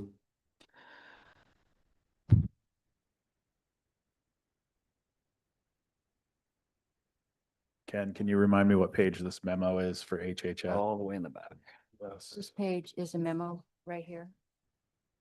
Under the page right after the chart. Do you see that? It should be. Yeah, it doesn't have a page Doesn't have a number, page.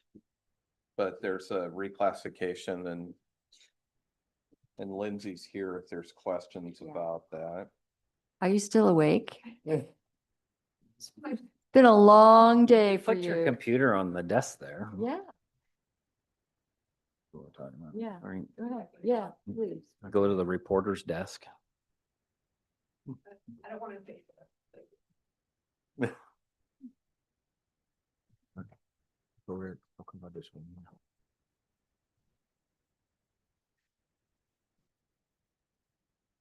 I think it's this one.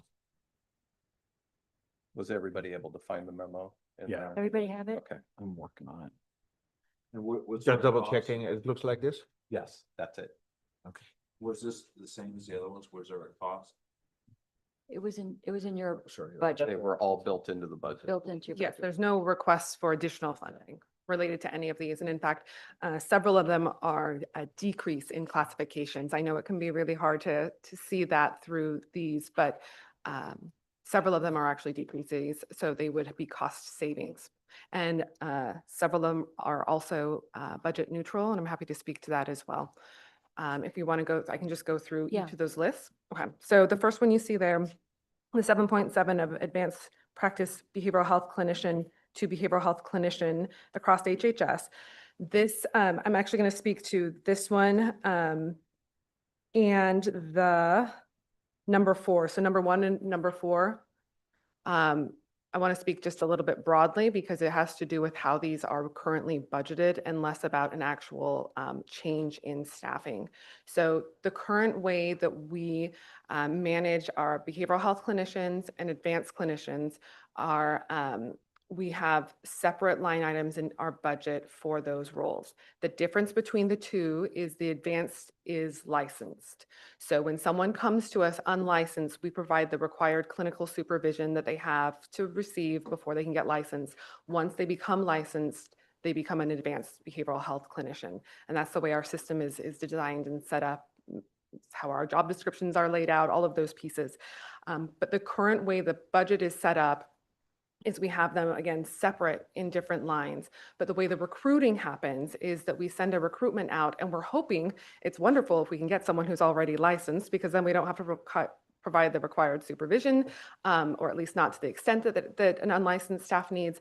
And certainly the experience is nice. And so we are requesting some of these positions to just be in our budget as advanced so that we have the ability to recruit at that higher level, knowing that many of them would be what we call underfilled if the recruitment comes to us for someone who is not yet licensed. We wouldn't not hire that person if they were otherwise qualified. But because the way that our current budget is, it creates a lot of administrative burden, not only for us, but for county admin, and Ken can certainly speak to that from his perspective. But it means that we have to go through this process of adding lead pay when someone becomes licensed in mid-year, and then we have to retract that and do a reclassification through this process versus just being able to administratively handle that as they come. So that's what those ones are about. I'm happy to answer questions, and then I can speak to the other pieces as well. Questions? Okay, go ahead, because you're going to talk about the first What Mhm. are they? The first, Yep. new positions. New positions, I'm happy, you want me to jump up to new Please. positions? So the first one you see there is Community Support Services. That one, as you can read there, it's adding one supervisor for our ACT program. The reason we have built this into our budget is because we have been notified of requirement changes related to that program. It's what we call a fidelity model, and that means that it has very strict requirements in terms of staffing levels, ratios of clients to staff, and also ratios of staff to supervisors. The current budget, not the proposed budget, but the current budget does not meet those requirements with the number of supervisors we have. And so those requirements go into effect in 2026, and we know that it's going to within this calendar year. So I will just one side note, and commissioners that are part of AOC may be hearing there is a bit of pushback on whether or not whether or not this requirement is really something that the counties are wanting. But at the end of the day, we're sort of beholden to what they decide. So there is pushback on this, but at this point in time, we've received no notification that there will be changes. So that one really is specific to a program requirement passed to us from the state. Is there funding attached to the program element that this is? That is left to be unsaid. We don't know yet, Okay. but that is part of the questions that we're asking. So if there is no funding that is dedicated to this mandate, this would come out of your existing budget? It would come out of our existing budget from, it would be one of those things that we would braid together funds from CCO. We would braid together funds that are our Medicaid reserve, things of that nature. But we don't have one single funding stream that I could associate with it. I was just looking at all of these adding supervisors. Mhm. So when my first impression is we're adding costs because they're higher paid positions. Generally speaking, yes, unless we are counting we do have management positions that receive, their compensation overall is less because they don't get overtime, and we do have staff that get overtime. So, but when you're looking just at the numbers in terms of salary scale and things of that nature, you're correct. Those typically cost more than general staff. So overall, that funding is paid for either through the CCO, state or federal dollars. There's no general fund that would support these positions. Is that safe to say? That is correct. So there's no general fund involved in the new positions that you're asking, the 1, 2, 3, 4 HHS supervisors. We're asking for 3 supervisors. The other one is a different classification. So there's the community support on number 1 there, and that is again tied to that fidelity model. The other 3 requests are in our adult behavioral health budget. 2 of them are supervisors, and 1 of them is a line staff person. Yes. And it's no general fund. No general fund. Okay. General fund or not, are you having to cut somewhere a position to be able to do what you're doing here to add to these? Yeah. So there is plenty of carryover There. in the Medicaid reserve and the CCO funds? Currently, yes. Okay. Again, with the vast majority of our fund balance is tied to Medicaid cost savings, our CCO cost savings based on vacancies, which is not ideal because we want those staff positions filled. But what that also means is the majority of my fund balance can only be used for things that would fall into those categories. Okay.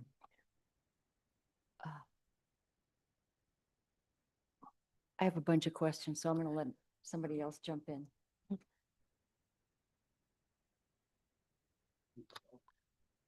Well, I was just going to address those, and I think we have. Okay. And for me, that was important to see that we weren't asking for an increase based on adding new positions.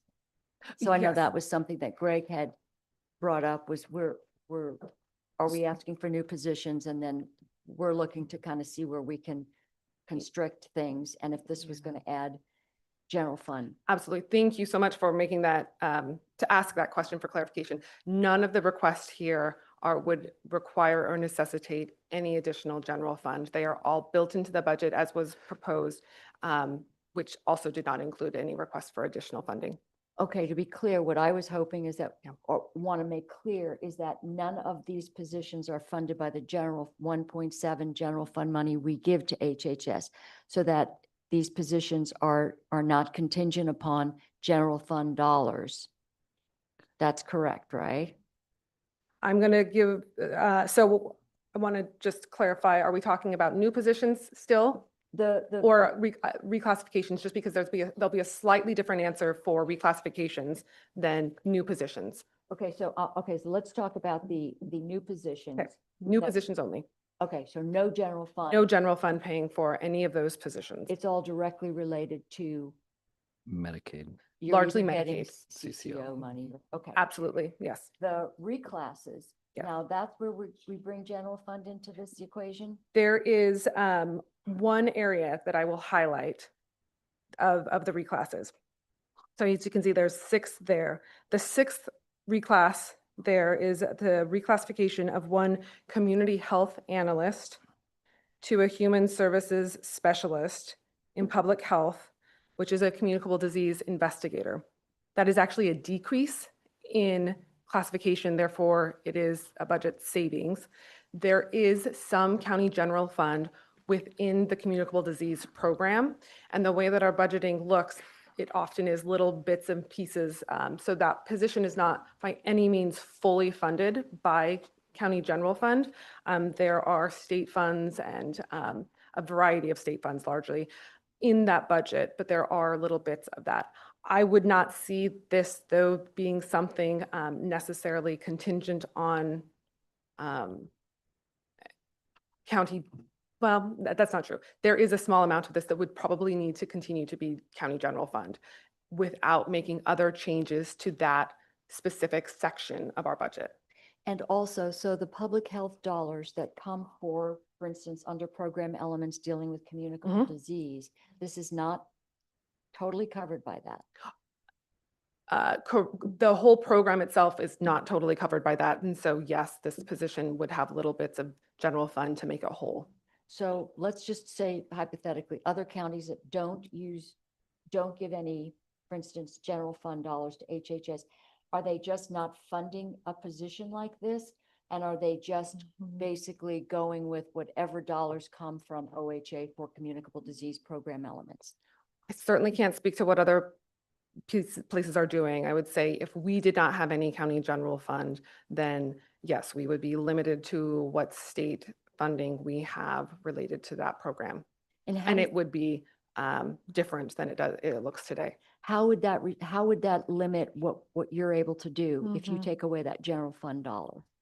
If I were to, again, it would depend on how much, right? If you took away all, 2 million of the general fund dollars, it would look radically different. If we are talking about, depending on how much you're talking about, we may be able to just move things, right? Say, well, we know that this is a vacant position, so we're not going to fill it. So we want to move these funds here just based on priorities.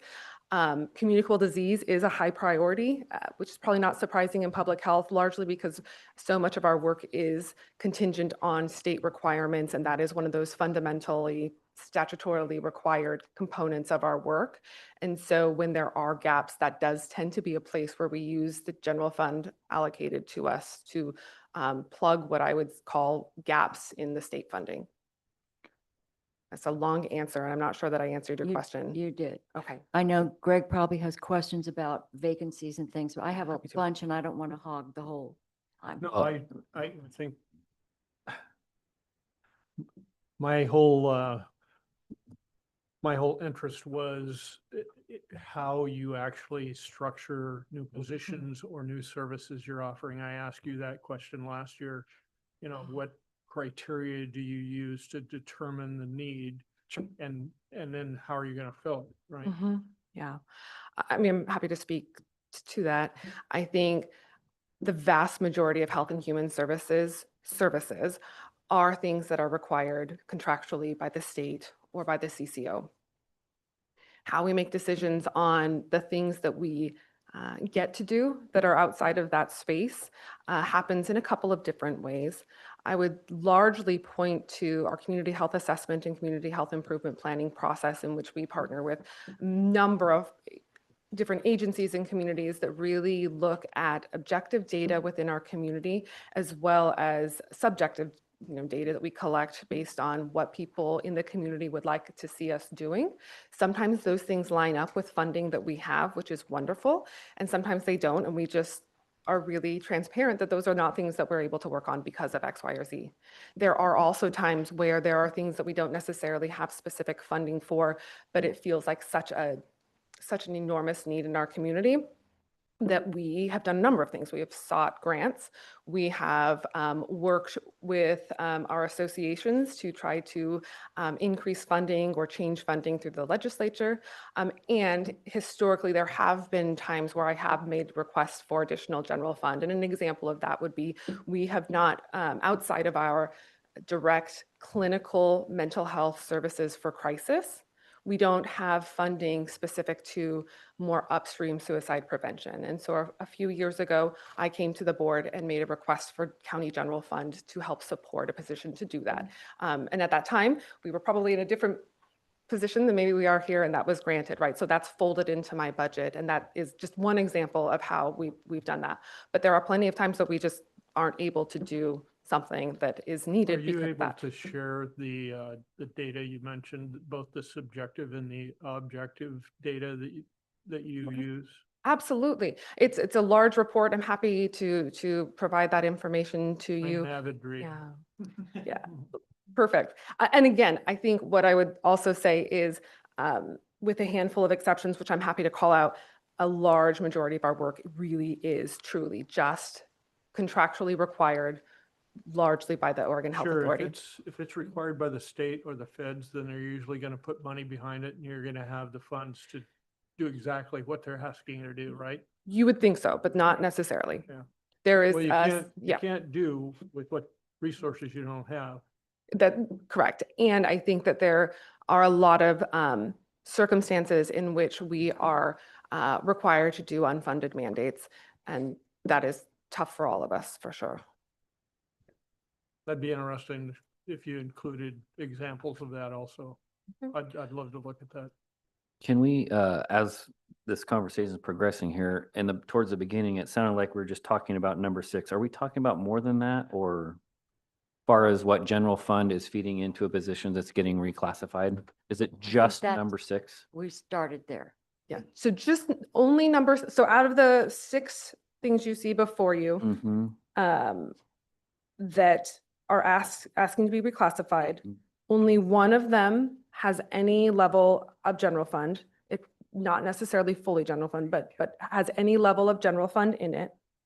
And I will note it is decreasing several classifications. So it's actually Gonna help. reclassing down, going to a less expensive And we'll position. push funds back to our general fund from HHS?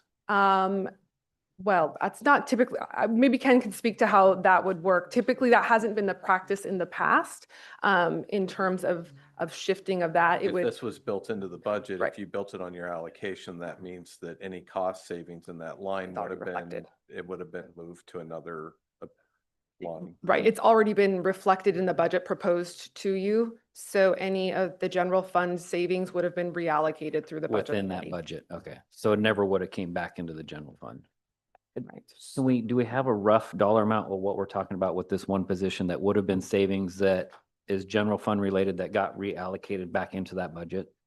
The position in its totality is, and this is the full position, so this is including benefits and all of those things, like fully loaded cost share, is around 98,000. And what portion is general fund? I couldn't answer that right in this moment, but I'd be happy to get that number for you. Okay. I would say it is, Over half? I would say about 60%. 60%. 60, 60, 60. 60. Mhm. So if we just put that So we're aside, then that money that's just found money, let's just say, that you're not having to use from general fund. And that's just, we'll put that aside. But Do you want to go ahead, Chair, and then just go ahead and approve the? It is H- budgeted, oh, sorry, go ahead. No, go ahead. You do have this position budgeted. This is a Currently. position that is budgeted, and I will just note, so that you have all the information in front of you, this position is currently vacant. Vacant. Just that. So it's not a filled position. When the person vacated the community health analyst, the higher level classification position, we determined at that time that we wouldn't fill, and so held it, and we're going to reclass through this process. How long has it been vacant? About 6 months. Just- Okay. And I will say, this is a position that is typically quite easy for us to recruit for. Okay. We have intentionally just paused. Okay. With a lot of, just because of all the uncertainty that we've been talking about. Okay, Commissioner Starrett. Do we want to go ahead and move to approve the HHS personnel requests? You have a second page of them. There's a, Do you want to leave those off for now too, or? Happy to speak Oh, to they're this. all included in that. Okay. Well, so I guess let's ask the same question. General fund related, just number 6. What about the second page, 1 through 4? Sure. And just so that there's clear understanding of what these are, occasionally we have staff, and it's happening more and more frequently, that request to go to part-time. They're trying to reduce their hours. Largely the reason given to us is just trying to find some balance in some really demanding jobs. So we have tried to do that whenever possible, just because we think having the person there, 4 days a week is better than having them not there at all. And what that poses, though, is if we reduce those, so if that position goes from full-time 1 FTE to 0.8 FTE, then that person does end up vacating. If we don't maintain the position 0.2. management, then I can only recruit for a 0.8 FTE. Right. Versus that. And so that's what all of these are. They are just trying to maintain that position management authority. So if people leave these positions, we're able to recruit again at the full time. Right. So just as a little bit of clarity, these are all positions that are currently supported through our YCCO contract or OHA contract. Okay. Then I would restate my motion to approve the HHS if there are no more. HHS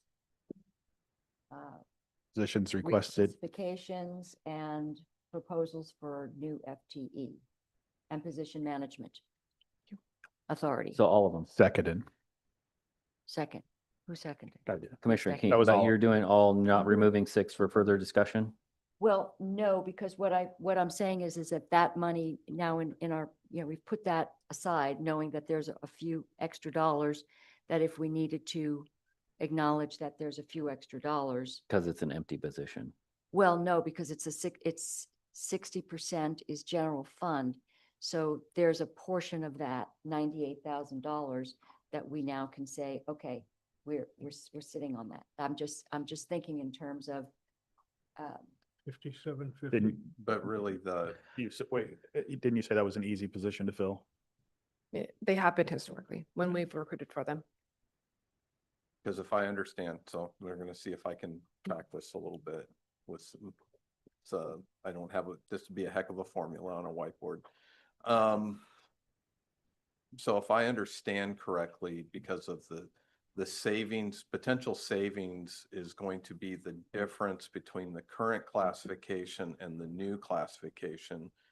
And 60% of that savings is potentially general fund monies. So what I'm saying, if that makes sense, that number, I don't think we talked about the difference because we're going from an analyst position to a spec 1 position. I don't know what the difference in range. You need to there. get a percentage on the percentage, Exactly. basically. Correct. It's not 60 grand, it's a percentage of the 60 grand. 60% It's 60% of the the job. savings. of the But 98,000. going from the higher to the lower, which could be, I'm just gonna make up numbers because I don't have it in front of me. So if the existing position was, we'll just say 110,000 total, and you're Mhm. going to a spec 1 that is now 98,000, the savings that you're gonna have is the difference between going from the higher classification to the lower classification. And if 60% of that funding, the 60% of your savings is gonna be the difference between the current number and the new number. So It's fairly small. that 10,000, so it's going to be 6,000. 7 grand, yeah. Just on my, that's my simplified math. So we have a motion I to would- approve. And I'm gonna need a. We have a second. I Any would further remove discussion? mine, None. My second. Oh. Or- Well, for the whole thing, I'd rather do all positions if It that's what is. you're, okay. That's That what that motion was. is for all. Got it. So do we have your second back? Yes. Okay, so we have a motion, we have a second. Any further discussion? None. None. All those in favor signify by saying aye. Aye. Aye. Unanimous. Wow, they're very. Thank you. I'm back. Don't Okay. go too far. Don't go too far. Did you need a break for real? No. Oh, needs a mental break. Okay. Okay. I think I cleaned my list up a little bit. So we took care of 11 through 14 on department. Correct. Okay. We took care of OSU. We now have all personal requests taken care of. Mhm. Correct. Okay, so now let's go back to the top of the list. Pick 1 through 10. Who wants to go now? Can I? Yes, you can pick. All right. The jail camera project, and I just had some questions about kind of what's being proposed for that. You know, Sheriff. and the reason I'm bringing this up is if this might be a good one for even risk reserve, depending.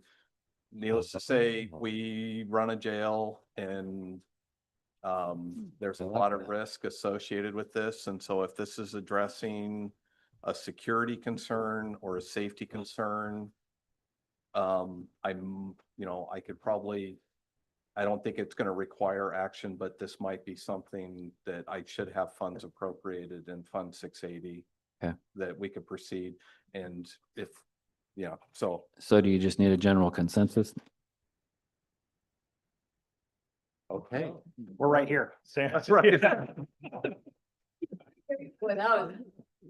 You just called. Fastest call You must have ever. hit the Nice. emergency. I think it was a kid over here. Yep. Oh, The radar detector. Blame me. yeah, I'm going too fast. Anyway, so do you need just consensus or? I mean, if there's consensus, I just want to, it's, I like it. You need, so it'd come from our insurance reserve fund, which is, Fund 680. is that on here? Was it on this list? It's not on this list. How much This is in it? 2.4 or 2.5 or? We have a lot. It's a lot. 2.4. And what are you asking for? How much? was it? It's for the cameras, so you're asking for 56,000.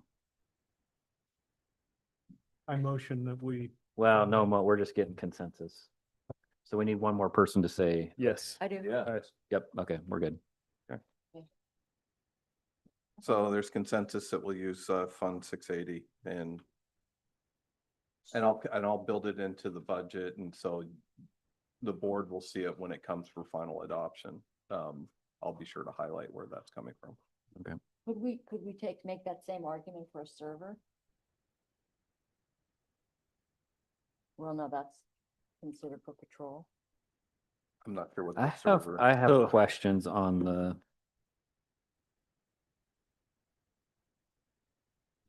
Where are we at here? Tactical team.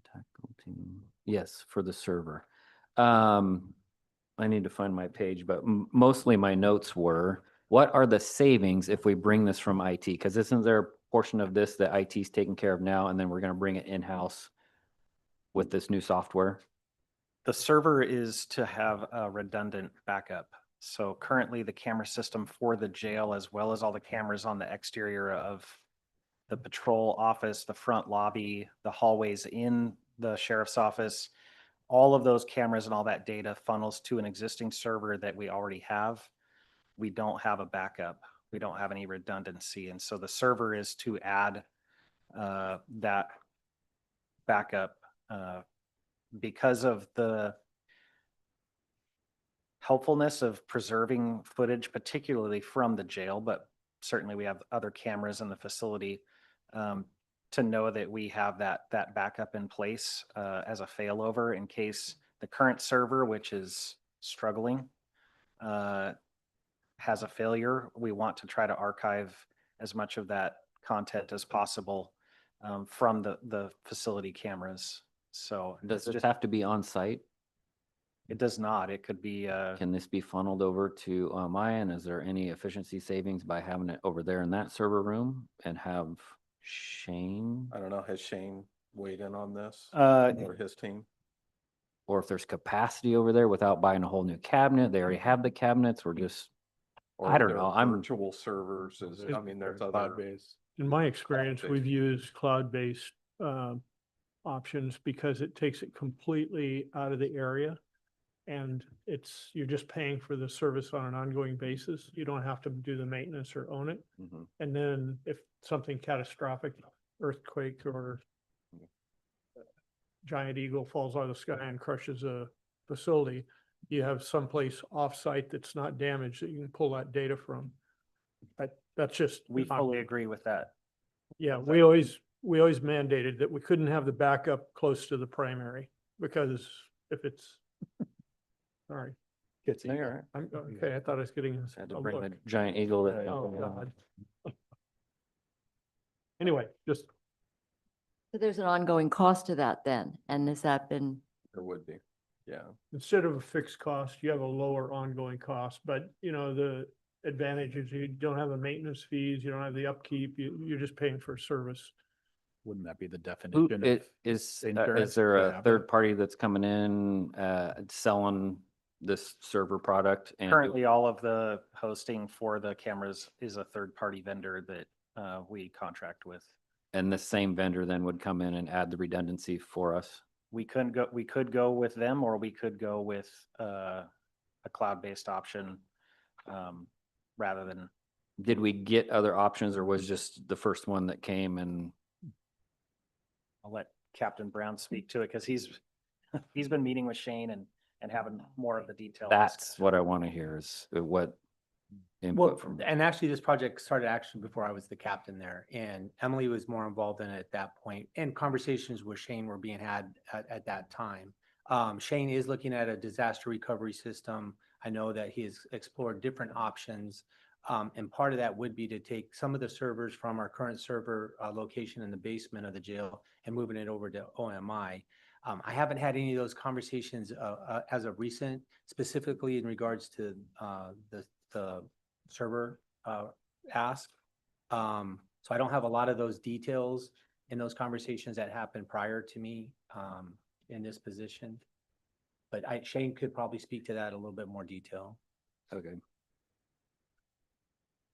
So how can we delay this, but yet we Yeah. don't have to reconvene? Because I'd really like more information from Shane. I want to make sure if we do buy something that we can either utilize it for other departments, That- or we already have something that can do this That's the job. hard part, because when we start getting into project space, when we're going through these kind of one-time requests, because we're trying to adopt the budget, and part of me wonders if Fund 440, the jail capital fund, or if it's not specific to the jail, that you're saying there's no funds available in the current budget that we have to pay for this right now. Well, because it was tied to the camera upgrades themselves, because it's all intertwined between some movement and replacement of cameras, Mhm. and they all funnel to the current server and the need to get it. That's just how I elected to propose it. Certainly, I think that within some capacity, we could absorb some of the costs internally when you're talking about the backup redundant server. But it is definitely tilted more heavily jail than it is patrol. And so trying to draw that, what percentage goes to where versus just doing a one-time. So my thoughts or my recommendation would be, because this is something and it's a small enough dollar amount that I don't think it would require action from this committee, because if you remember during the presentations and some of these same categories that we have a landfill license reserve, and we have ONC funds, and we have funds appropriated in 680. And that's just a handful where we have funds built into this budget that's appropriated for one-time project requests that the sheriff, once goes through a full procurement, you've selected the vendor, we could come and talk to the board, and then the board could approve releasing funds that are already appropriated. In this case, that's what I would kind of advocate for, because then it doesn't require any increase to the budget. We would just make use of appropriated funds within the budget. So do you need a motion for that, or? No, it could be a consensus or a no action. Wait, I'm okay with that. wait. That's good. Yep, okay.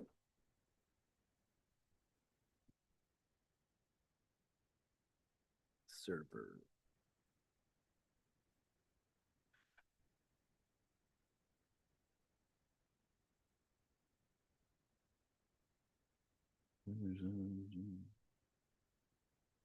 Well, kind of in that same area, let's, I guess, discuss the ATMS.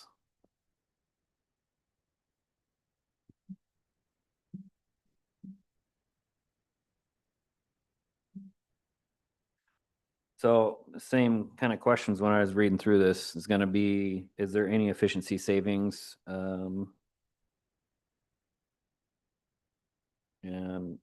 not necessarily like hard savings that we can touch, but is there like value savings that you could put on from efficiency or something like that? Tremendous. So this product, we've had the, what I'll call version 1.0 since 2008.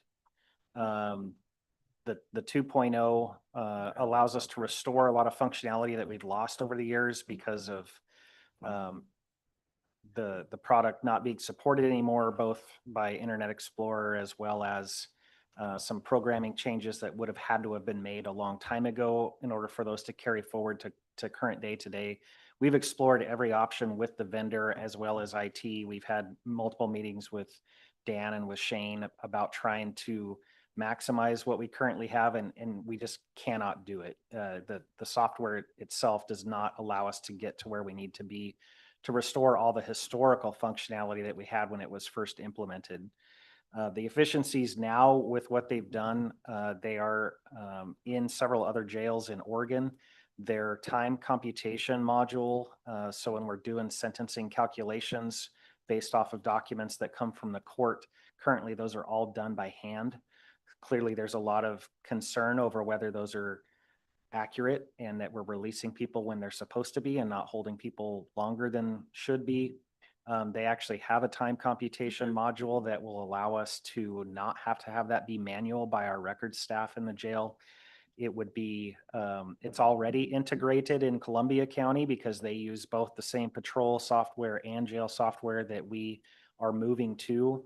And those are integrated to where they talk to each other. So if Yamhill Police Department currently arrests somebody, any agency in the county, they have to enter all that information in the patrol system. Then they come to the jail and they have to start over completely and enter everything again. And then it goes to records and they have to do more entry. Whereas with it being integrated, you enter it one time and then it distributes to all of the other fields, both in the jail and patrol. And so the efficiencies would be tremendous because of the time savings and not having to double and sometimes triple enter the same information on the same case. And then the time computation, those can take us a significant amount of staff time to do and then have them, quality checked to ensure the calculations are correct and make sure that we're taking into all the concurrent versus consecutive, earned good time, if they're a worker. So a lot of potential for efficiency and savings in manpower time. So what's that dollar amount roughly? I couldn't, over the life of a 1 year period, it would have to be thousands and thousands of dollars because of the time that is spent. The updated version has what's called pre-booking. So from the field, the arresting officer can send all of the information. The jail has it before the people even get there. They can have done all of the prep work with checking criminal history and seeing, is this person going to be a Senate Bill 48 book and release? Are they going to be held here? How old is the system that it's replacing? 08. What's the lifespan on it? Is about the same or? I think we've extended the lifespan. No, on it. no, on the new one. Oh, with this new, it'll be cloud-based, Okay. and not server on-prem. So there's opportunities to maintain it and update it at, ongoing without having to be on-site. Chair, the math you were doing when we very first started this, you were looking for a number to get us to 1.5. Do you know where we're at on that? We haven't spent anything yet. Yeah, we literally 10 grand out of video lottery right now. Where rest- did you get us to that one? Are we at 1.5? So far, we haven't spent, No, we we're haven't good. allocated any funds out Nothing. of the Lit- general fund. Well, we did 10 grand. That came out of economic development, not Oh, out of the general. fund. We started at No, no, 1.5? oh, yes, Okay. yes, no, we're fine. Okay. Trying to get as much of the low hanging Ken. fruit that doesn't touch the general fund as much as possible. That's right. Recommendations on, you want to, that potentially this could come out of? for This, fund I would insurance probably or- recommend landfill license reserve or ONC. Both of those are discretionary. And you can see what we have available. If you were to, we have $789,000 available in ONC funds and 538,000 available in landfill license reserve. Again, those are typically what has been used for one-time projects. What's the replacement? What's the estimated replacement in those funds going forward? So the ONC has some funds coming into it. Do we Hard to know? predict. don't know. Wow, but- okay, so I got an email that said but- 183,000, but I know there's percentages that, Yeah, that one does have money coming into it. Landfill license reserve does not. right. Well, it's 50, 25 and 25, right? Because right now, there's no funds coming into, no, because that stays in solid waste. Oh, they're not okay. No, So we're looking at, let's just say 125,000 to be conservative, right? I ONC. have no idea. Yeah. I literally got an email that says, Yamhill County, you're getting 183,000. ONC reserve is the same one that we funded the park system plan last year. So that is one for like the one-time projects. And so we do have funds that are coming into the ONC. It's just that, It came in. How much? 65 go to discretionary and the rest goes into OS. So 122, Like that, yeah. 122 came in. Okay. That Well- sounds like a decent, Yeah, it does. There's lots of requests from. Yeah, there clerks, is. So I want to consider some other options, but I think ONC is probably a good. you want to discuss other line items or do we want to? Yeah, can we? What do you think the payback is on this, Sheriff, in time savings?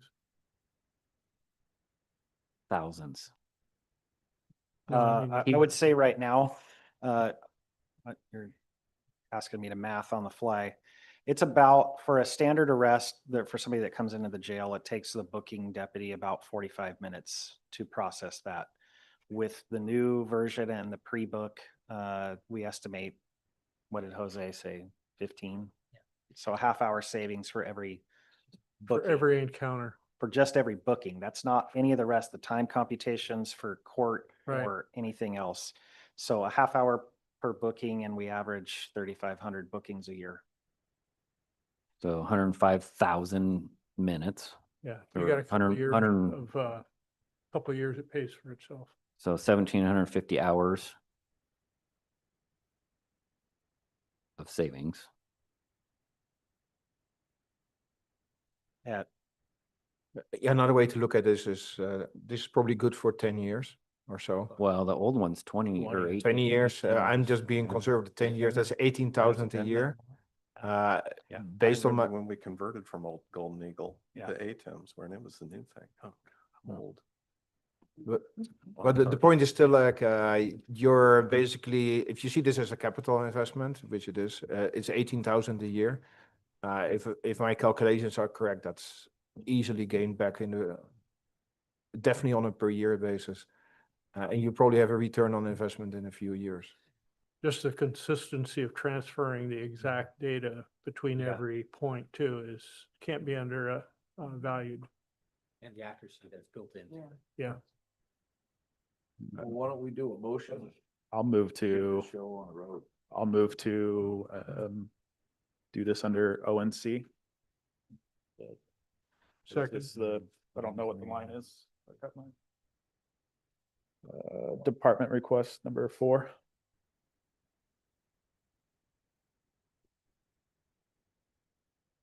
You had a second from Greg. Yep, there was a motion in a second.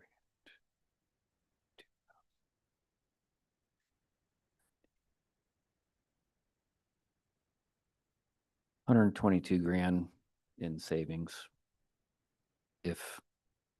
And that's at $70 an hour, which is kind of dirty math, but it gives us a little bit of a guide, even if it's between, 80 and a little bit more than that. So the return on investment seems pretty good and really quick on that. So, okay, we had a motion. Did we have a second? We do. So motion by Commissioner King, second by Greg. All those in, any further discussion? None? All those in favor signify by saying aye. Aye. Motion passes unanimously. Thank you. Thank you.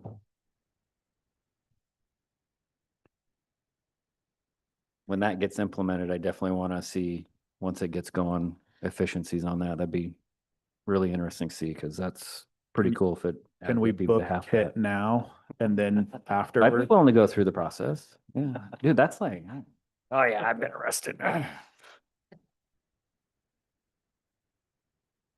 All right, moving on. Jeez. It's not even late yet either. Item 4 is off.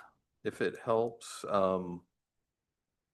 did you want to do 9 and 10? 9 Which and is 10. Department of Community Justice. Okay, FTE. Because that's no additional funding request associated with it. Add That position. is, I would make a motion to approve 9 and 10 under department. It's been moved by Johnston, second by Starrett. Any further discussion? I'm gonna wait for Greg a little bit here. Give him time.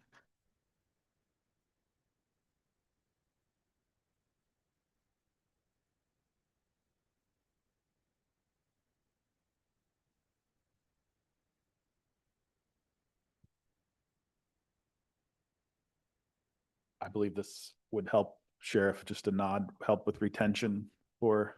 I believe this is Jessica's. Oh, Jessica's, sorry. Yeah. Juvenile, Oh, sorry, I was reading the wrong. Yeah, this is juvenile. I'm just staring at you, Greg, if there's any further discussion. No. Okay. All right. All the, thanks. Did you should have nominated you? Okay. All in favor signify by saying aye. Aye. Motion passes unanimously. Thank you. Have we done 7 and 8 yet? No, That's what I was just looking at. sounds like Do the- Greg is recommending 7 and 8. Let's see, we got a one-time and then an increase to discretionary, so we could keep them separate. You want to, let's do the one-time. The 7 and 8. Yep, let's deal with 7 right now. So that's equipment, is it not? Yes. Sir. I Sorry. don't know why you got up. I don't have your schedule, so I don't know what 7 and 8 mean. It's the stand-up of the tactical response team. It's a one-time. 70,000. And then gonna need that 35, so we're looking at 105 each total. Unless we just, Can I start with an opening question? Yes. if I may. okay. With this, standing up the tactical response team, and I'm assuming this is going to be in patrol. Is there a reason why you wouldn't want to use some of that ending balance that you have? Well, I have to ask. no, and that's a fair question as we've been looking at where things have landed, other than the concern of the uncertainty with how the bargaining is going to impact. I think that is a very fair question, and I think there is entirely some room for discussion about room within that ending balance to absorb some of this, as well as I think that there is a portion of this that I would also be able to tackle with some grant opportunities that I believe will be coming in the coming fiscal year. Can you give us a rough idea on the grant funding opportunities, a dollar amount, 25 for equipment. and how much in the budget? The only reason I brought it up is there's a $301,000 ending balance in the patrol budget. So this can all be done without us then? It can be done through the budget, or do you need approval for it to be done through the budget? That would be a modification to the budget, so that'd have to be approved. That would be reducing the ending balance to pay for this. But again, I wanted to ask the question just because there wasn't any fund balance, and I didn't want to put the sheriff on the spot. Sorry, but I did it anyways. I didn't mean to, but I did. Yeah. But I just wanted to raise that question. Okay. Comments, questions? And I get that if we're spending into the ending fund balance, that could result into next year, when everything plays out, that we're going to be right back here possibly, in this room. Well, I'm trying to buy time so he can address if there's potential grants coming up. I mean, What- that would, I'm just kind of, I'm could- just opinion, it's if we have an ending fund balance to do an add back request, to apply additional funding to preserve an ending fund balance. Sometimes I struggle with that, although at the same time, I do want to encourage responsible spending, but that's, because right now, like you were saying, if there's a number that we want to stay above in the general fund, I'm just looking for other means. Can we do, this is gonna be a shot in the dark depending on what you get for grants, but what he gets for grants, then we put a line item to match what he can get for grants? We could pull from And then- landfill license or ONC or one of those other, discretionary funds. Okay. Sheriff, Or the 200,000 that I have built in discretionary funds that's appropriated as well would be another avenue. Resource during the next fiscal year use. And I'm sorry, I. no, how long will it take you to stand this up, do you think? 18 months. It's a slow build up to the proficiency. Certainly, in order to adequately and appropriately train to proficiency, you have to have the equipment up front so that you're building in that muscle memory and familiarity, which is the only concern with waiting for the grant funds is I won't even know about those until September, October. So it would delay potentially the start date or the stand up, but that's certainly something that is a reasonable consideration given the budgetary constraints and concerns.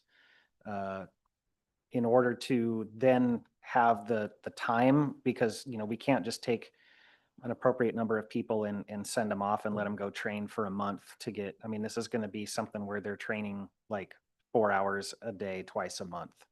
And so there's going to be that build up time before we get to that point where then it is kind of your base level that you're going to be deployable and be able to utilize that resource. Is there part of this that'll get you to September, or do you need the whole absolutely. 70?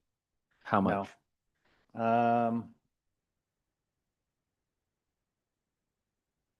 Half.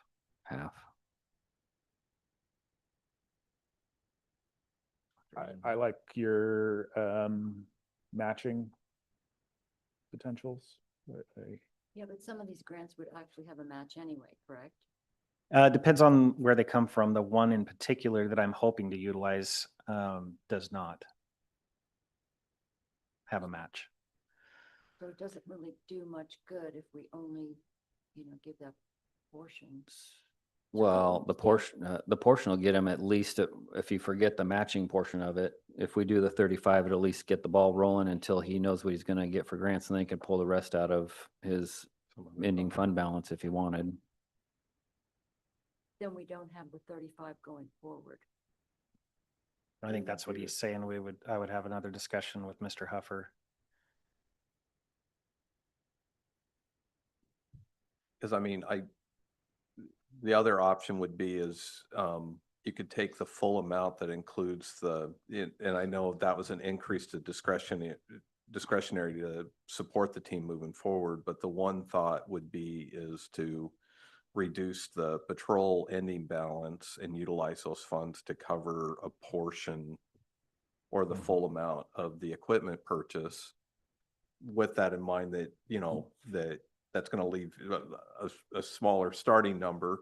But then again, it all depends on what the total costs, what you have covered for grants. So any cost savings would then be reflected in that beginning balance for next year, or potentially cover other cost areas.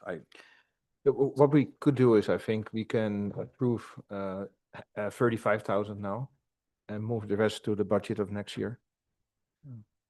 I'm actually wondering in a 18-month time period, if he just uses the ending fund balance and then in a matter of a year, he's back here again before the program's finished, if he needs a balance to finish the program off, what does that look like to you?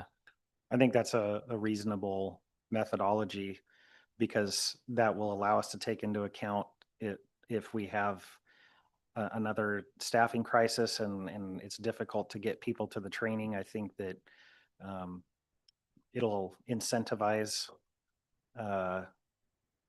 some efficient use of any savings that we have.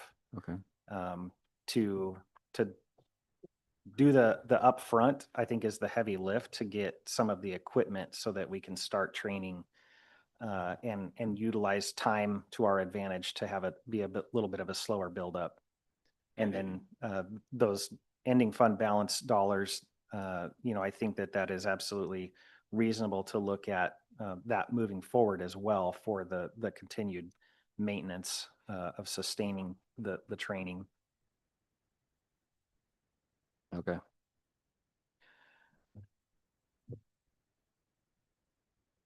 So basically we want to just, so what do you want to do there, Ken? Can we lump both these together and just say that they can come out of carryover? Yeah, it would be an amendment to the budget that these would be paid for by reducing the ending fund balance for the patrol budget. Okay. How does that sound? Works for me. So moved. Second. We got a motion by Commissioner King, second by Commissioner Starrett. Any further discussion? None? All those in favor signify by saying aye. Aye. Aye. Motion passes unanimously. Okay. Calm down. See if I can turn that sucker down. Okay. Anything more for me? We have two more. How quickly I 3-minute forget. break. We have, yes, 5-minute break. So you can sit there and think about it. What's we got?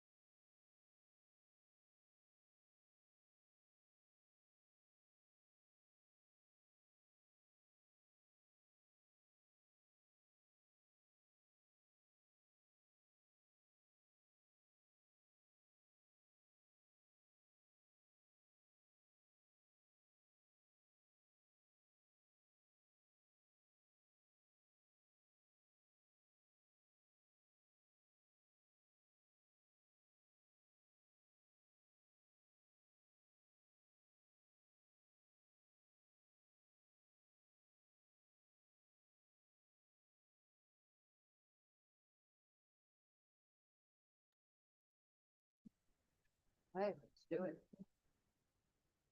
All right, we are back from break. We're down to 3 items. Let's tackle item number 3 under departments. This is an add back request for funding shortfall for operations.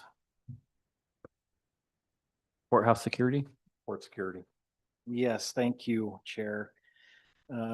We have tried for a couple of years to assume all of the responsibilities for court security with our full-time staff, including this current fiscal year that we are in. We did not budget for any personnel for our reserves. We have continued to have to utilize reserve deputies to assist court security. As I explained to you yesterday, just with the volume of work that comes through the facility itself, through the courthouse, and then the increasing demands that we have for transports, whether that's medical appointments, whether that is the routine trips to pick up the incoming and outgoing. We have seen an increase in the requests for us to facilitate some transports to the state hospital. I think we did 26 of them last year. And so the most efficient way to be able to bolster our personnel and increase capacity is with the use of reserves. And so that is the first request, is to be able to add back that amount of $40,574 to give us capacity for reserve deputies to work in that court security and transport function. They're part-time employees. So the cost savings is substantial over full-time individuals. You know me, I'm gonna ask questions. So the request is 21,000. So was there carryover or where's the balance coming from? Oh, you No, may be this looking was at a the different. zero. This was built with a 0 fund ending balance in court security. There was no funds left. It was fully appropriated to cover.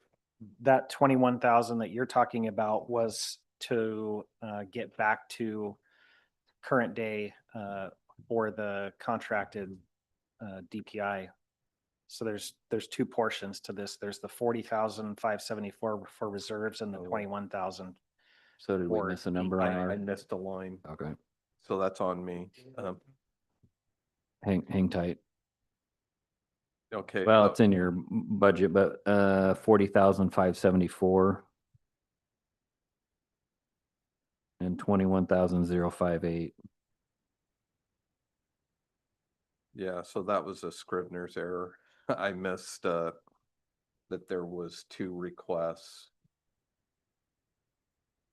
It's not really 2 requests. I only encapsulated on the sheet half of or a portion of it. So we had the 21,058, but then there was an additional request, like you were saying. So we got 61,632. Or are we adding another line?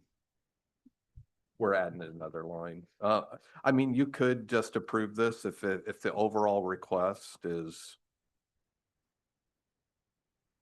You could just take action if you wanted to, or the consideration could all fall under that. It just revised the request number.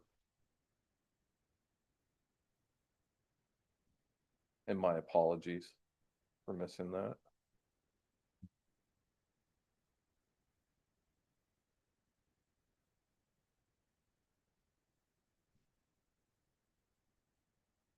You already have the reserves on staff. Yes, sir. This would just be an increase in the number of hours you're using.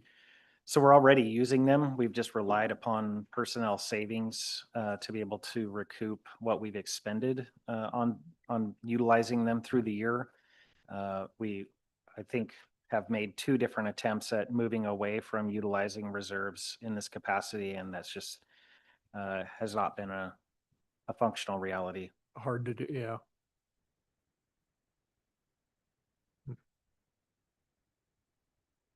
Are there shifts broken up into like 2-hour shifts, 4-hour shifts? Are they- Captain Brown I think typically the 2 days a week, they are Just in the transport. 5 hours, about 5 hours, Okay. 2 days a week. Yeah, that doesn't really make sense assigning full-time employees to do a periodic function.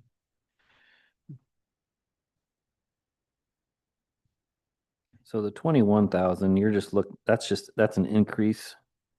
Well, And run me through the different options you have here for the security services that are at OMI or eliminating the third-party vendor and requesting additional FTE. Yeah, I think I can help with that because I think the total request, I only, for whatever reason, only saw the 21,000 that was specific for the DPI contract, but the actual total add back request is 61,632. And so then that is the salary lines for reserves and then all of the associated roll-ups for those reserves. So that covers page 161 and 162 then? Correct. Okay.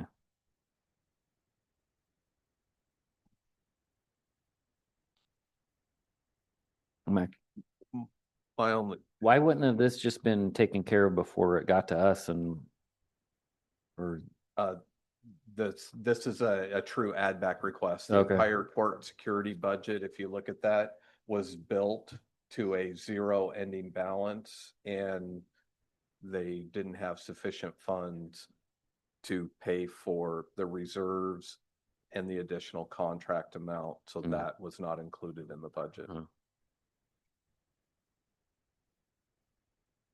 Correct. correct. Sorry, just for my information, just repetition. So you're using deputies for this, or is it is it contracted out, or? So for the reserves, yes, they are deputies. They are considered reserve deputies because they're not a full-time employee. For the security, the contract, that is with a private vendor. Those are the individuals that are at the security screening portal at the front entrance of the courthouse. So those are not county employees. That is just a contracted service. But those people do have training, or they're just background check, but they are trained. They are trained in that screening function that they do. They're utilized in a totally different manner than the reserves are when it comes to their job function. And the training is necessary by law, or is that something that you implement? They're all DPSST certified. There's different levels, but in order to have their state certification as private security, they do have to meet credentialing requirements by the state. They're essentially a private security company that we contract with to provide just strictly the screening services. So there's some limitations on what they do or their ability. They do the screening there at the doors, and then we have the sheriff's office staff that works in court security that are essentially your bailiffs for, for the courtroom. And they do the transports and escorts between the jail and the courtroom and all the above. seems there's not a whole lot of option here. We just need to decide where it's gonna come from, so. The only question I had, have we heard anything about legislation or anything with the court security assessments and getting any additional funds? I have not heard anything. Who's the buzzing? Oh, it's the water cooler. Oh. Yeah, I'm just wondering, is there any other way we can solve this? Or I wish the courts would contribute more. But again, yeah. I don't believe so. I mean, we've explored every different angle of trying to minimize the need. The reality is this is really a bare minimum. Providing, attending upon call to the courts is one of the required functions of a sheriff in the state of Oregon. And this is just reflective of the fact that we currently have 5 courtrooms in the courthouse.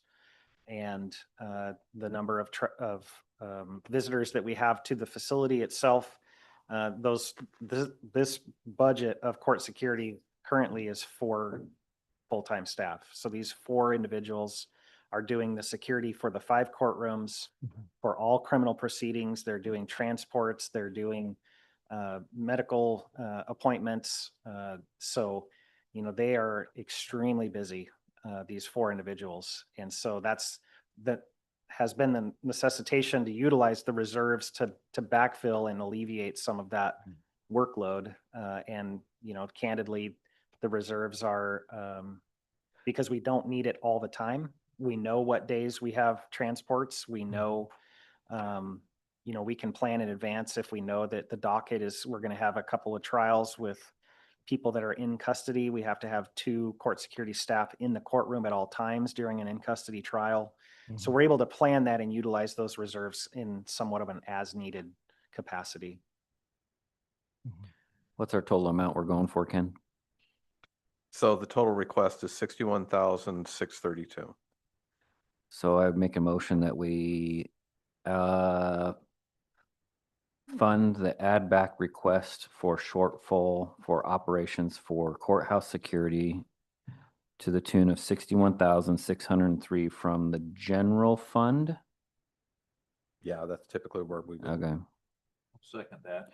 There's been a motion by Johnston, second by Fields. Any further discussion? All those in favor signify by saying aye. Aye. Aye. Motion passes unanimously. Thank you. There's the first one out of general fund.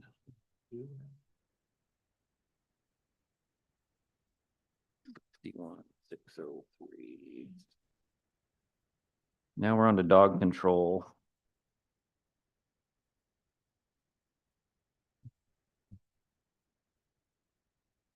Dog control? 630. 61,603 or six? $61,632. Did I say, You put it on. did I say the right number? Yeah. No. I heard 3. There's 3 different answers. Just to be clear, my motion is to be for funding 61,632 from the general fund for courthouse security add back request. Thank you. Is that acceptable? Yeah, we can. Again, I'm not a Robert's Rules expert, but to me, it's a housekeeping. Okay. Who wants to start this conversation? Anybody? As I shared with you yesterday, our current contractual obligations, we have the licensing and kenneling that runs through June 30 of 2026. And then our current kenneling contract runs through June 30 of this year. I do expect that there'll be some negotiations with that particular vendor for an extension or a continuation of that contract. So we don't know what those rough numbers are. We do know what the licensing and clerical contract is through the next fiscal year. If everything stayed the same, we would need $107,000, $107,084 to stay status quo. I expect there will be some increase in the kenneling contracted cost. Revenues, we are doing well given what we budgeted for the year. But as I explained to you yesterday, there's a lot of room for improvement. I think there will be some, if we utilize the vendor we're currently looking at for software, I think we'll realize some savings. It's not substantial, you know, it's less than $5,000 that we're talking about in the software savings. But this is, you guys see this every single year. Dog control is challenging. There's a lot of community expectations. There's a lot of heightened attention to it at the moment. And so, This software that we're looking at, will it like ping and send out emails for like, reminders. for lack of a better thing, reminders or even advertisements? Be like, hey, don't forget, or even will it be able to remind them that they're due for their rabies shot with also a cursory reminder that Yes. you need to license your dog and all that different? It does have the functionality. The biggest thing, I guess, the communication factor of this, which we've been lacking massively. And it's sent via email, not postcard in the USPS. Yeah. Which saves money. But the software costs in the end. So we're sending 90,000 to Homeward Bound for licensing right now. Correct. what is this cost of the software and when will you know whether we're going to switch to that or not? They, staff were attempting to set up a meeting with Homeward Bound this week to show them. We've been testing it in-house with sheriff's office staff. They have kind of a sandbox set up where they are able to log in and navigate the site. They were going to meet with Homeward Bound staff to show them the functionality of it. Obviously, we should obtain their buy-in since they will also be utilizing the system, but it is also a web-based, so you can log in from anywhere. It's not a on-prem or have to be on the county network or anything. It's $200 a month. For the software? Yes. So, but you just said is minor savings. Currently, the software that we utilize in-house is it's right at $5,000 a year, I believe. Okay, so I was thinking actually that this software was going to replace the 90,000 admin that we were using Homeward Bound Pets for. I think that, well, again, I'm getting out over my skis here. There is potential, but as I said to you yesterday, there's still some administrative piece of having to process those documents that are submitted, review the rabies certificates, actually complete the transaction, send the licenses out. That will still need to be absorbed somewhere. Now, does it create an opportunity to either reduce that contracted need for support or to utilize other resources to accomplish it? I think it does. What the true savings is, too early to be able to give you a firm number on what efficiencies will allow us to reduce contracted costs. On top of the 107 to make this whole, does that include advertising? Because that seems like a big portion of this to keep closing that gap of people that need to license their dogs. Does that include something for that? It does. So we already have our social media stuff set for the entire year. They're preset to go out the first of every month. And then the contract we currently have with Homeward Bound does cover the reminder notices that started being sent back out in October or November of last year. So And they've been following through with that? they have. We Okay. process. They come to us for review and approval to make sure we've captured everything before they actually get sent to the printer and distributed out to the owners. Okay. And we've done those every single month. Any input?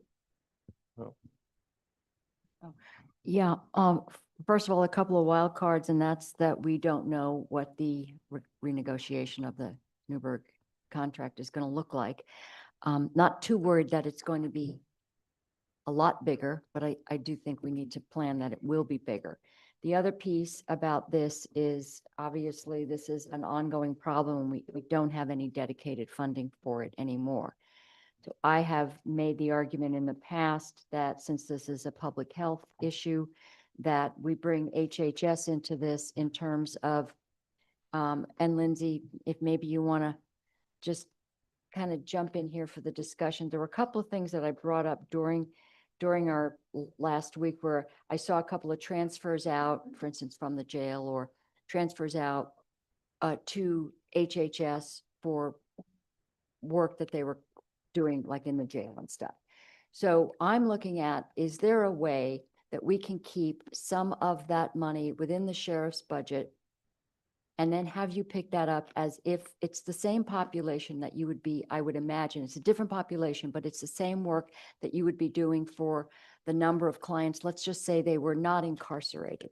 So is there a way for us to look at that funding that the sheriff or juvenile is transferring to HHS, somehow leave it in their budgets, give them a little bit more discretionary, and then your work doesn't change other than the location, and show me where that wouldn't work.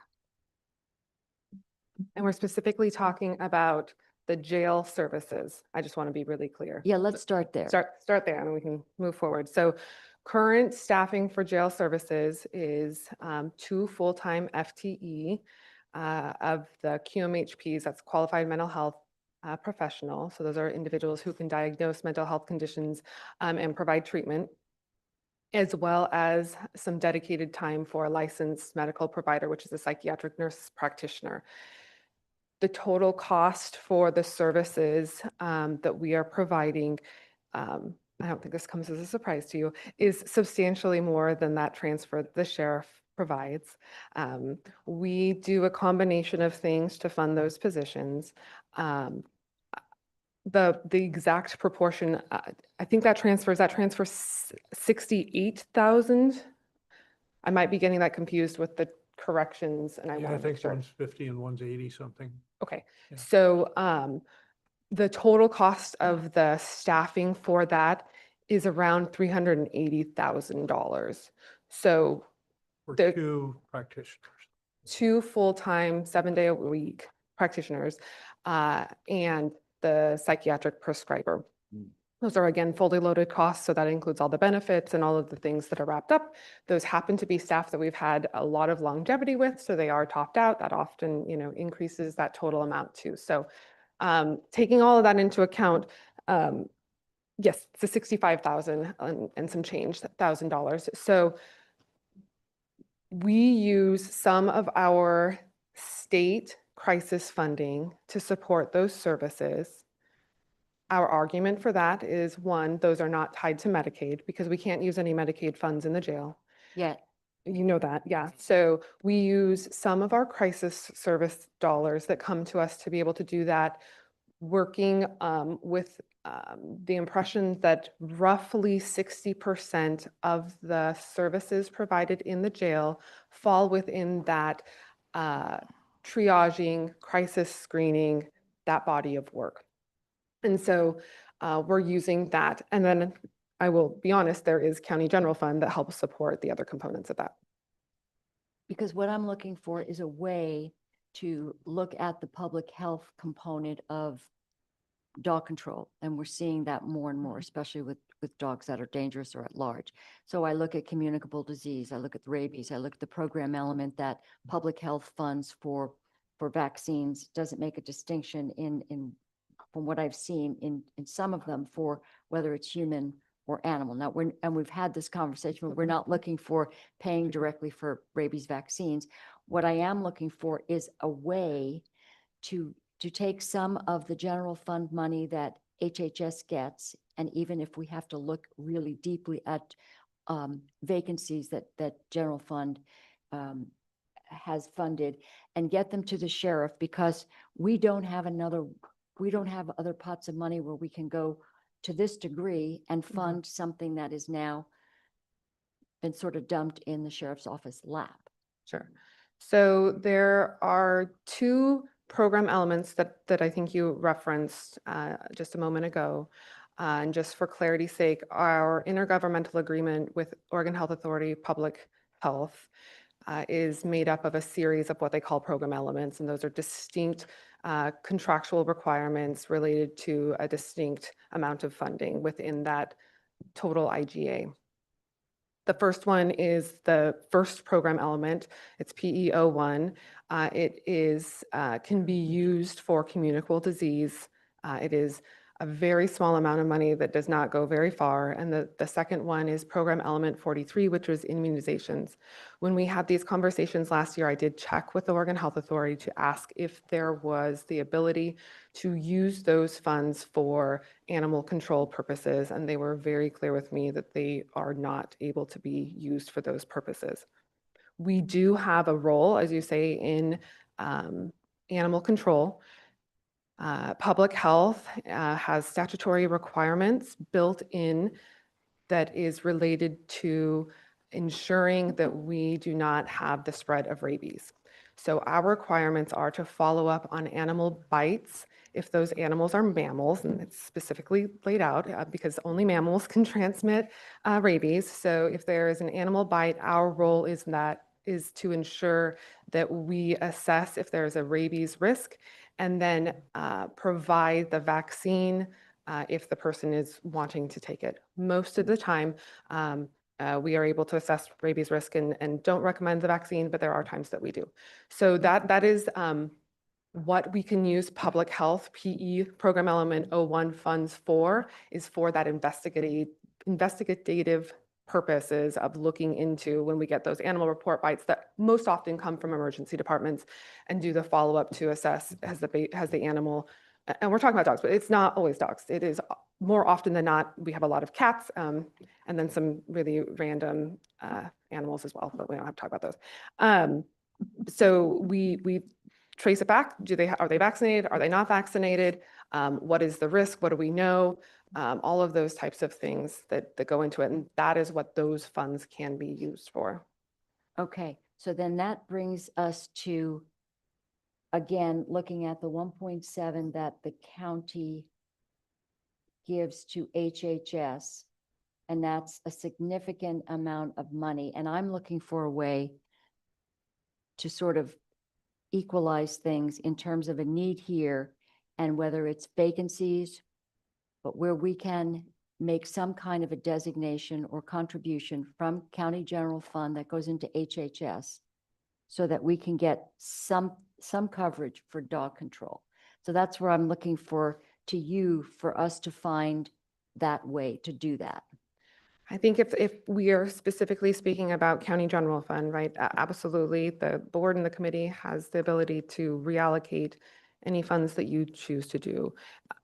And it will be at a cost, right? And I think that those are hard decisions you have to make, but I'm happy to answer questions about what those would look like. Of course, what those cuts would look like would be dependent on the total amount, obviously. But if we begin talking about total amounts of potential funding loss, then I can begin to tell you what that would look like from an operational standpoint. Okay, because I know last year we did take an allocation from HHS, I believe it was 615,000. 614, 488. Not to be exact, but we were looking for, in other words, and nobody lost their job, and nobody, these are basically essentially vacancies, correct? You were correct that no one lost their job. We were able to utilize an existing funding source that we had available to us to cover those costs. And I can tell you now that we don't have that available to us. And depending again upon the amount that we're talking about, we would need to look at cuts. And some of those cuts could be vacant positions, but there's also some vacant positions that I can tell you are positions that we need. And there may be positions that are currently filled that would be deprioritized over vacant positions that we know we can fill and would need to fill. Lindsay.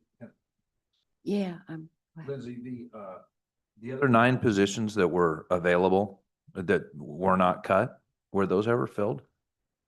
Tell me more about what you're referencing to make sure I can. There was 14 positions that were unfilled and had been unfilled for about a year and a half.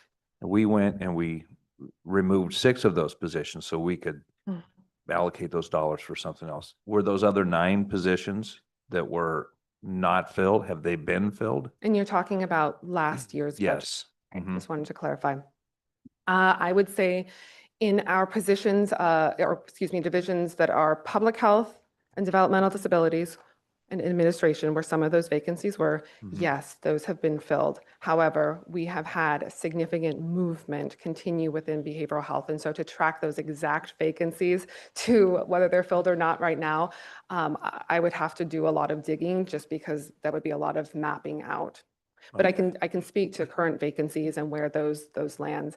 I think the biggest challenge in our HHS budget, which is not new necessarily, but certainly exacerbated right now, is there are funds in certain areas that are not being used because of vacancies. You can fill in a number of reasons why. The problem and the challenge is, even though those funds are sitting there, I can't move them to places where we may have gaps, especially if we're talking about potential gaps being filled with current county general fund. We have 283 contracts within the Health and Human Service budget, and all of those have their own very distinct ways that we can use those funds. And so when we have things like county general fund, that is really one of our only funding streams that allows us to have some flexibility to fill things that aren't scripted in one of those 283 contracts. And so that's just the nature of how we are. We have spaces where the budget looks big and there is money there, and you're not you're not missing something. There is money there. I just can't move that money over here. I can't use the vacancy savings that are restricted dedicated Medicaid funds over to public health, or in some cases, to certain elements of DD and developmental disabilities. And so that's the challenge, and that's why it feels like it might be an easier equation to figure out on the back end, and it's just not because of those reasons. Are there, is there any place that you can think of where you can help? Yes, there are.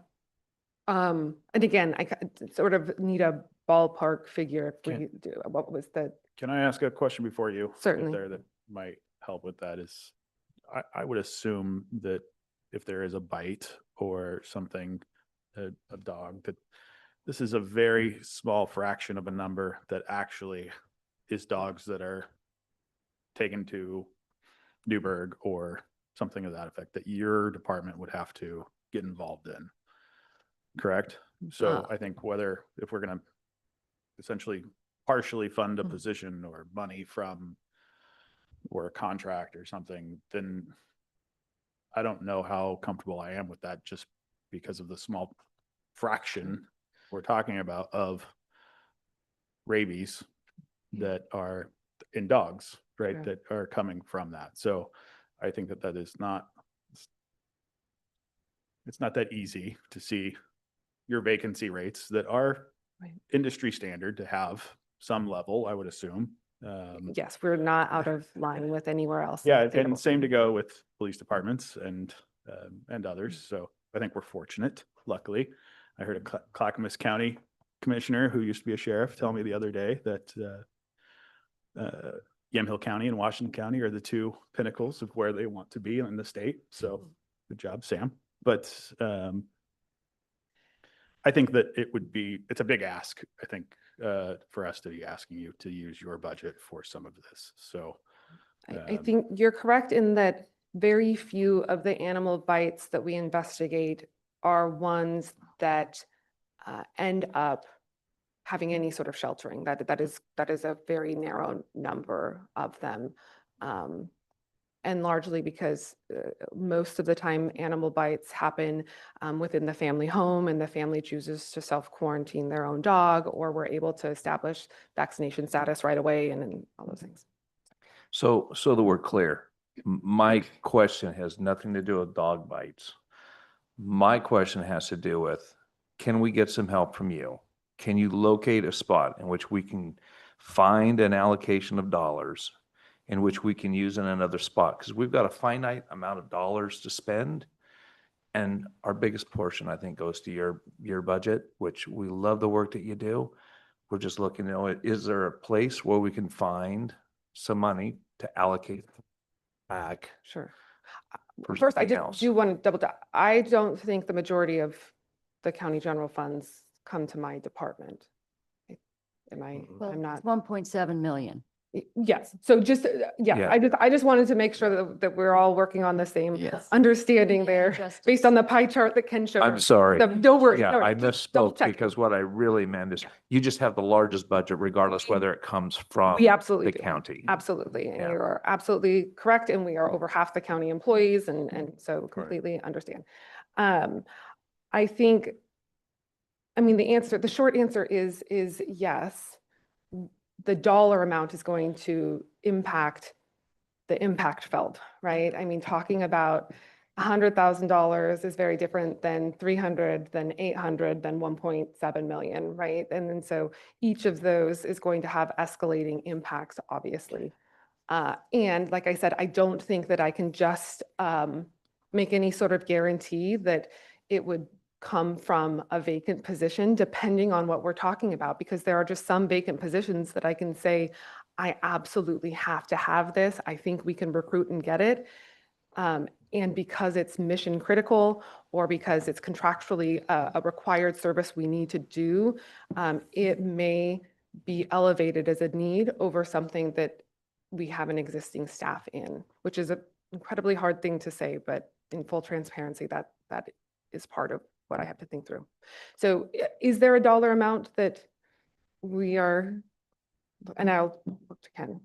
Yeah. Oh, I was just gonna add, you know, because ultimately when it comes to the discretionary allocation that's split across the departments, if there's a decision made to reduce an allocation to a specific program area or, you know, again, then we have to go in and we have to look at what that budgetary cut, what that impact's going to be. So you're basically, you know, recomputing on how those general fund monies are divided up. And so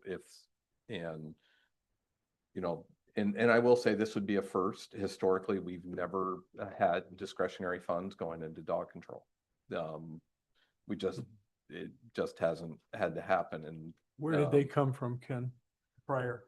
prior to that, a lot of it had to do with licensing revenue. At one point, like the sheriff presented, you know, many years ago, the program was self-sustaining on its licensing revenue. But that doesn't happen anymore in the last couple of years. There's been Band-Aids applied while we're trying to come up with a cost-effective means to support this program. There was a transfer of ARPA funds last year. There was another use of ARPA funds that I know. There was a larger amount that went to the sheriff's office, but a portion of that was also being used here in dog control. So there was a series of Band-Aids of using revenue replacement and then also getting more aggressive in addressing the decline in the licensing revenue and trying to get that on the upswing. So Which we're on the upswing there. I think there's still potential to get on upswing, and we went on the downswing far as kenneling costs too, to the pretty good discount, I thought, when Newburgh Animal Shelter rolled in. So we are getting there. The sheriff threw out a number of 107,084.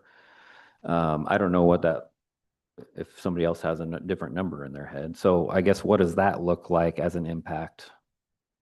I mean, in terms of,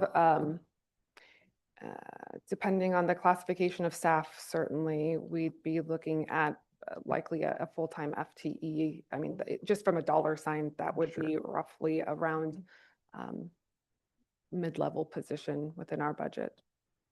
So let me just throw something out there, and this is just, I'm pulling something out from something that you mentioned earlier. Did we use general funds for the suicide prevention person, or was that a grant? $98,000 of that person's salary is for suicide prevention. The other, we have a small amount of state funding that we're allowed to use for that we're using.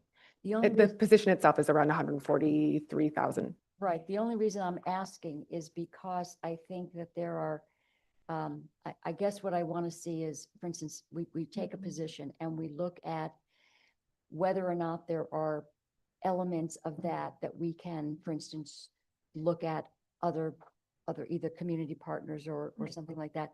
So I know that they exist, and I hate for us to say, well, there's no way we can do it, because the sheriff is now looking at, well, how do I fill this? But he's required by statute to do the enforcement piece of this. You're required by statute to do other things. General fund has been, I think, when you look at what the county's historically done, has been very healthy and very generous, and it's enabled Yamhill County to build out some very successful systems and programs, which has made this county pretty much the pinnacle of how it should be done, and people look to us for. And so that is not to denigrate any of the programs. They're all very important, but I almost feel like we're playing lifeboat here. And I think Greg said something earlier where we come to this place and we have to fill all these holes. So where do we look for them? And then we start to look at what needs to be done and how do we fill it and where do we fill it? Because we can't leave here until we do. So it's not to say, well, we're going to pick on HHS, because it's sort of like, is the arm more important than the leg? Is the sheriff's enforcement or dog control more important than all the stuff you guys do? Yeah. And where do we go with that, other than to ask for some cooperation and maybe not say we're going to get 107,000 from HHS, but we're going to look for the least impact to your systems and try to maybe piecemeal from other departments. Yeah, I think that's 100% understood. And I completely recognize that the decisions you have to make before you are not easy ones. And also just want to note, whether it's the sheriff or other elected officials or other department heads, I don't think that we have ever been in a position where we feel like it's an antagonistic process either. So hopefully, well, at least I haven't, so. So I'm just looking for something, whatever find it in your heart. Because I think we've got a situation here where I think it can be done and it doesn't have to really decimate anybody's budget if we take a little bit from everybody.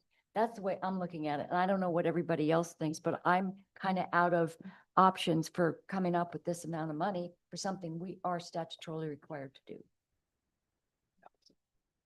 Ken, the discussion we had earlier in the year, there was that second ARPA. It was at the same time as the radio, and it was for software for dog control. That was Correct. the discussion. I don't Correct. recall that dollar amount off the top of my head, Right. but I can tell you that the option we're looking at now is less than what we currently pay, and we have not expended those funds. So Oh, okay. Yeah, because that was going to be one of my questions. The board may recall that there was a amount of ARPA revenue replacement funds that were sent to the sheriff, and it was up to the sheriff. Portion he was going to spend on communication project, the radio tower. Another portion was going to be directed towards dog control. And admittedly, I don't have the numbers in front of me. I was going to ask because Jackie's been tracking that. I've just been improving the invoices. But everything we've spent so far is related to the communications. I think what we had earmarked, it was either 10 or 15,000. I can find out hopefully real quickly here. Yeah, I don't think this is going to reinvent itself on its own. It's going to actually have to be staffed. And somebody's going to have to be in dog control, taking care of dog control. The sheriff's, we've just talked over like multiple issues with sheriff personnel, down to the fact that even doing the court, we're using reserves. So it's not like you can peel people out of the field and they're going to be part-time in dog control. I mean, it might be a part of the call they go to, but running the program, you're probably going to have to put somebody as dog control in it. So that's a staff, and then that's the benefits package. I think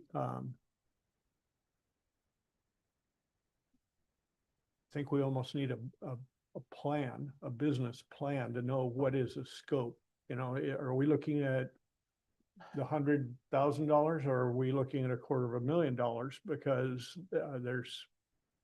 somebody's got to be on the road. They've got to go out to these events that happen. We've got to have somebody communicating with the veterinarians if we're going to have them participate, which you brought up, Jason. I thought that was a cool idea, you know. But that's going to take a person, you know. It's not going to, a part-time job is the last thing on my issue. When I've got a full-time job, I'm focused on getting that done first, and then I pick up the other stuff.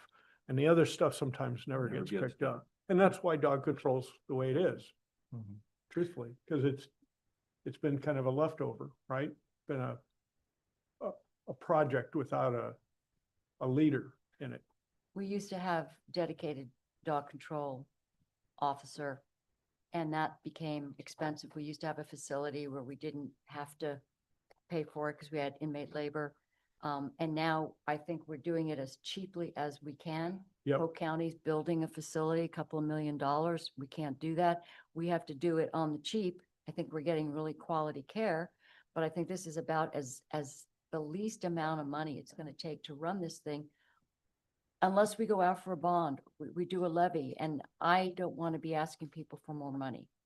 Let me ask if, and this is a general question to everybody, because I don't know, are there dog control in each of, like, McMinnville and in Dayton and in Do each of these small towns have their own separate dog control? That's where you see the transfers that are built out for some of the licensing revenue gets transferred out to McMinnville and some of the other jurisdictions. When, oh, how long's it been now? It's 6 or 7 years ago when we went to the current format that we're in, you know, like Commissioner Starrett mentioned that before we had 2 dog control officers, we had an office support staff, we had a kennel, we had inmate workers, AICs that were working out, caring for the animals and cleaning the kennel. You know, there was a whole program that covered the entire county, and that was trending. You know, there was facility needs, there were escalating personnel costs that were outpacing the revenue. And so, and then I think our last dog control officer left. I think at that point we were down to 1 and 1 support staff, and then they left. And then this came in for a complete rewrite for the dog control ordinance and how it's operated. And it went through everything for this contracting out, the administrative portions of it with Homeward Bound Pets. And then we had kenneling contracts, so we no longer had the kenneling. And then there was a recognition that jurisdictions were going to need to handle the enforcement and handling and kenneling at the jurisdiction, not handled by the sheriff's office covering the entire county. And so that's where you see the licensing revenue coming out, and you had licensing, a portion of that revenue going right back out to those jurisdictions and recognition of that responsibility that we gave to those cities. And so that's a very brief overview of kind of the history of what's happened over the last 7 or 8 years. But there's probably a mix of some cities, like maybe Newburgh has dog control, but I'm trying to think of this. Carlton may not have dog control. Right. Yeah, and then Newburgh was always kind of the one-off because they had their own kennel, and you know, they were a little more unique compared to the rest of the county. But you know, but this is one that, you know, we've been applying bandages to for several years, and then working on a long-term solution. And you know, and like I said before, this isn't one that historically we've put general funds into. We didn't have to when the program was at one point, but we're not there anymore. The revenues just aren't there right now. And yeah. Yeah, I still have a big question about the licensing. I asked a question about it yesterday. The amount of money coming in from licensing, like 60,000. You mentioned that was around between 10 and 20% of the people that own a dog are paying that license. And in my personal opinion, I think that's totally unacceptable. You need to have a program where the participation should be in the 80s or 90s. So I think if we can get there, we don't have to talk about 107,000 anymore. And I think we should either put effort in there or come up with a plan to get those percentages up for the licenses. Because at this low level, there's no support from other people anymore. And even I personally would like, can't you, I mean, do something dramatic to get it up there? Or I have suggestions, and I'm not sure how many are lawful, but at the moment it doesn't sound good. And even I tried to explain it to my wife yesterday, and she's like, "This is not acceptable." So, I mean, it's a multifaceted problem because, as Ken was explaining, there is no dedicated dog control in McMinnville or Carlton or Yamhill. We obviously respond from an enforcement perspective within the unincorporated part of Yamhill County, as well as the 5 cities that we serve. And as I explained to you yesterday, we are addressing dog violations as we come across them in the course of a call for service for either a dog running at large or some other problem. There is no proactive going out and following up with, we have the data from the last however many number of years and going and knocking on doors. That is just not a reality without additional support of personnel to go do that work. Right. There were a lot of reasons why the kennels at the fairgrounds were in need of significant capital updates and upgrades to keep them serviceable. We were losing the personnel that were dedicated in the dog control program. I do think that there may be some opportunity for some partnerships with some of the municipalities if we're going to look at a centralized program that is responsible for the whole county again. But that is certainly herding cats, I guess would be the appropriate term, just because they all have their own budgetary constraints and issues that they're facing. And even if we get to 80% under the current model, if we got 80% compliance, you have to remember that 75% of any licensed revenue for anybody that lives in the city of Newburgh, Dundee, Yamhill, Carlton, Amity, Dayton, Lafayette, any incorporated city goes right back out to that city. So those cities that contract with us, you know, it makes a half circle in some ways back to the sheriff's office because that's part of our policing services contract with them. But for the big population bases of Newburgh and McMinnville, 75% of that revenue is going out to those jurisdictions, not back into the program under the current model. So even if we got to that 80%, that doesn't mean 80% of all licensing revenue comes into this. We would get 25% of everything for anybody that lives in the cities. So it is a complicated problem when you're talking about just trying to make it self-sustaining through enforcement of licensing, because it would require everybody in the county, all the municipalities and the county to be working together. And I'll say something. I sent a text to my wife. I don't handle the licensing of our dogs. We've got 3 of them. And I asked her, I said, do we license our dogs every year? And she says, no, we license them every 3 years. So is the license good for 3 years? And if it is, There's you're an never, audience. okay. And can so do that's 2 why or you 3. can never depend on, even if we were at 70% or 80%, you could never depend that you're going to have an even every single year, the same amount coming in if everybody played by the rules. Can I just jump in here? Mhm. I'm fond of saying, it doesn't matter how the donkey got in the ditch. The donkey's in the ditch. We got to get the donkey out. We have talked about dog control for years, knowing our endowment went away, and we knew this day was coming. And we are still basically looking at, you know, a budget shortfall for this particular program.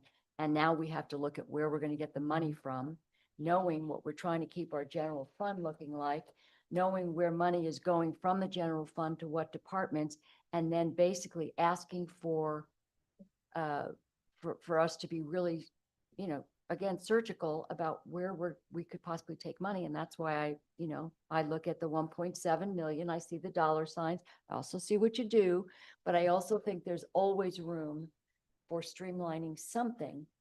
And everybody's doing it. If you look at some of the counties where they are going broke, they're having to do it. We don't have to do it. It doesn't necessarily have to hurt. And that's what I'm looking for from you. So, you know, I mentioned one position, that was just an example. And I'm sure you have several of them in your head where we don't have to, it doesn't have to hurt. Is it a little bit of multiple positions? So we're not actually eliminating one, or is there something down the? I would say that theoretically, yes, that could be possible if we were talking about, you know, the fund, the amount that we just tossed out there that was a little over 100,000. Depending on where we took it from, that may or may not be possible to backfill, right? So if there is something happening in public health, for instance, that is the division that we have that has the most general fund and has the least amount of coverage I can provide from other areas in my budget, if that makes sense. So, so yes, it would be possible. Again, depending on the amount. I'm not looking for it all from HHS. I think that would be a big ask. But I also think that if anybody has any other ideas, we have to come up with this money. That's all. We have to come up with it. And if we don't have any other ideas, we could sit here and talk about what we should do and what we're not doing. But we have danced this dance for a very long time and there are no easy answers. What we have to do is to come up with the money now. And What that's do you what we feel do. comfortable with if we're using 107 as our starting point without having to eliminate a position, an open position already, that so you can keep that status quo to fill it later? And if you could pull funding, small pieces of funding around, what do you feel comfortable with out of that 107? Oh, boy. You know what? I don't feel comfortable just making I would be No a spitball. very big guess. Okay. Yeah. Do you want to guess? Well, no, and I would just say, just like any other fund, if, you know, because right now we're looking at the allocation that goes to HHS, but just like anything else, if you came to me and said, you know what, we want you to take $100,000 out of admin, I'd have to Figure out how go to get back, it. sit down, look at the numbers, see where I would absorb those costs, where I could cover, where I may have to cut, the exercise that I would have to go through. I think every single department, every department goes through this exercise. So whether we're given an additional allocation or if we're reducing the allocation, and that's where I think it gets hard, and it's hard, because we do all work really well together in figuring that out. But, it is a challenge to kind of sit down and do that exercise. And so just kind of recognizing that if there's a decision to reduce a general fund allocation, and it doesn't matter which department that reduction is going to, then it's incumbent on us. So we have to sit down and run through the numbers and see how that plays out. Would And it then be we'll odd if this report back. employee was funded through Public Works? Say that again. Would it be odd if this employee or this 107, I'm assuming it's a deputy that would then be considered the dog control, or is it just because it's so broad across any deputy could be dog control? Could it not be funded through? I don't think the issue is necessarily where it's placed, it's how it's funded. Yes, you could organizationally, like parks, and sorry, Mark, if you're watching. So so theoretically, just like parks is in Public Works. However, we can't spend gas tax money on the parks. That's why a portion of Mark's position comes out of parks, and all of Travis comes out of parks and is not paid out of Public Works, because there's statutory limitations on where those gas tax, and you can't spend it there. Okay. So organizationally, it can be placed anywhere. It's just Still comes from the general fund. it would have to come from the general fund and the various revenues that come in to support it. It has to be that combination. Yeah. Anybody else? Comments? Ideas? Further the discussion? I think it's bigger than $107,000. I mean, if you're really gonna run dog control countywide, I think you're talking about a department with, I mean, a person is a start, but you probably need more than a person. Because you're gonna coordinate with the incorporated cities that the sheriff covers, and then you gotta coordinate with the ones that are there. It's a start.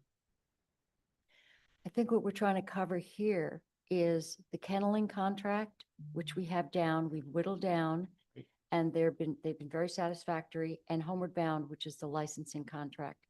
We need to pay for those two, and I don't know if there's any way we could come anywhere close to doing those two things with a public employee. I also know that the deputies are, I'm not advocating that. I'm saying for it to be a viable department, it's gonna need a person. Homeward Bound and the kenneling piece, I agree, that's been worked out and it looks like it's very efficient. We need to figure out how to do that initially, but to carry it forward, it's gonna need manpower. That's a discussion, I think, for another day, because that's going to take more money. And if we don't even have money for the bare bones, Right. we can't really be talking about another position Yeah, point made. when we can't cover this. And we just need to cover this right now. Commissioner King,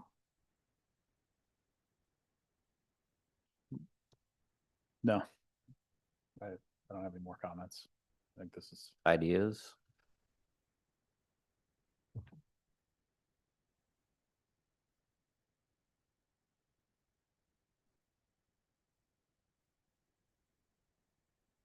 I mean, I think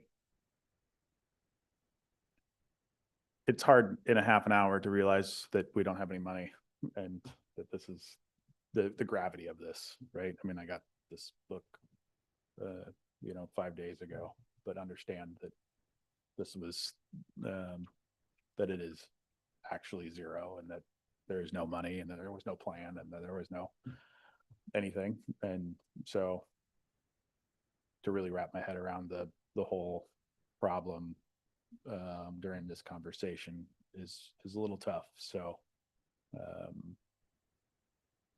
I do have some ideas, but I think I need to flush them out first in my head before I can really throw it out there. And I know that sucks because now's the time. So This isn't news. This has been going on for a long time. So it's not news where we're just finding out today.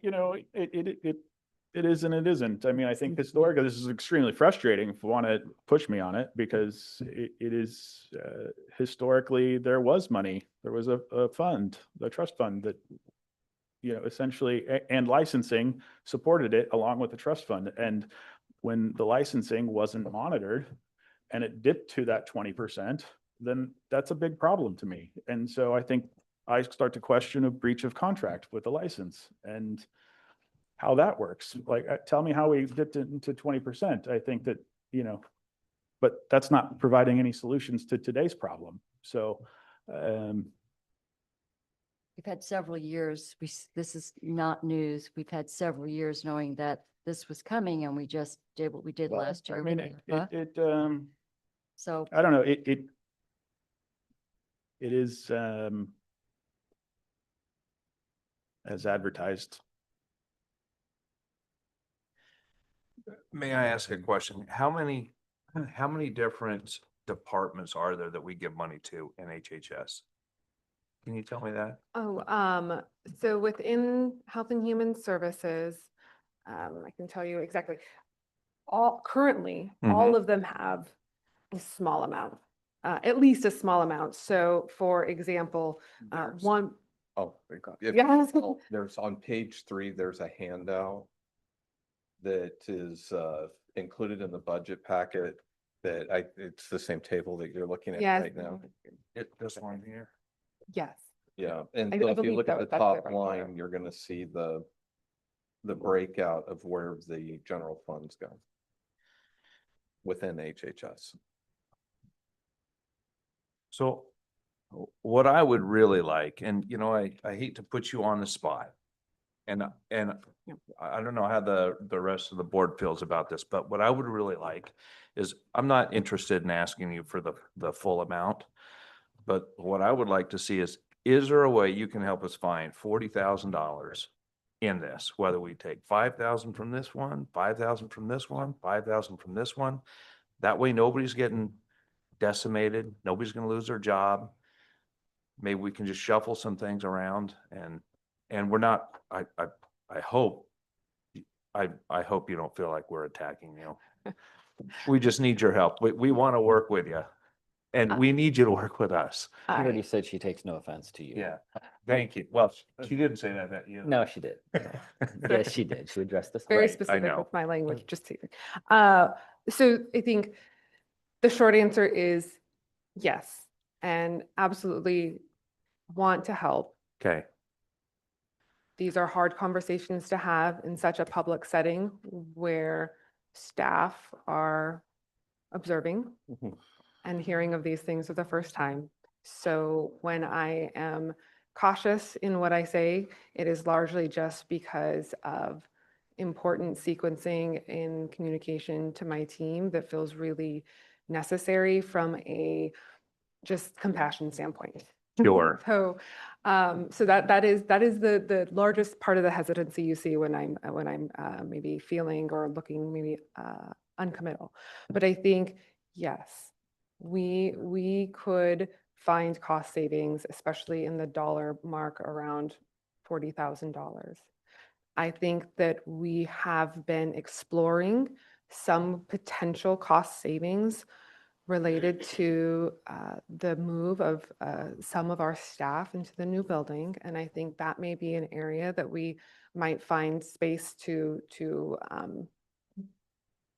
I suppose relinquish some general fund, for lack of a better term. So how do we make? a So if you request had for that, this? would the balance then, what does it look like coming out of the ONC reserve or no? What are the stipulations or limitations on that? There's none. It's just that I always just caution on use of ONC and landfill license, that we usually use that for one time because there's no guarantees on the revenues, even though we've seen an Yeah, uptick in no, I know. ONC. But that's Yeah. just one that we've historically tried to prevent using. We treat those more as grant funds, one-time grant funds, more than recurring operational costs. All right, well, your general fund then, so. The other thing that I would put out, as a possible option as well, and this is not gonna be, popular, but the other thing that I could do, because I would just point out that we have $34 million being distributed in discretionary allocations to all the various departments. The one thing that I thought is, based on the discussions that we had, is I could also do a further analysis of what's been built into the budget, take a look at what has not been utilized and is being budgeted as an ending balance in some of those funds. And maybe there's a way to come up with the additional funds because to realize some of the cost savings that are happening in some of the general fund departments. I don't know if that makes sense, but, or if that would be an informative discussion, but then that would be a way to, again, you know, we countywide all share the burden with trying to support these important program areas. And I'm just wondering if that would be something that the board would like to do. And because, to be honest, I do think in approving the budget today, I think there's going to be more discussions on this. And even if it was approved status quo, even though we know we have a funding gap right here that still needs to be addressed, but we still have a couple steps in the budget process before it's finalized, so we can make those final adjustments that doesn't exceed the 10%. And so what I'd probably be doing is just looking for some general direction. That's another concept. It would give Lindsay time to look at the budget based on the discussion having here. It would also, if there's agreement that I should go through that exercise and look at the general fund, the departments that are getting general fund, look at what the ending balances or the cost savings that they didn't budget to see if we can close that gap collectively. I could do that. I think that if we can get across departments, you know, a percent or a half, you know, whatever of their ending balance, or whatever that needs to be, or per percentage of what they get can contribute, I think it would be way less burdensome to ask HHS to do that, or public health, or whatever. He's still department. asking. Yeah. I understand he's still asking them, but it would go across. I just want to make sure that you're. it's Yeah, not- yeah, no, that it would go across all departments, not just HHS, to carry the burden of 40% of it. So even if, and if they get 30%, then then maybe they get, you know, then they have to carry that percentage, but that the ask comes from all departments, somehow. But I think that's part of the budgeting process is we're looking at where we can save and we're looking at where we could have cost savings and ending balances and all of that. It's not like this was a surprise. You know, it's, we knew we were going to have to come up with over $100,000. So why we were going to come to today and automatically have the answer when it really is something we've known about for a very long time. And it's not a surprise. So We're I, gonna you know, talk about it next year too. and we, yeah, but we have, again, you know, we don't have the answer right now other than to fund it. And here we are. I'm okay with that.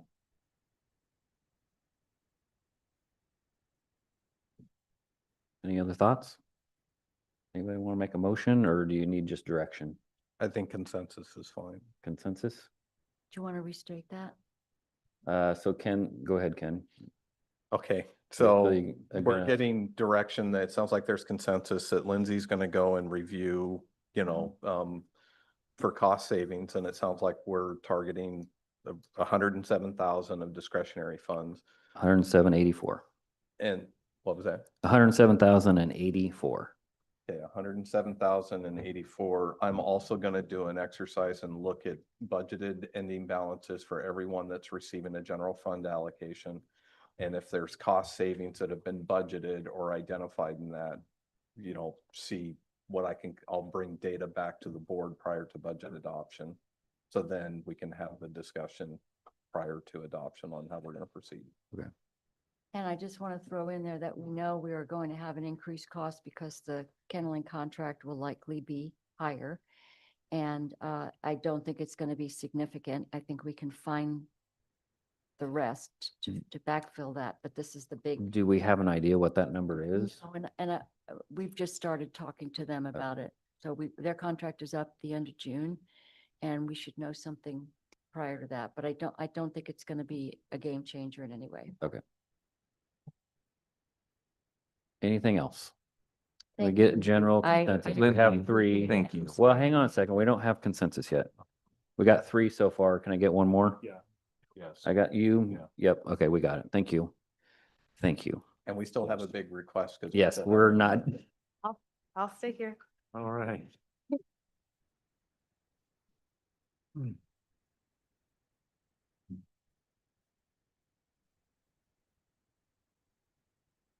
All right, on to one, district attorney add back request for two DDA2 positions to the tune of $365,734.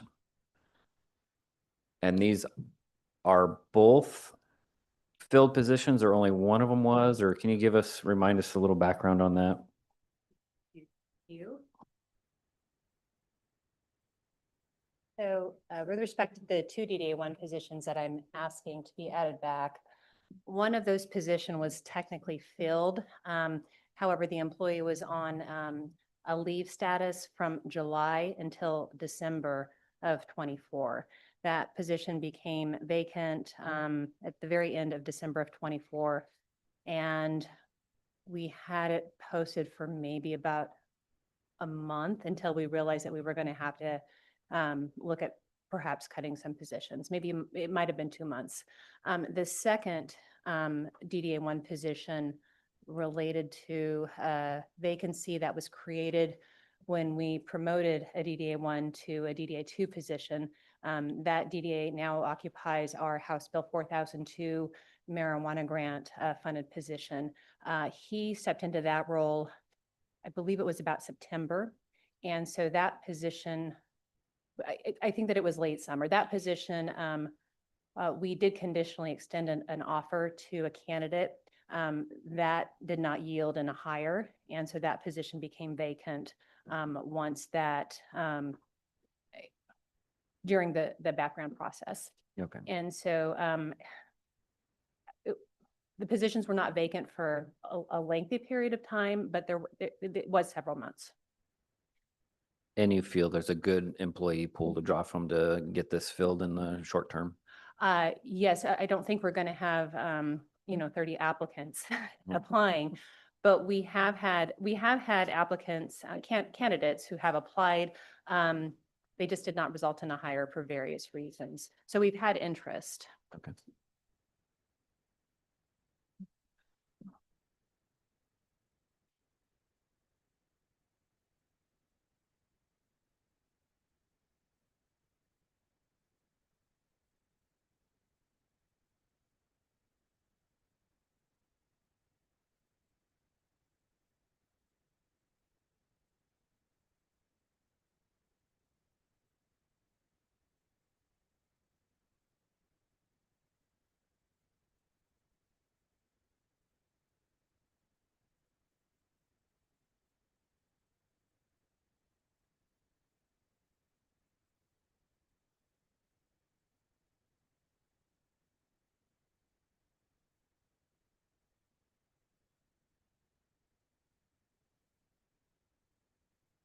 So Ken, we had a beginning fund balance then of 643.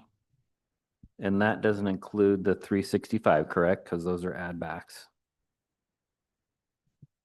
Are you in the? Um, DA's budget? yeah, yep, I'm in DA. Page 123.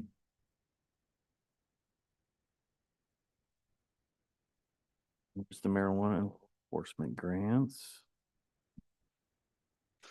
Beginning fund 643.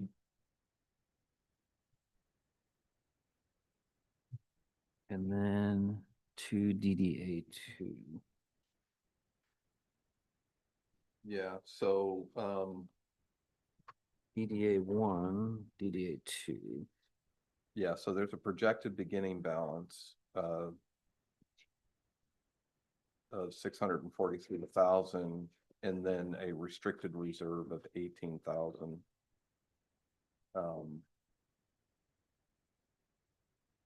You know, but again, you'll see there was some fluctuation with some of the balances over the last several years, and a lot of that is directly because this is very personnel heavy budget. So anytime that's really driven by vacancy savings, and I know that you had a number of vacancies in the office, and I know this is when before you were DA as well, but yeah, so this is the hard part is we run into with balances that we have years, and then once we fill the positions and we start having consistency with filling those positions with all the roll-ups, then we kind of get to this point that vacancy savings that we had 3 years ago is gone. Yeah. Yeah. So we're going to go from 8 DDA 2s to 10. We have currently 10 prosecutors. One of those is the chief. One of those is a DDA 3. And then the remainder are DDA 2s. I'm asking for the 2 DDA 1s that were previously in the budget to be restored. Right.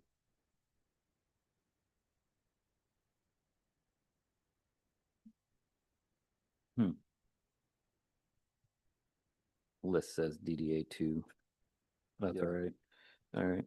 So the total FTEs for this office went down. It was in 30 in the current fiscal year, and it went down to 28 total FTEs with the, elimination of those 2 DDA 2s. Okay. I think Kit is looking at the request. I think there was just a typo on the deliberation list. They're supposed to be say DDA 1. Yep, thanks.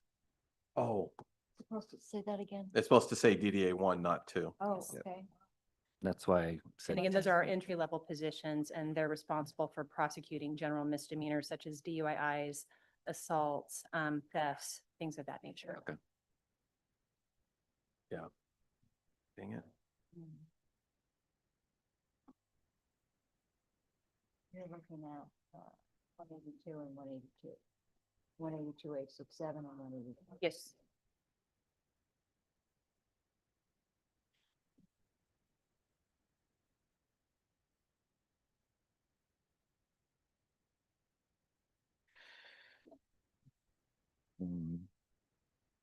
What was that number at? 365.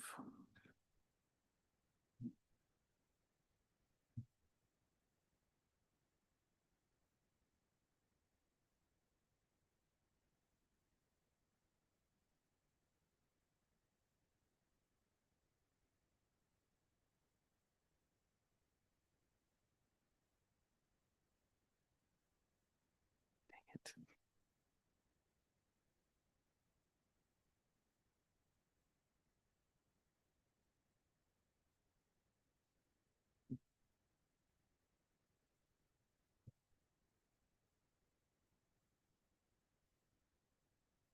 Okay, anybody have anything they want to kick us off with on this one? Ken, you got any starting ideas for us to? Not for this one. This is, This you is- know, this is where general fund and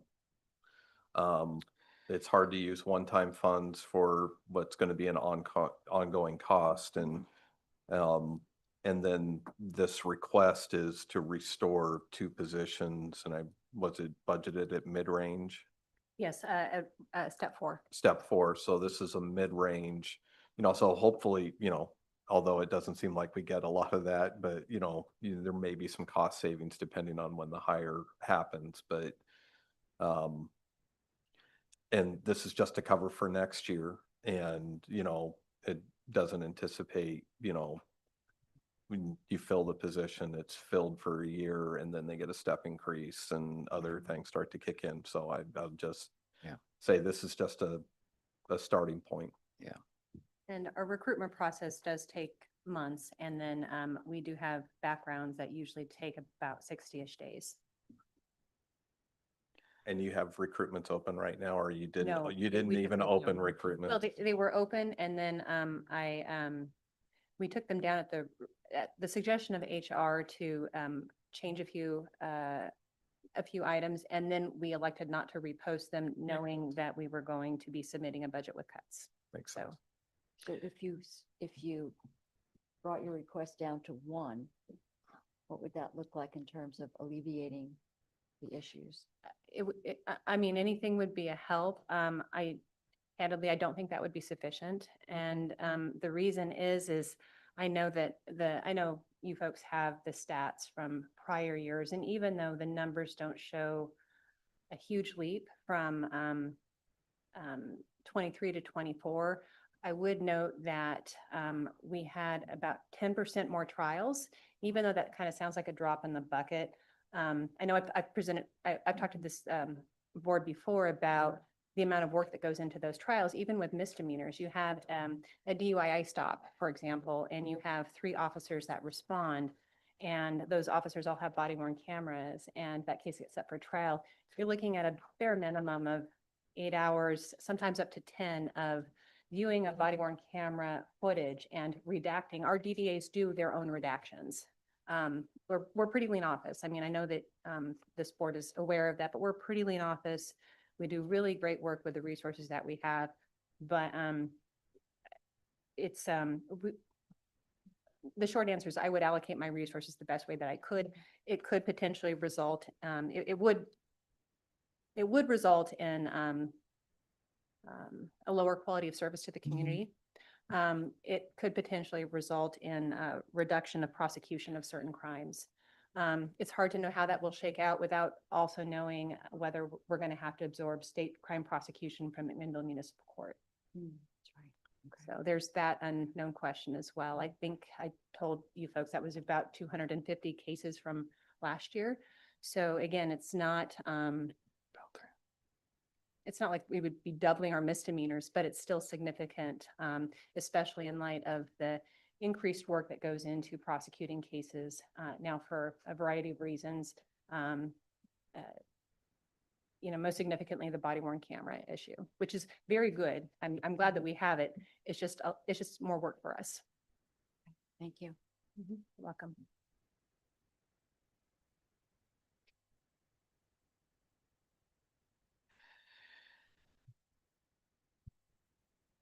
Okay, so not a lot of options on this one. Anybody got any more input? Commissioner King? Do you have examples of what you might have to not prosecute or is that too far down the road? I think I'm happy to speculate. Yeah, that would be a speculation, but. Yeah, and so, you know, for example, and it's, you know, you're asking me to, I would have to prioritize. And of course, we would prioritize those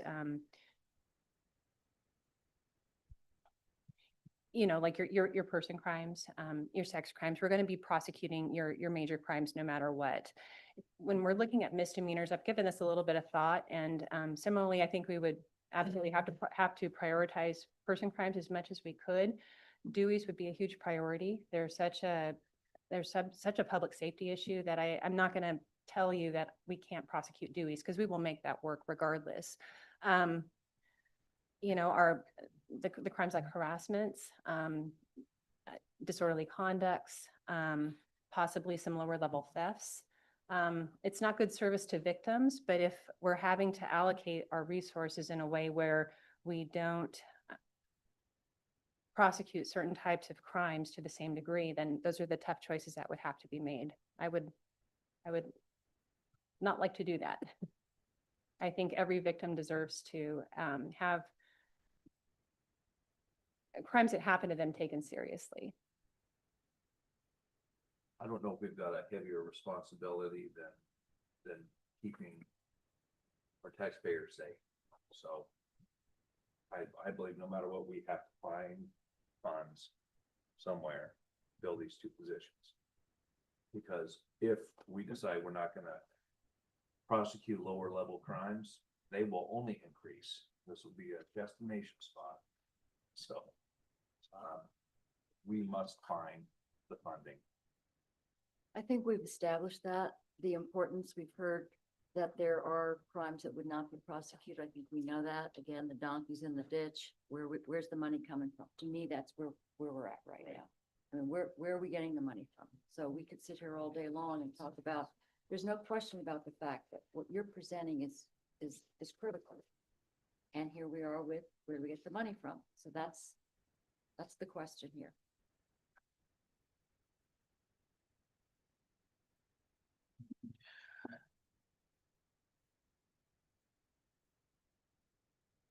Okay, so general fund, we're at 1287. There's 200 grand on another line item that you had, Ken. So that brings us up to 1487. Our audited, and I'm now running on assumptions, so just everybody be aware of that. Our audited was 5,400,000 at the end of tax collection season last year, going into our fiscal year July. We're at 296 right now. Is that correct? Or did I? Oh yeah, that was on the presentation. And you built that off of 3%, Ken? Yeah, let me grab my sheet, because if we're talking about, you want me to go in and review my projections on the revenues in 1002. Correct. I don't necessarily need to review it, but I need to know if that is the number that you built your budget office was the 29,625,795. And what was the percentage that you pulled to build the budget from that number? Yeah. So that number.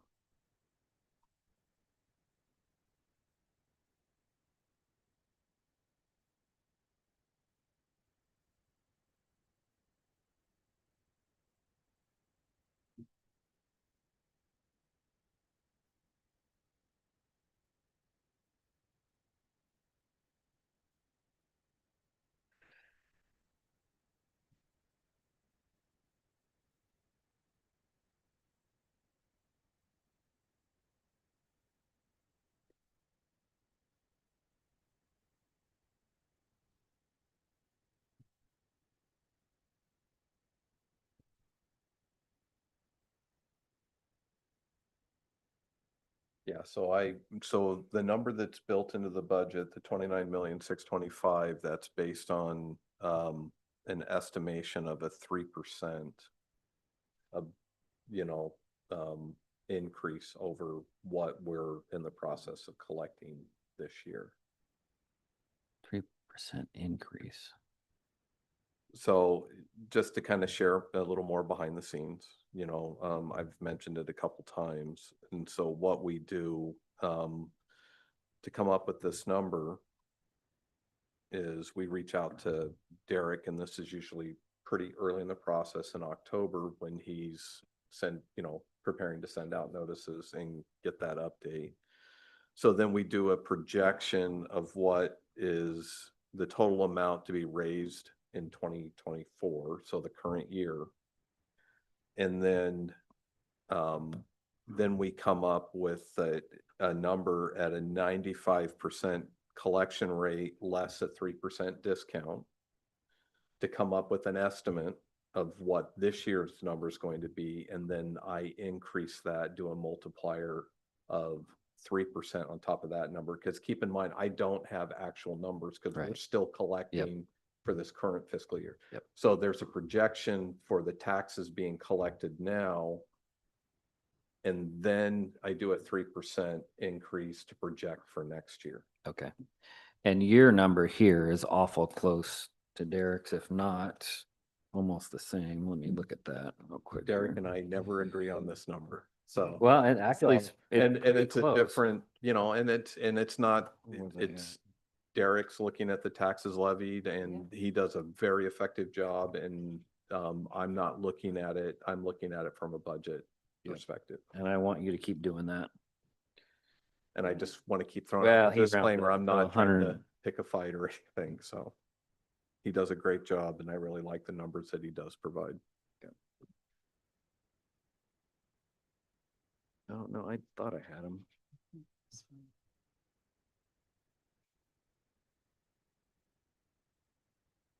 Have you got Derek's numbers at your fingertips?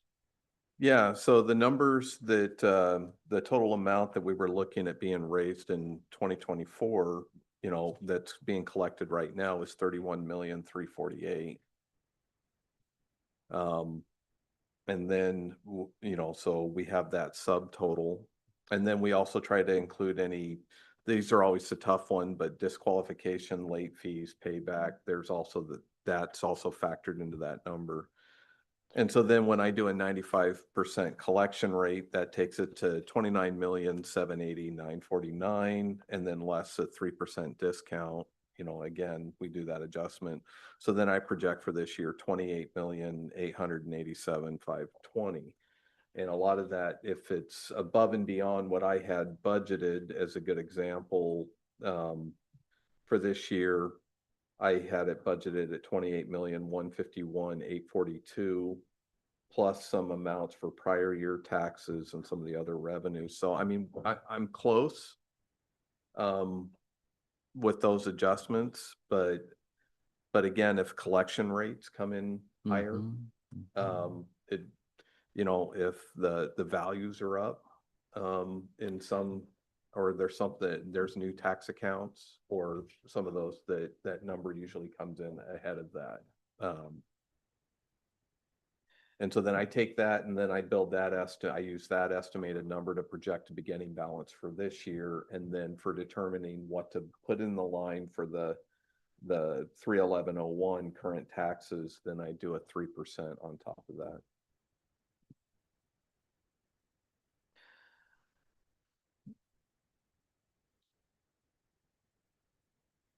Well, when I add in the 200 to the 1.287, that gets us right back down to 1.1 and change again. So there we are, knocking right at the door of your uncomfortable number again. So I could reduce the other expense line by 200,000, and that means we wouldn't appropriate that contingency, or I could keep it. And if you did the full amount, I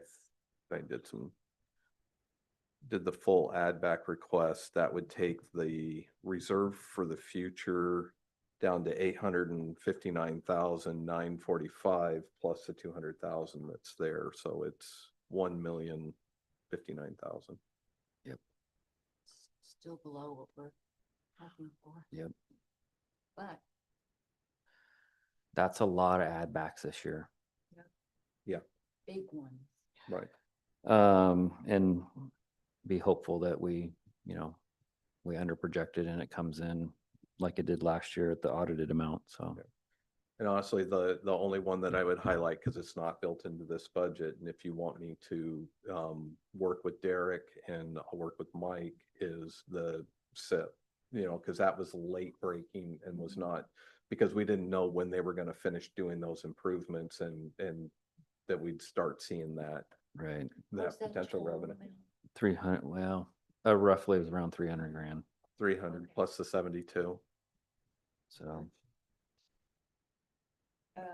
Not for us. No, there were for the 25 grand for West Valley, I think. Yes. I think there was one. that's already been paid. The West Valley was already paid in advance. For the ropes team. No, there was a Oh. secondary West Valley specific 25 grand a year that we're pulling. That was the 1.5% that I mentioned. So that total amount, there was a whole breakdown. There's a 72,000 flat amount that's coming to the county for what's called an administrative. And then there was the 25% of what would have been the appraised tax, which is that 300 and some, there's a range of 300 to 375,000.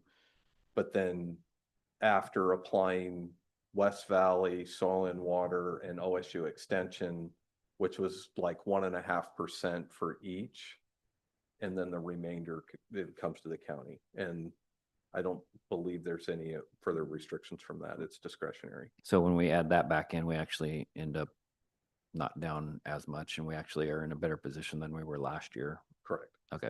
But then that's limited, and we always want to be careful with those SIP funds because that's a community service fee that's being paid in lieu of, and based on the discussions, we know that some other counties have gotten in trouble with. Yeah. I will say financial issues. we did pretty good with, we only pulled 10 grand out of video lottery, so otherwise the rest are still intact. Do you have an attorney dedicated to economic development? No. Sorry. Can I still bring up some other still option, but at least that's an option for me. Why can't we consider just filling one of those positions instead of both of them?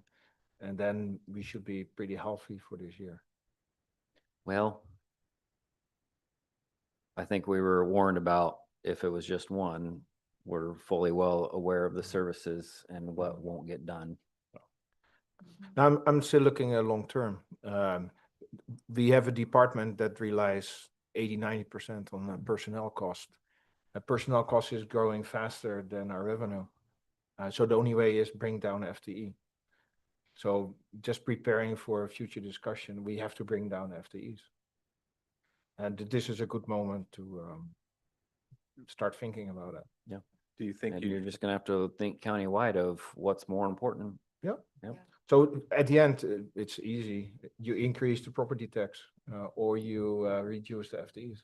So How likely do you think it's going to be that, I know this is crystal ball, that you're going to be able to fill both positions with one recruitment? Have you seen in previous recruitment sufficient applications that you would potentially hire both at the same time? I think that is a very realistic possibility. We used to. Because of the police and fire. The police and fire, I think, is attractive.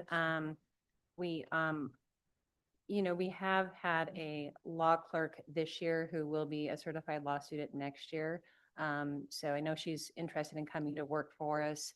And we've been increasing our efforts to recruit at the Oregon law schools as well. So I do think there's a decent chance we could have two candidates with one recruitment. You filled one. Again, a little bit of speculation here, Filled one but, later. I would make, sorry. oh, go ahead. I'm sorry. I would make a motion that we approve the add back request for two DDA one positions to the tune of 365,734 to come out of the general fund. Do I have a second? I'll second it. I have a second from Jason Fields. Any further discussion? None. None. All those in favor signify by saying aye. Aye. Aye. Aye. Motion passes unanimously. Thank you. Sorry, no, very I'm opposed. Oh. In favor is Commissioner Starrett, Jason Fields, Kit Johnston, Greg, and Commissioner King. Opposed is Anton. Thank you. Thank you. Thank you very much. Thanks, Kate. Thank you, Kate. You done? Is that it? No, we got a few more items here. Okay. Well, you've got one very important item that has to be done before everybody will just Oh, yeah, the tax. tax rate. And we need to vote on this, right? Yeah. So I make a motion, I move approval of the Yamhill County fiscal year 2025 to 2026 budget as amended and set the tax rate at 2.5775 per $1,000 of assessed value. Second, It's been seconded. Any further discussion? How does it compare to last year? It's the same. The same. 5 years. Yeah, how many? 25 years? 25 years running. 27? No discussion for me. Okay, No discussion. none? All those in favor signify by saying aye. Aye. All those opposed? Okay, motion passes unanimously. Good job, guys. Is this it? Great job. Wow. That's a wrap. Well, now I need to. Well, convene them. Historically, has that number ever? Thank you for all that you do, truly. Sitting up here, talking to you. And for hanging out all day long. Yeah, all you guys, Both of thank you. guys. Much. Ready to close it out? Everybody did well except Lindsay Manfred. Well- He wound up leaving poorer. I guess, I guess before we close out, just as the budget officer, I do want to recognize, and I said that originally in the beginning, I want to recognize all the departments and their financial teams that worked on building this budget. I especially want to thank Mike and Tara and Justin, who's part of my admin budget team. And I especially want to thank Bailey and Jessica and Carolina for all their work in helping to pull this together this week. Yes. There's a lot of work that happens behind the scenes and in this budget document that you have before you, that I know this was a lot of information to go through, but this was a lot of work that takes place to get this put together. And probably most importantly, I want to thank, Greg, Anton, and Jason for taking time out of your schedule to spend 3 days sitting in this room, going over every element of this budget. And I know it's a lot to take in for anyone. And, I'm looking at this budget every single day, for most of the year. But to be able to come in and provide the input and learn this budget and great questions this week, a lot of great discussions, a lot of great feedback. I've got a whole page filled with notes of things on that I'm looking to improve on how we do this for next year. Well, I have But- 3 or 4 notes myself too. We'll talk later. But my biggest thing is I just want to say thank you. And again, this is intended, the Oregon budget law and the process we go through is intended to be a public process and bring transparency on how we build these budgets and what goes into it. And so your input and your participation in this process is not only, it's beyond required, it's appreciated. And just want to thank you very much. Thank you. Thank you. Cool. I just wanted to say one thing that it would probably improve this process is having more dialogue on strategy with the department heads before the budget is issued out. Because the amount of tension that goes on with what they feel they need, because they weren't a part of the strategy up front, it becomes a them and us thing. It's a push and pull. They're going to ask for as much as they can get because they're supporting their people. Yeah. If I was sitting in that seat, I would. Yeah. I'd ask for every penny I could get because I want. Is there a possibility? I want to achieve my objectives.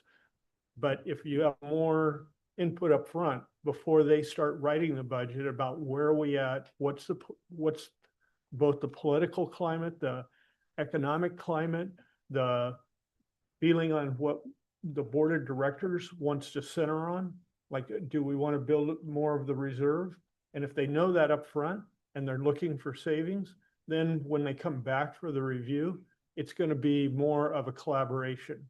You know, right now it's more almost confrontation.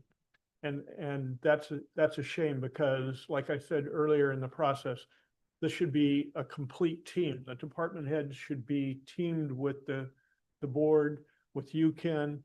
Yeah, you're the central hub of all that. So, you know, if they're more on board because they have a greater understanding, at least this was always the case with my staff. If they knew more, they were on board more, you know, because they worked through the issues like, oh, Kit, what are you telling me? I have to cut my budget by 50%. You know, it's one thing to hear that before you write your budget. It's a whole nother thing to sit there and I'm sorry, I'm just using. No, hey, you use me. that- I'm the guy to use, so. But if there's some understanding of what the objectives are ahead of time, then they're writing the budget more inclined to There's meet a- those objectives. And I'm not privy to a lot of it, but there's a lot of interaction that goes on between Ken and department heads that we don't get to see as, Sure. as a board and as a budget committee too. But is there a time in that process that I'm just wondering if maybe just the 3 budget committee members would meet to be a part of that one initial meeting in December that like sets out the budget outline and. Yeah, I don't because know. I will say, because in January, when we set off, you know, the first thing that happens was when we issue the budget instructions. And a lot of times everyone is looking at the discretionary allocations and the funds and what we're seeing. You know, having been involved in, you know, 25 years in county and other local government, this is always a challenge. And when it really comes down to, you can only slice up a pie so many ways. And with the general fund, and then you're having to make difficult decisions on what's a priority, parks versus law enforcement versus you know, behavioral health services versus central admin. And, you know, and I will say that I've been on a mission to try to limit and prevent silos. I will say that when it comes to cooperation, it's something I'm very proud of at this county, that I think a lot of times you don't necessarily see it because maybe it's not on the forefront. But when Lindsay was sitting next to Sam and she said, you know, hey, we're having this discussion, she means that. And so Yeah. does Sam. And they actually work really well together. No, you've got And- great people. Yeah. There's great department heads. I have Yeah.